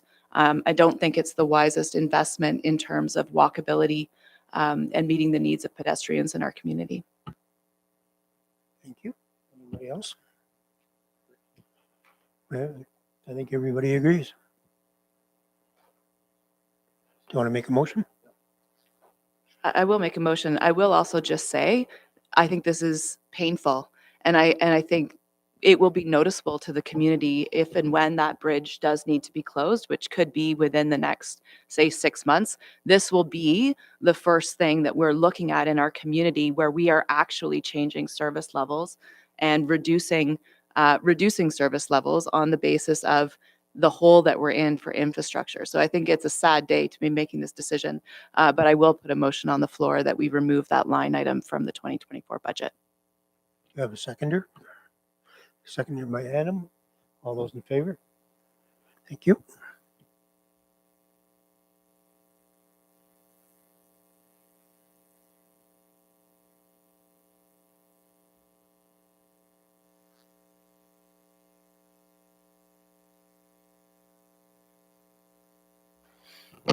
Pardon? Oh, okay. Yeah. All right. Well, we sort of keep it in our head, a running total. Struthy's Councillor making, Mink, did you have something you wanted to talk about? Councillor Adam? Yes? so just to note, Struthy's trying to keep up with the changes. But so we'll note that that would not be part of the capital plan going forward, but is a presumption that the capital funding is staying, or we are pulling. So at this point where we wouldn't be moving forward with the footbridge, but would be keeping our level of capital funding. That would be my intention, yes. But That's fine. I just. But that might not have been clear to everyone. I don't know if that was. We haven't, we don't know if that is going to be the case yet. Okay, so just so at this point, we'll make a note not to move forward with the footbridge. We've not made any changes to the capital funding. Right. To the reserve. Yeah. Yeah, thank you. So through the chair, the one thing that I wanted to kind of bring up was the fire station and the charges for it. I have talked to the director a bunch of times about it, and maybe he can give us a new update. Thank you. Through the chair. Do have somewhat of an update just in relation to the design costs. From our consultant working diligently, I was able to reduce the design cost to $445,000. So we'd be reducing the impact to the levy by $55,000. So we still be utilizing $250,000 from fire department development charges, but that would be a $55,000 reduction in the design. Thank you. And then to that, you had the extra reserves from what wasn't used. Is that still correct? And so we do have a previously approved $150,000 capital project, which approximately $90,000 has been utilized. Another $10,000 is anticipated to be utilized to finalize the site plan, basically to pay the invoices for us to obtain the site plan approval, which we have obtained for 55 Fox Road. So there is potential for residual $50,000 available that from that previously approved capital project that could be utilized for the design of the station.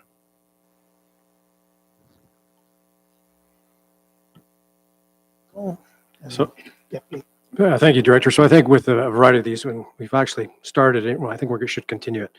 What's the jeopardy, the risk if we don't? So if we looked at the bridge, inconvenience, if you will, for the community. Okay, livable. Sustainability, and or the previous one, which is a positivity, and you can see that.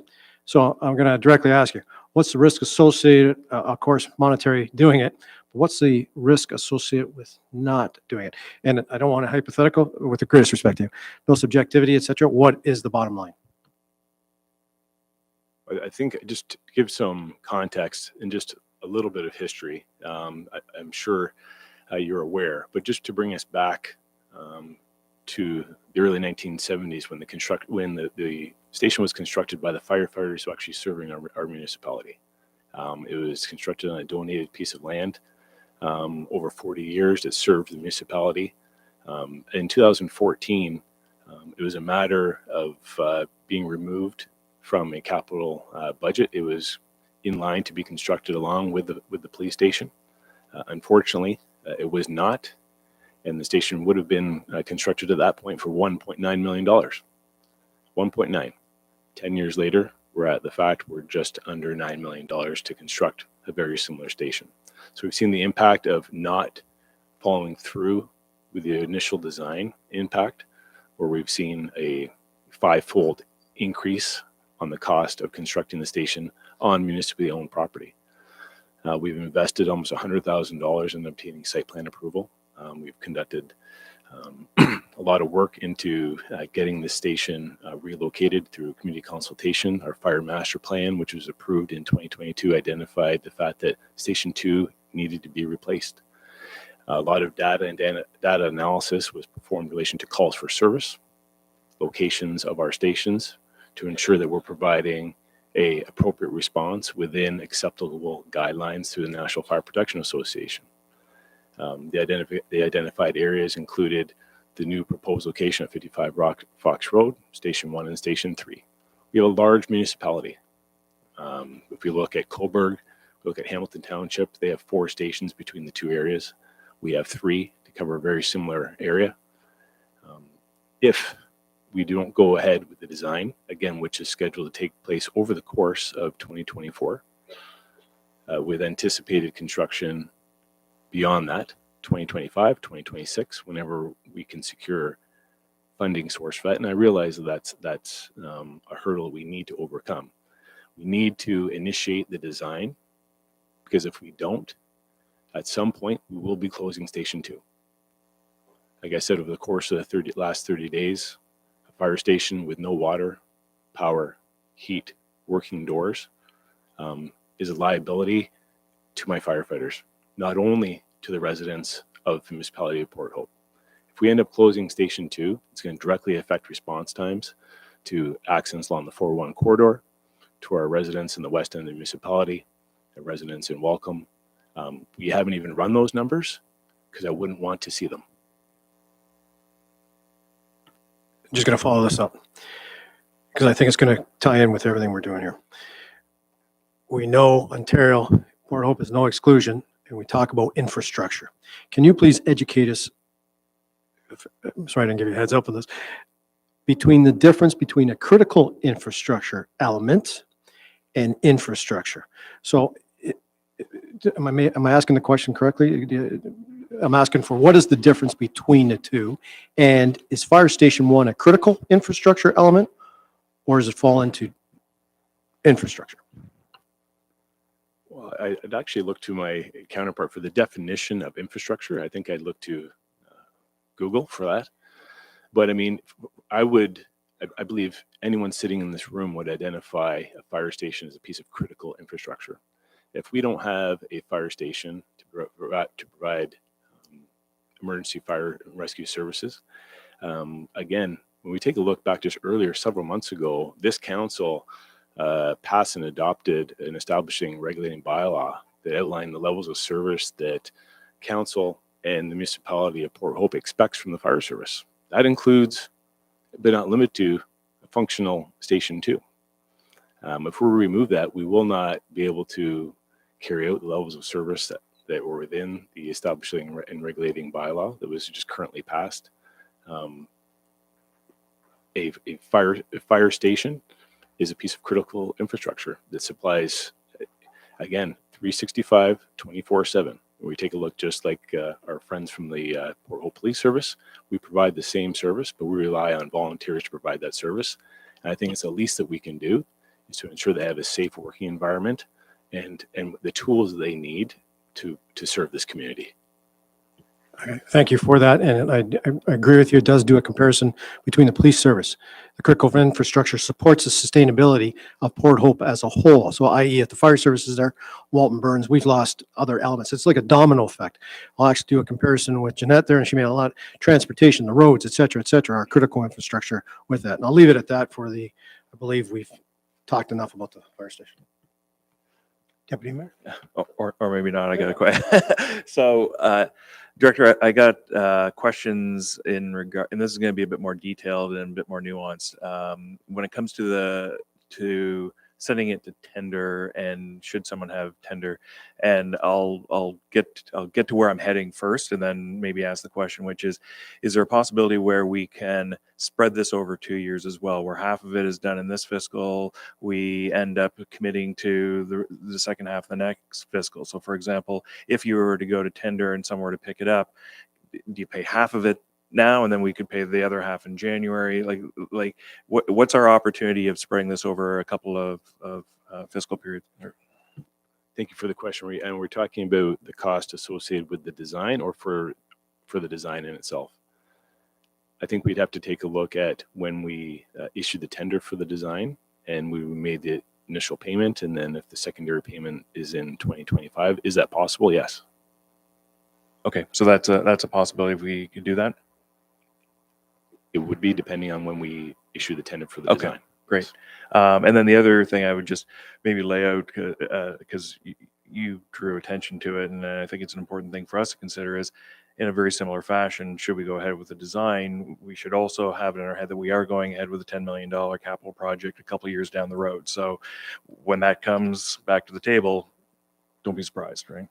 And if I could just speak some comments in relation to the construction, because obviously this design is leading to further conversation in the next several years of the construction of the project. So where we're at with the project in itself, again, a lot of work's been put into this. And when we take a look at number of comparison projects in Ontario that are occurring right now, we take a look at the square footage price based on the Atlas Construction Guide for 2023 for the construction of fire stations or EMS stations in the GTA area of Ontario. The average price is somewhere between $510 and $735 per square foot. Currently, Peterborough Fire Station 2 is being replaced. The square footage price for that is $909 per square foot. Leeds in 1,000 Islands, they're constructing a 2-bay hall. Their square foot price is $869 per square foot. our cost estimate based on the design work that we've done to ensure that we have what we need, we're below average cost at $496 per square foot. So we're less than half the cost of the Peterborough Fire Station. So we're taking a look at the construction. We've done the work. We're coming in at half the cost per square foot compared to Peterborough, almost half the cost per square foot of Leeds and 1,000 Islands. And these are the most current projects being undertaken in our close geographical area. So when we are taking a look at that 10 million, and it would be less than that, we'd be closer, the actual construction project is 7.8 with a $1.1 million contingency. So the 7.8 is for the construction of the actual project. So it is less than 10. I know everyone's afraid of that 10 number. We're at 7.8 right now with a $1.1 million contingency. And when we're removing the design, spreading it potentially over 2 years puts us in a position where we can move forward with a project at half the cost of other municipalities. And that's where we're at right now because of the way we've designed this project and the cost savings associated with adding the fire station to an existing municipally owned building on municipal property in which the services can properly service that building when it comes to backup generators, heat, hydroelectricity, and natural gas. Thank you for that. That's great context. And the last thing I'm just going to add, because the mayor has asked me to also share that her preference would be also to spread it over 2 years. If that's a possibility, then that'd be a way to go for it. So thank you for all the insights on that. If we did spread it, so what would be the build date? Would it be 26? Thank you for the question. If we were to spread it out, so if we were going to tender this, so the design would start in 2024, take us into 2025, put us in a position to tender it at the end of 2025 with construction in 2026. That is a number in my head that based on the set of circumstances you're putting forward was spreading out the design. If we didn't, we'd be looking at design through 2024 with potentially creating the tender at the end of next year with construction in 2025. So if we do spread out the design, it's going to delay the project, obviously, but we will be looking potentially construction at the earliest if we spread out the design at 2026 with tender in 2025. And the reason I asked that question is because we still have Walton Street Yes, sir. for 24 and 25. So we wouldn't be in a position to do anything with the fire station till 26. Yes. Yep. Sorry, Claire, did you have? Okay, do you want to make a motion? Oh, sorry. Go ahead, Adam. Sorry, before the motion, I just wanted to get clarity on what that's actually going to be the impact on our levy for this year with the reduction as well as spreading it out.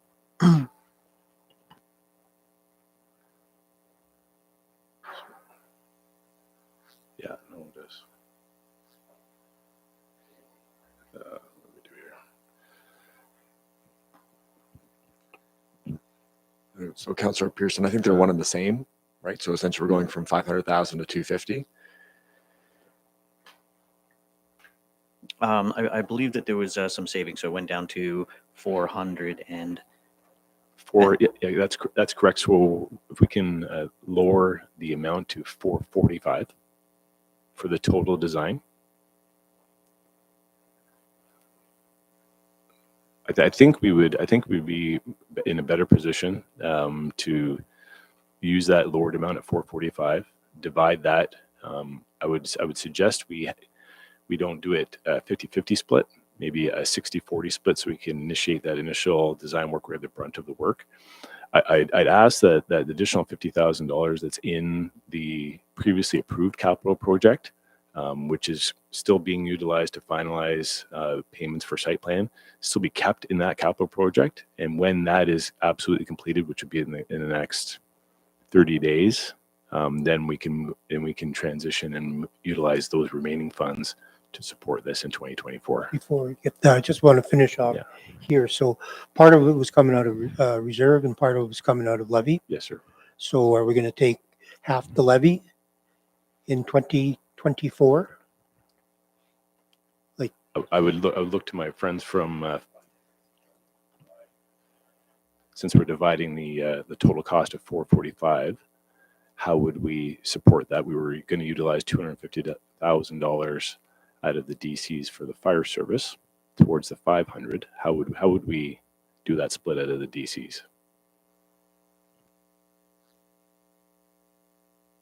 Yeah, okay. I see a lot of us, like a lot of nodding heads at this table about the idea of splitting this out.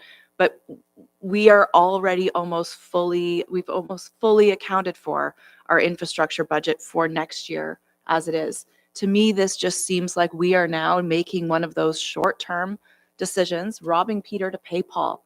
The cost is not going to change. We're committing to that cost. And for the sake of feeling good about reducing our property tax increase by 0.5%, we're pushing that on to next year. And we don't know what else is coming next year. We don't know what other infrastructure is going to fail between now and then and end up being on the priority list above the line for next year. So I'm not sure that I'm fully appreciating the rationale for not, if we're funding it, let's just fund it. I'm not sure I'm appreciating the rationale for pushing it down the road, especially what's been said about the condition of the fire station as it is, and that we're potentially in a bad situation in the next couple of years when it comes to providing fire service in the rural area. Did hear that we're talking about building in 2026. Well, because we have the Walton Street project, we don't have $20 million to play with for next year.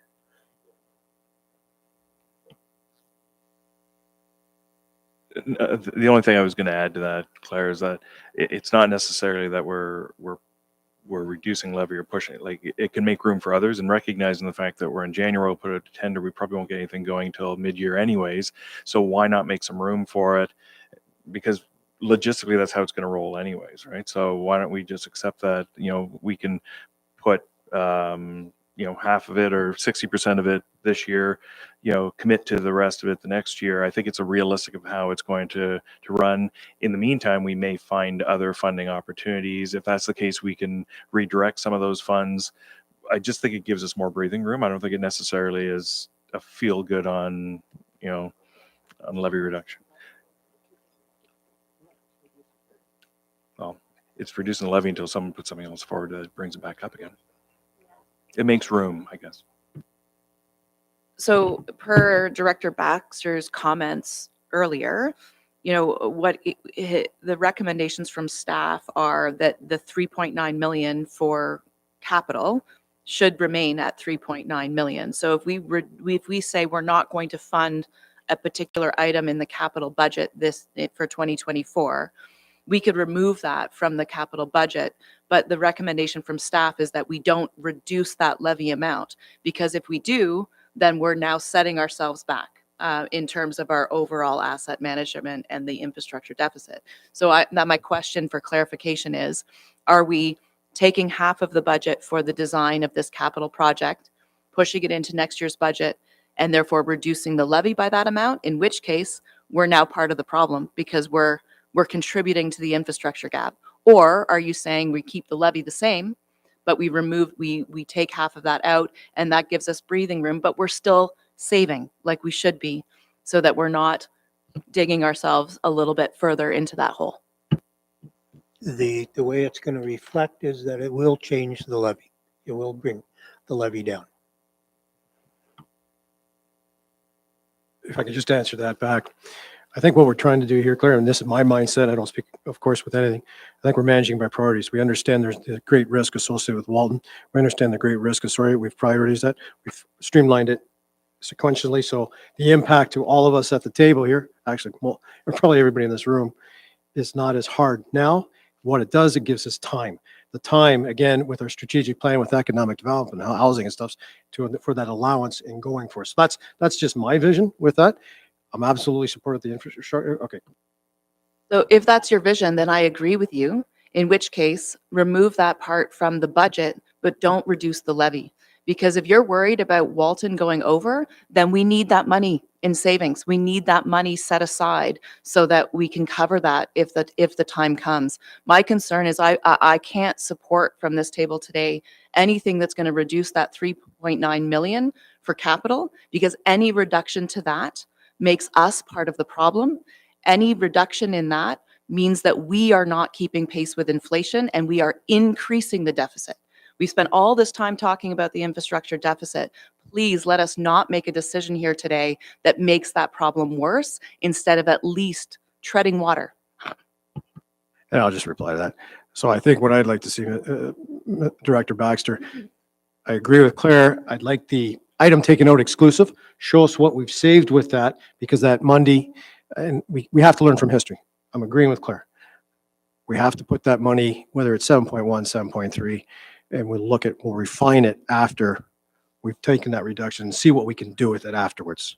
That's what I'd like to see. Yeah. Okay, well, we've got it parked there, so we can address it. Yep. Do we need a motion? Yeah, because we're still working on it. So it was, So we're just figuring out the motion as far as the dollar value, and I can't necessarily see that far, but how much for 24 and how much for 25 would we land on? So of the 445, half is the 277. No, sorry. Two. Yeah.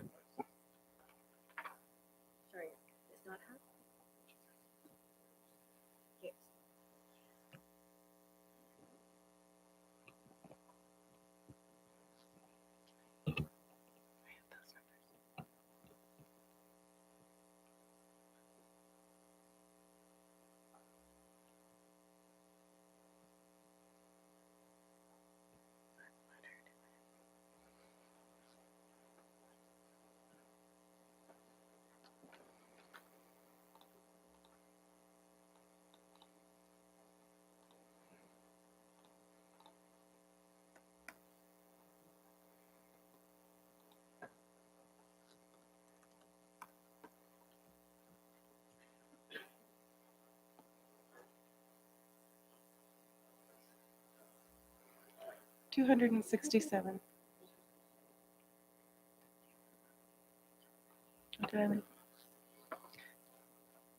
Deputy Mayor Attridge, sorry. 60% would be $267,000 and the remaining 40% would be $178,000.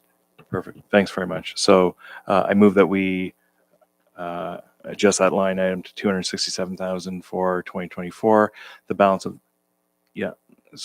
that going to pre-approval for 2025. Director, do you have something you want to add to that? we were just going to mention the allocation of DC charges. How are we allocating that $250,000 of DCs? Is that we're doing the 60-40 split with that as well? I know Shruti, she's already on top of it. I know that.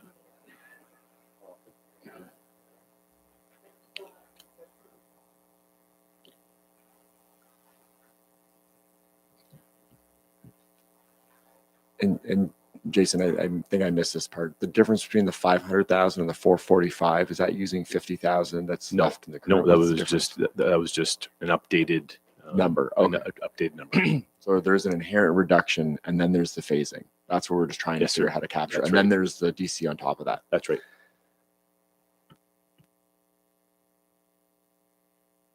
Are we good? Are we in good position? Okay. Amanda, if you would, be so kind. Yes, if you could read it out loud. I move what Amanda's about to say.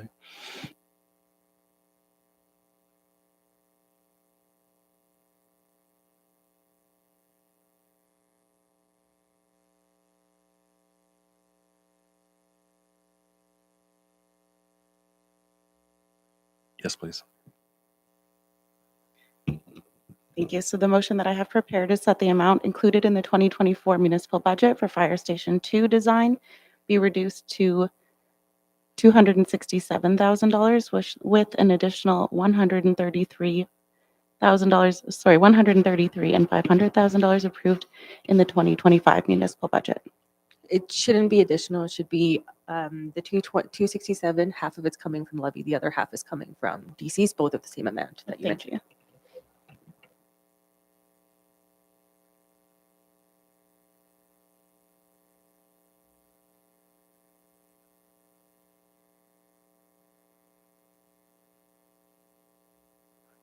Is that sufficient? Okay, so that's the motion. Can I get a seconder on that? Oh, so Adam, yeah. Just on the math on that, so it was reduced down to the 245 or whatever. Would it not still be the 250 from the DC? Or are we reducing that? So No, not that many. I mean, like the total. It was supposed to be $500,000, and 250 was from one, 250 from the other. But we still have that 250. So if we took the 250 and then we're only at like the 195, right? From So levy? we've adjusted the 2024 total cost and the 2025 total cost based on the 60-40 split. The DC allocation is always based on a percentage of the, yeah. Is there a seconder then on that motion? Seconded by Chris. All those in favor? Carried. Okay, next.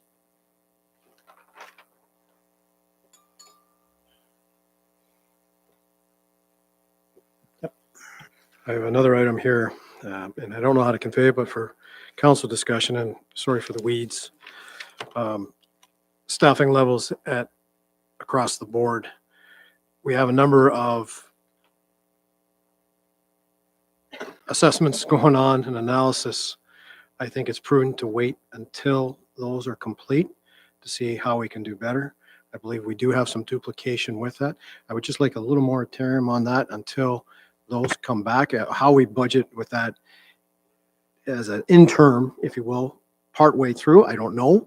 But I'm suggesting what we have allotted right now is not a good model for where we are at currently. So I'm asking, I guess, for a freeze currently for any new hires until we have an assessment of what we truly need and making sure there's no duplication and others. Comments?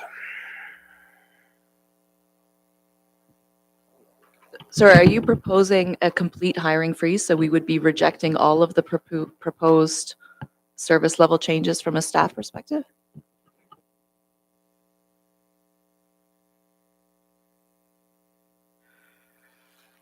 I guess so it's a great refinement question.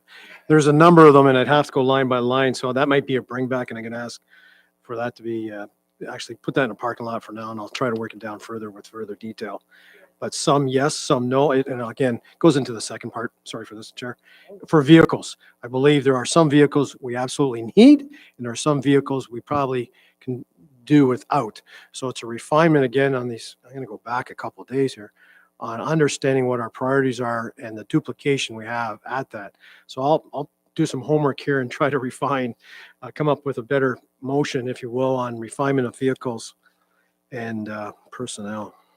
Can I ask to the finance team, is it possible for us to look at those, I think vehicles and staff, is it possible for us to look at those in one place? Like a list of all of the new staff positions, a list of all of the vehicle replacements, so that we're not looking at them in the department silos, but looking at them like for like?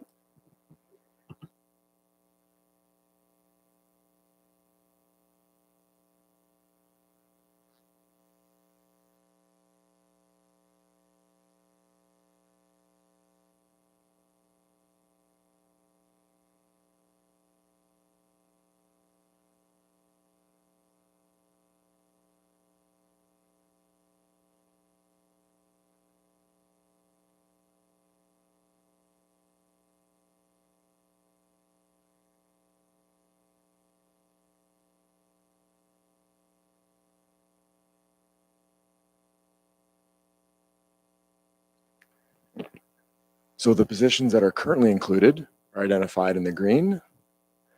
The 4 positions plus the fire day crew, which are not included, are in the orange. And I would note that most of the ones in the green were already deferred from the prior year.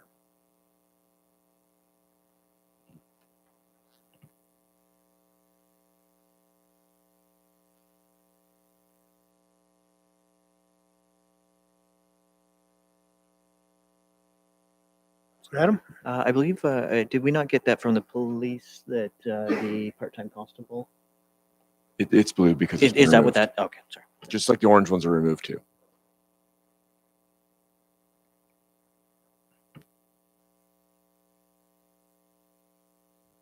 Sorry, repeat here, just the green Director Baxter is what?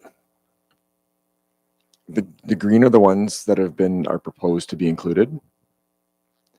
The orange are the ones that are not included. And we haven't highlighted any of the police related ones except for the one in blue, which they removed on their own.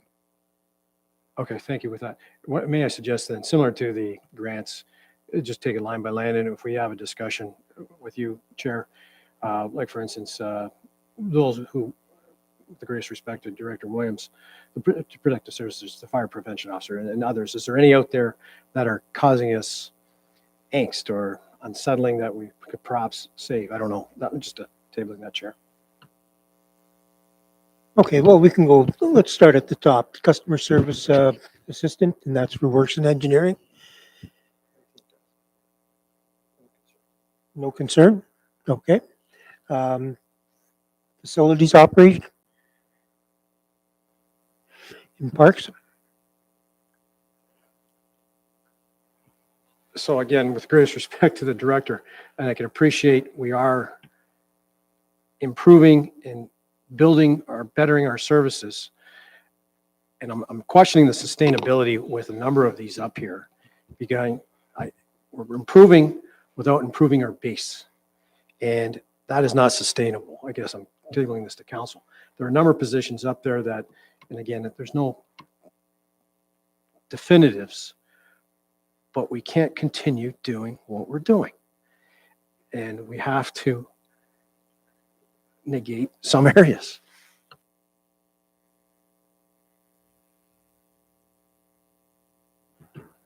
May I just ask, all year we heard that we have vacancy. How many roles right now do we have vacant? Very few. Maybe 2. Permanent, full-time. Okay. Any comments? Sorry, go ahead. So on that, given the, like I know there were positions that were approved in last year's budget where there's still, they maybe have hired, but there's still no person actually sitting in that chair. Realistically, when we look at hiring, these six new positions for the municipality, we're looking at the annualized amount for each of those, or have those some of those already been prorated because we assume we're not hiring them all tomorrow? Those are prorated at various start dates.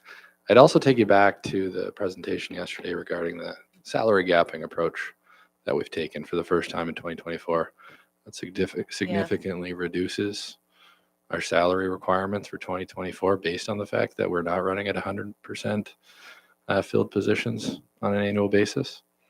I'd suggest to you the impact of that step that staff have proactively taken to include in the 2024 budget is of greater impact than the exercise we're participating in at the moment. So question there, the planning and development, what is that, Director Baxter, for 225?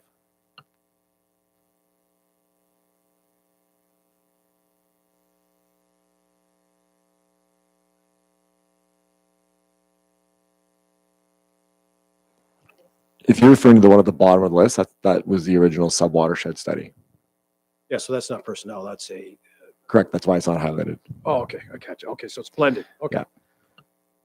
We're working with a list that we already had of service level changes, not specific to the request that was asked, but. First Claire and then Vicky. Yeah, I just wanted to respond to Director of Corporate Services there in terms of the utility of this exercise. You guys have had months and months looking at this, and you've had a sort of an awareness. For us, when we're going department by department, it's hard for us to keep track of, wait, how many new staff positions are we talking about overall? So I would suggest this is actually really helpful, because I think we all thought it was more than that. when we think about how it adds up in our mind. So I would suggest this is actually helpful, and probably is going to result in us saying, actually, that's not an unreasonable number of new staff positions. Based on that, unless anybody else agrees, this is a good visual. Oh, sorry, I was going to withdraw it, but go. Well, I just have the one question. The two customer service representatives from Works and Engineering and Parks and Rec, were they both out of the Joint Operations Center or different? That's what I thought, totally different. And there's no way that staff roles can be repositioned, that could be one customer service role? Through the chair, the intent from the Parks, Recreation and Culture standpoint is recreation facilities, where we have one customer service currently who rotates between the two facilities with additional hours covered by part-time. So this would essentially allow to have one customer service at Jack Burger and one customer service at Town Park on a regular ongoing basis. Director Williams, with one of the spots up there, the supervisor, what's the risk if we don't have it? The risk if we don't have it is status quo. And I think that we can and need to do better when it comes to municipal law enforcement. Like I said, we will be looking at the increased efficiency of taking over licensing from our friends at Corporate Services. There are many bylaws which are very outdated that are currently in place that we just don't have the capacity to review, update as required. It'll give us additional capacity to actually deal with these many increased calls for service, very complex investigations that our two members are dealing with. Like I showed you some stats in relation to their activities over the past 10 months. We're relying on two individuals to perform that. And the supervisor of law enforcement will only give us the increased revenue. And to speak to Councillor Andrews' comments, yes, we will have some reduction in parking next year, but that's going to give them the capacity to perform additional duties, which I would see is of more benefit when actually providing supervisory functions of our two officers, reviewing bylaws, and getting us to where we need to be when it comes to municipal law enforcement and also licensing as well. Well, in my terms, if I had all the power in the world, I would eliminate the bylaw and the fire prevention. Fire prevention, because we already have somebody that can do it. Is he getting around as many places as he could? No, but I mean, that's a consequence of not having limitless money. If I can speak to our fire prevention officer, I would, like I said, I think it was one other director was asked, what keeps you up at night? And it's our lack of fire prevention education, code compliance, and public education in our municipality. Unfortunately, with one staff member performing a variety of functions, being an active firefighter, our deputy chief is responsible for all aspects of inspection, code compliance, and public education. It's just not enough to keep up with the mandated required inspections. We're not doing anything proactively to ensure code compliance. Like I said, our biggest risk, we conducted a community risk assessment, which was approved and adopted by council in 2022, which identified our high risk associated with our municipality, being number one, being fire risk to our downtown core. Downtown core, unless it's been a complaint or request inspection, has never been inspected. We have, and I would respectfully suggest that, the first two lines of defense to a fire safe community are public education and code enforcement. And we do not have the required resources to do this. We just do not. And we're not getting where we need to be. And I do feel strongly that investment in this public fire safety aspect of a fire prevention officer will serve our community tenfold. Councillor Mink? I would just say, as far as bylaw goes too, I am seeing an increase annually of significant bylaw infractions, if that's the word, or just complete disregard. Significant. And I think that that's a huge cost, as well as we have an opportunity to make revenue by having bylaw as well. So I think we need to offset that cost with how much revenue that will bring in as well for that one in particular. Councillor Adam?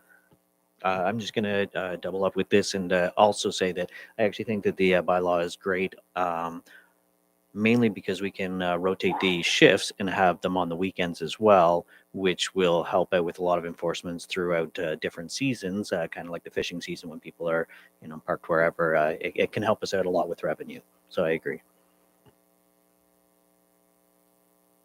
To change parking on weekends, that we're going to charge for parking? Because there's no point in having somebody enforcing parking when there's no parking limits. That's And well, in all fairness, the downtown metered spot is not the only place that people park, and I think a lot of the problems is in different other areas that kind of get crowded up, which they're illegally parking there, and those are all enforceable tickets too, not just the downtown area. Well, they're illegally parked all week, so it's not just the weekend. Councilor Clare? I don't know if it's helpful, like in terms of this exercise, is this an exercise because we're trying to reduce the operating levy? And so we're trying to think about which staff positions we can eliminate, or are we actually thinking that these staff positions are not needed? Because if it's about the levy, it may be healthy for us to think about an $85,000 staff position makes about a 0.2% difference to the levy, which for the average taxpayer is about $8 for the year. And collectively, we're at 7 point whatever. So if you're happy to go to your constituents with that number, just raise your hand. Next. So I started this circle. So I can appreciate absolutely we are at, I think, 339,000 and odd, less than 1% of our total levy. My issue with that, I guess it's two-pronged. Yes, it's always a consideration for money and making sure we have return on investment. Absolutely. That will always be a quotient. I am concerned though, and I'm still, greatest respect to it, I still think we're operating in silos. We're a number of people are taking phone calls, yet it doesn't make sense to me. So, and I'm looking at this though, the impact is low, but we have these assessments going forward. I'm going to suggest to you, Chair, I'm going to withdraw it unless somebody else wants it. But I'm hoping for areas where we do not have duplication, we can streamline and use a centralized model for what we're doing. And again, these are very good, Director Baxter, the visual versus one all over the place. It helps my visual. Thank you. So I'll withdraw, Chair, unless somebody else has any issues. Any further questions on staffing? Well, had her say. Okay. Next. Vehicles. Yeah, thank you for that. I'll have to look at this. Thanks for the visual.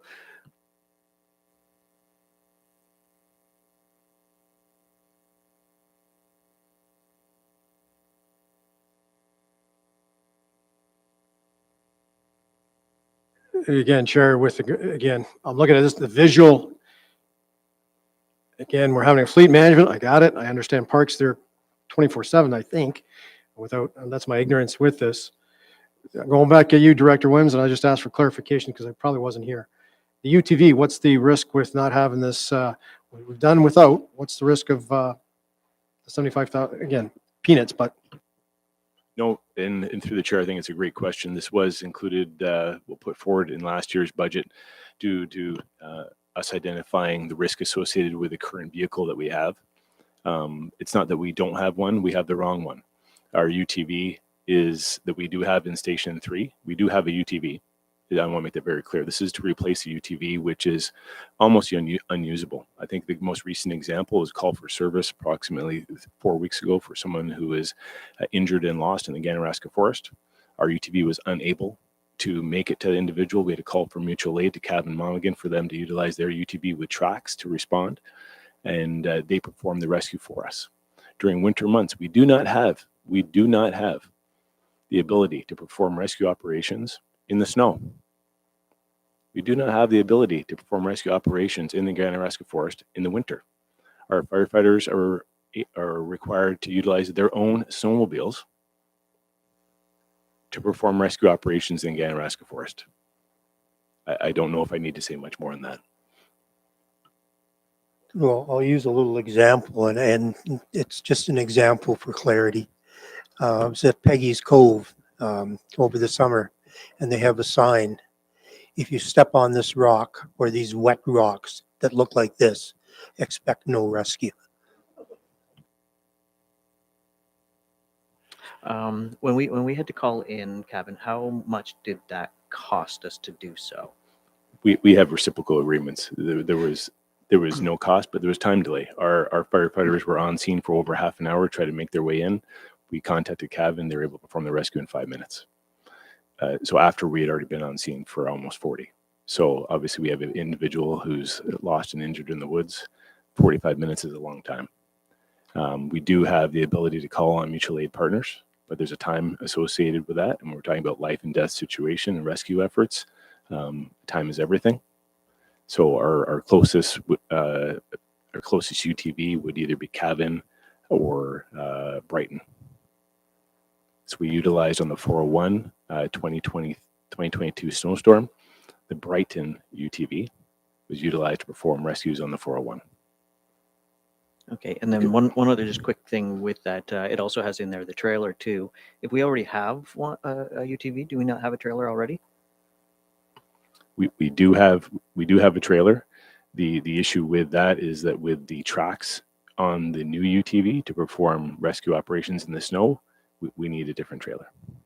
So that being said, we would be looking at transferring our current UTV and trailer to either our Parks or Roads division. Have already both expressed interest. We would be keeping that within a municipality, and there would be some increased efficiencies in performing such things as trails inspections with our current UTV, which is really what it's suited for.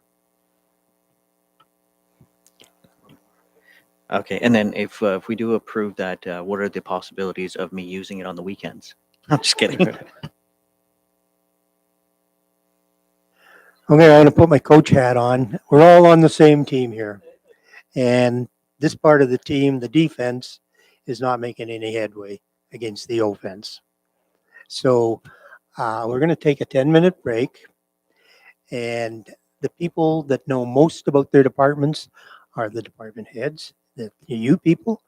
And you're going to have to give us some recommendations on whether we can reduce these figures or not. So we'll get back here at about 10 to 4.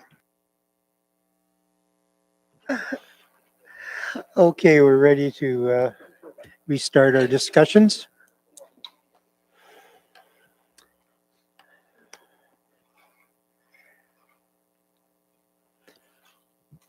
Anything further from staff that you want to divulge at this time? A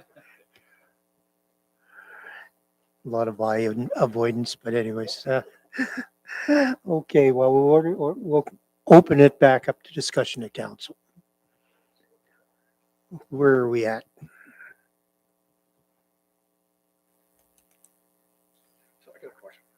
Yeah, go ahead. Director Baxter, I got a question for you. One that's, so if we're looking at, we do our tax levy, we assign a percentage to it. And then we assign a secondary percentage because of the, I guess that's the question I'm asking, why? Why are we showing two different percentages, one for the urban and one for the rural? At the end of the day, we have upped our budget by X. I don't care what X is. It causes a lot of anxiety, frustration, and anger when they see the disparity, although it's equal, and I can appreciate that, when they see the difference between the urban versus the rural, although it is the same amount. Do we need that percentage in there? Where I'm going with this, if we up it by X, that is what we've upped it by. Whether I'm paying 308, whether I'm paying 340, it's all dependent upon the individual. Why do we do that, and is it necessary? So we've continued to simplify for the purposes of our communications, as we talked about earlier. I'm totally fine not showing percentages for urban and rural areas. I mean, really, when you look at it right now, our difference between the increase in the urban area and the rural area is $10, right? And it's actually lower in the rural area. And this is in a year in which, the rural area would be going, has a $37 impact because of the phasing ending, right? So as I said, my intention this year is more so to focus on the average. And I think that, I think that's a fair part. I'm certainly happy to, continue to do that. Okay, so thank you. Let's work with the lowest denominator, me. So when I look at my bill, I see X and Y. And I look at why, and I say, those dirty dogs, why am I hire this pending motion here? I guess I'm going to table it. I'd like a discussion then on getting rid of this comparative analysis on percentages, because it's not really relative to what we are doing as a council here. We are increasing a budget by X. That's what we're doing. We're not saying X for this community and Y for this community. We're doing X. And because of what has happened historically, which none of us can undo, and as has been explained accurately, and I believe it's even going forth with that, there is going to be a little bit of division because of where we reside. And it's usually in favor of the rural community, to be fair to the urban community, with no disrespect, yes. I say doing away with it because I think it causes unnecessary anxiety. Sir Ming? I agree, but I think for the sake of clear communication, to the point we spoke about last time, it needs to be very clear that this is for residential. And that your residential zoned property, so that we could then explain that this is only for that portion. Everybody comfortable with that? Okay. That's the way we'll have it presented. Probably best, Mr. Chair, it's probably best if we capture that in the form of a motion to something we can rely on that's going to set us up for sort of years in the future. And I think potentially a motion, the budget communications moving forward, identify only a weighted average.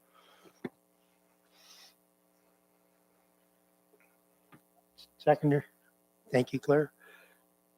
All in favor? Okay. Next, who wants to start? Well, I'm still on the, I'm sorry. I was just going to say, this is all accurate. Can I make a motion that Adam provides some entertainment for the rest of the room while staff continue to work on the updated?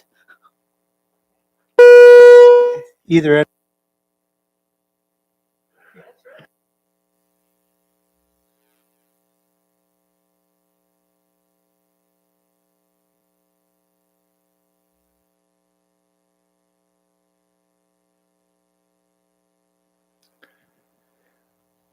We're good. So right now you're looking at a $325 increase or 7.4%.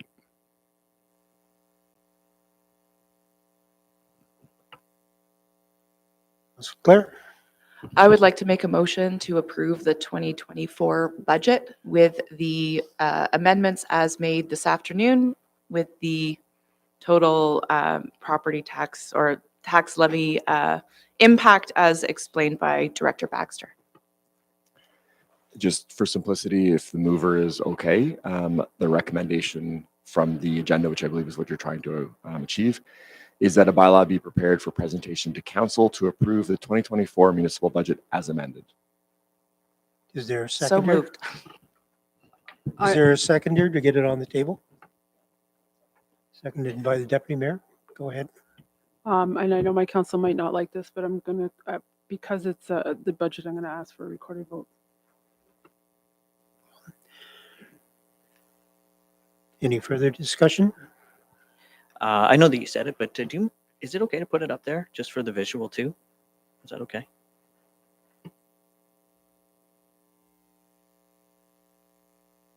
I'd like to make an amendment to the motion and that we delay our vote on this until we have full council in attendance.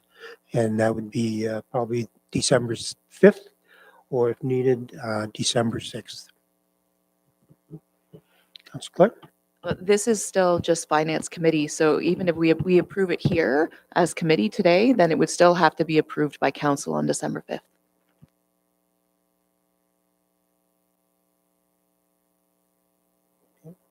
Okay. Okay, well, let's call the vote and we'll do it alphabetically starting here. Yes.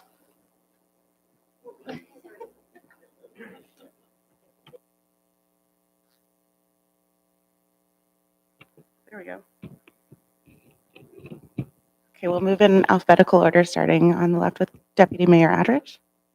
Yes. Thank you. Councillor Collins, Yes. Counselor Holloway Wadhwani, Yes.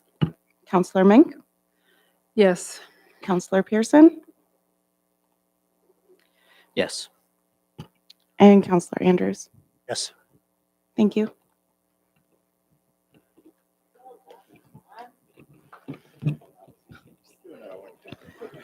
I just shut it off. Okay.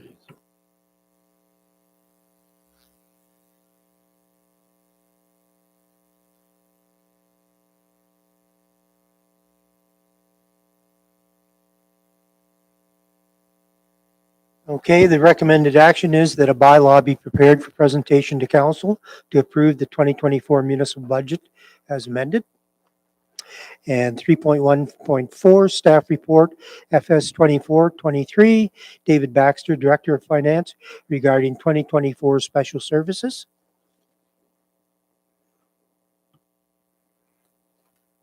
You can just imagine how happy the deputy mayor was after saying, let's do this again. And there was one more item. Okay, thank you. Thank you very much. Moving on to our special services, which, as you know, is how we allocate out the tax levy. So previously, I had made a recommendation that since we take the urban transit and we charge it specifically as a special service only to the urban area, but now we are also funding, I remind myself here, I don't have it, the $9,500 for transit within the rural area, that there is a bit of an inequity on our approach, because right now the $9,500 for the that's going just to the rural area is being charged as a common service, which means the urban area is paying for their urban only service, as we've deemed it, and then also for the rural only service. So that was an inconsistency that I have, had pointed out. The dollar impact of changing that would be a decrease for the urban area. Sorry. We switched quickly, so I'm just trying to switch my head back around. So it would be a $2.61 increase for the rural area and a $1.01 decrease for the urban taxpayer. And then similarly, we could make that change in isolation, but it also seems, odd to me that for a third of the value, we are separately charging for Christmas tree pickup in the urban area. And so that cost is, I believe, $3,000.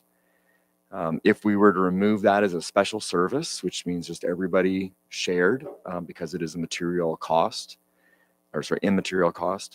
right? It would mean that the rural taxpayer would pay an additional 32 cents.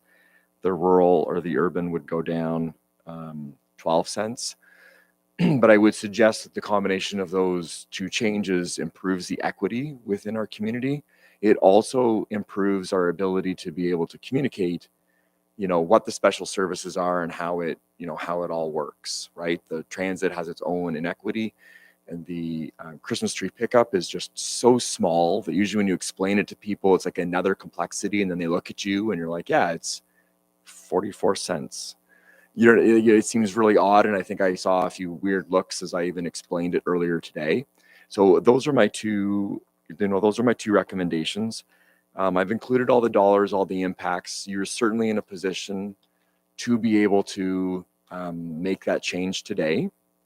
But I am also mindful that the advice or the motion that was passed previously was to wait until the end of the phasing. So on one hand, I can stand in front of you today and say the phasing is over. There's no dollars, right, on our phasing this year. However, I've already spoken to the fact and want to be upfront about, that there is a dollar impact as well.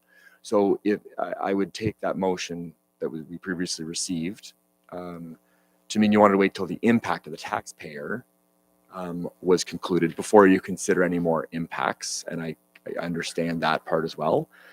So while you can decide to make the decision as we've recommended tonight, My current recommendation is this, is for you to receive this for information purposes, but I have tried to provide you the actual dollar impacts for each area because I don't want it to be a surprise, because definitely next year, my recommendation will go back to an implementation aspect. And I want to make sure that you're giving thought to that now, if not deciding that now, that we're in a position to be aware of it, for a year from now. Happy to take any questions. I do see the value in the shared transportation. What do the rural people do with their Christmas trees now? So they either burn them or toss them, or they take them to a pile, I believe, at the transfer station. I know we're talking about cents, but if the residents that want garbage pickup hear that they're paying this extra 35 cents and not getting a Christmas tree pickup, this will have a reverse effect. I will be hearing about this for sure. Positively or negative? And I mean, there would be a cost to the municipality to do this that would far outweigh. Is there any benefit? My question, is there any benefit to the rural people?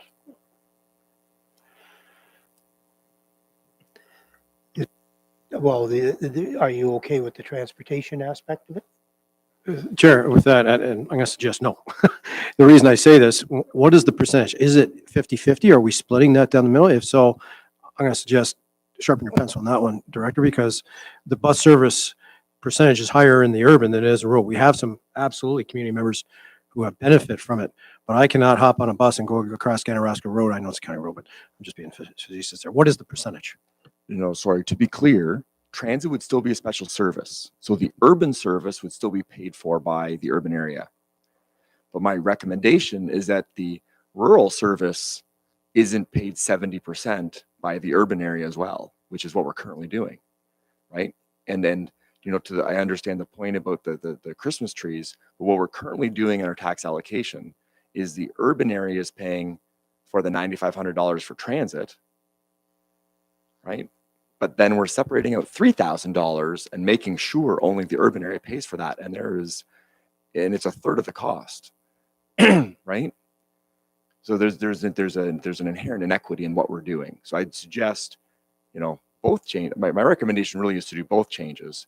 But I really think you have to do one. Okay, just clarification so I understand for the rural.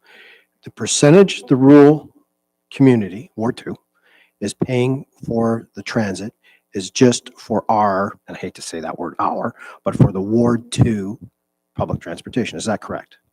So currently what is occur? So currently the rural area pays for 28% of the $9,500 for the rural only transit. The rural area is only paying 28% of the cost of the rural transit. That's the inequity.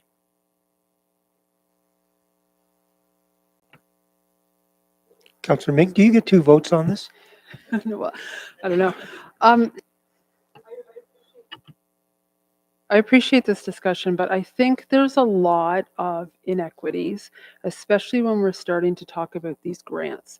So for instance, the rural community uses the food bank in Bewley. The volunteers that run the food bank in Bewley are from rural Port Hope. They don't use the food bank here, and we fund the food bank here. Some of the events that take place here, and the businesses in Ward 1 are benefiting from that. So I think there is still inequity. So if we're going to be pulling out one specific one, we need to be looking at this in a bigger context. Perhaps this is another discussion we need to have at another time, but yeah, I'm not comfortable we're looking at the whole picture.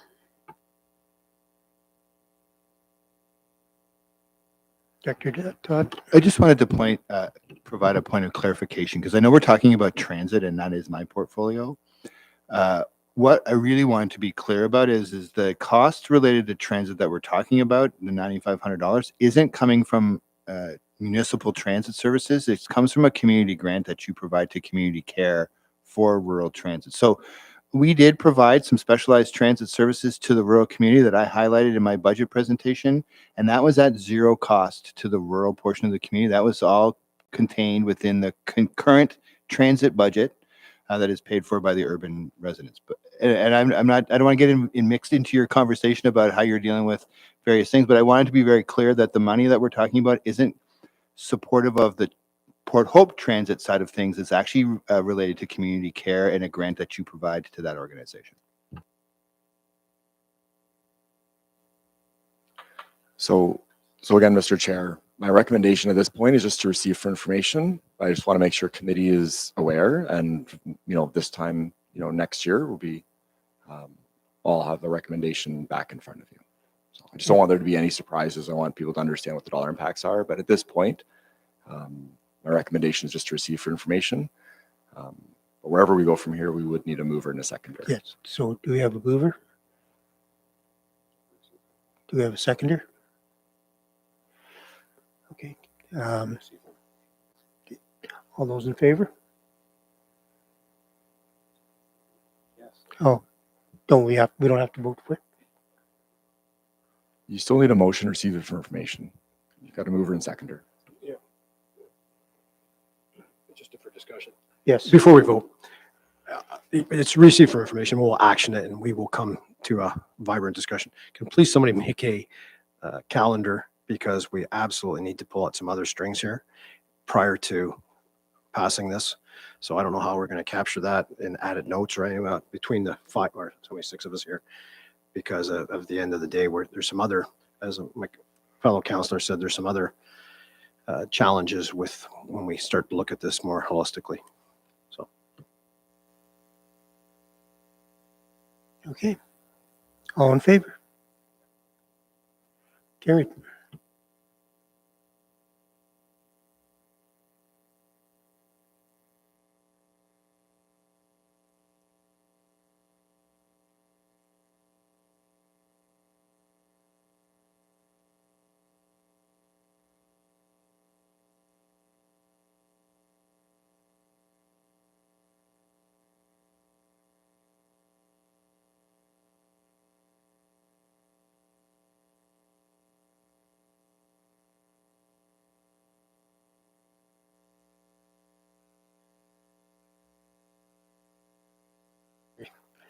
And questions from the public? And we don't have any public. So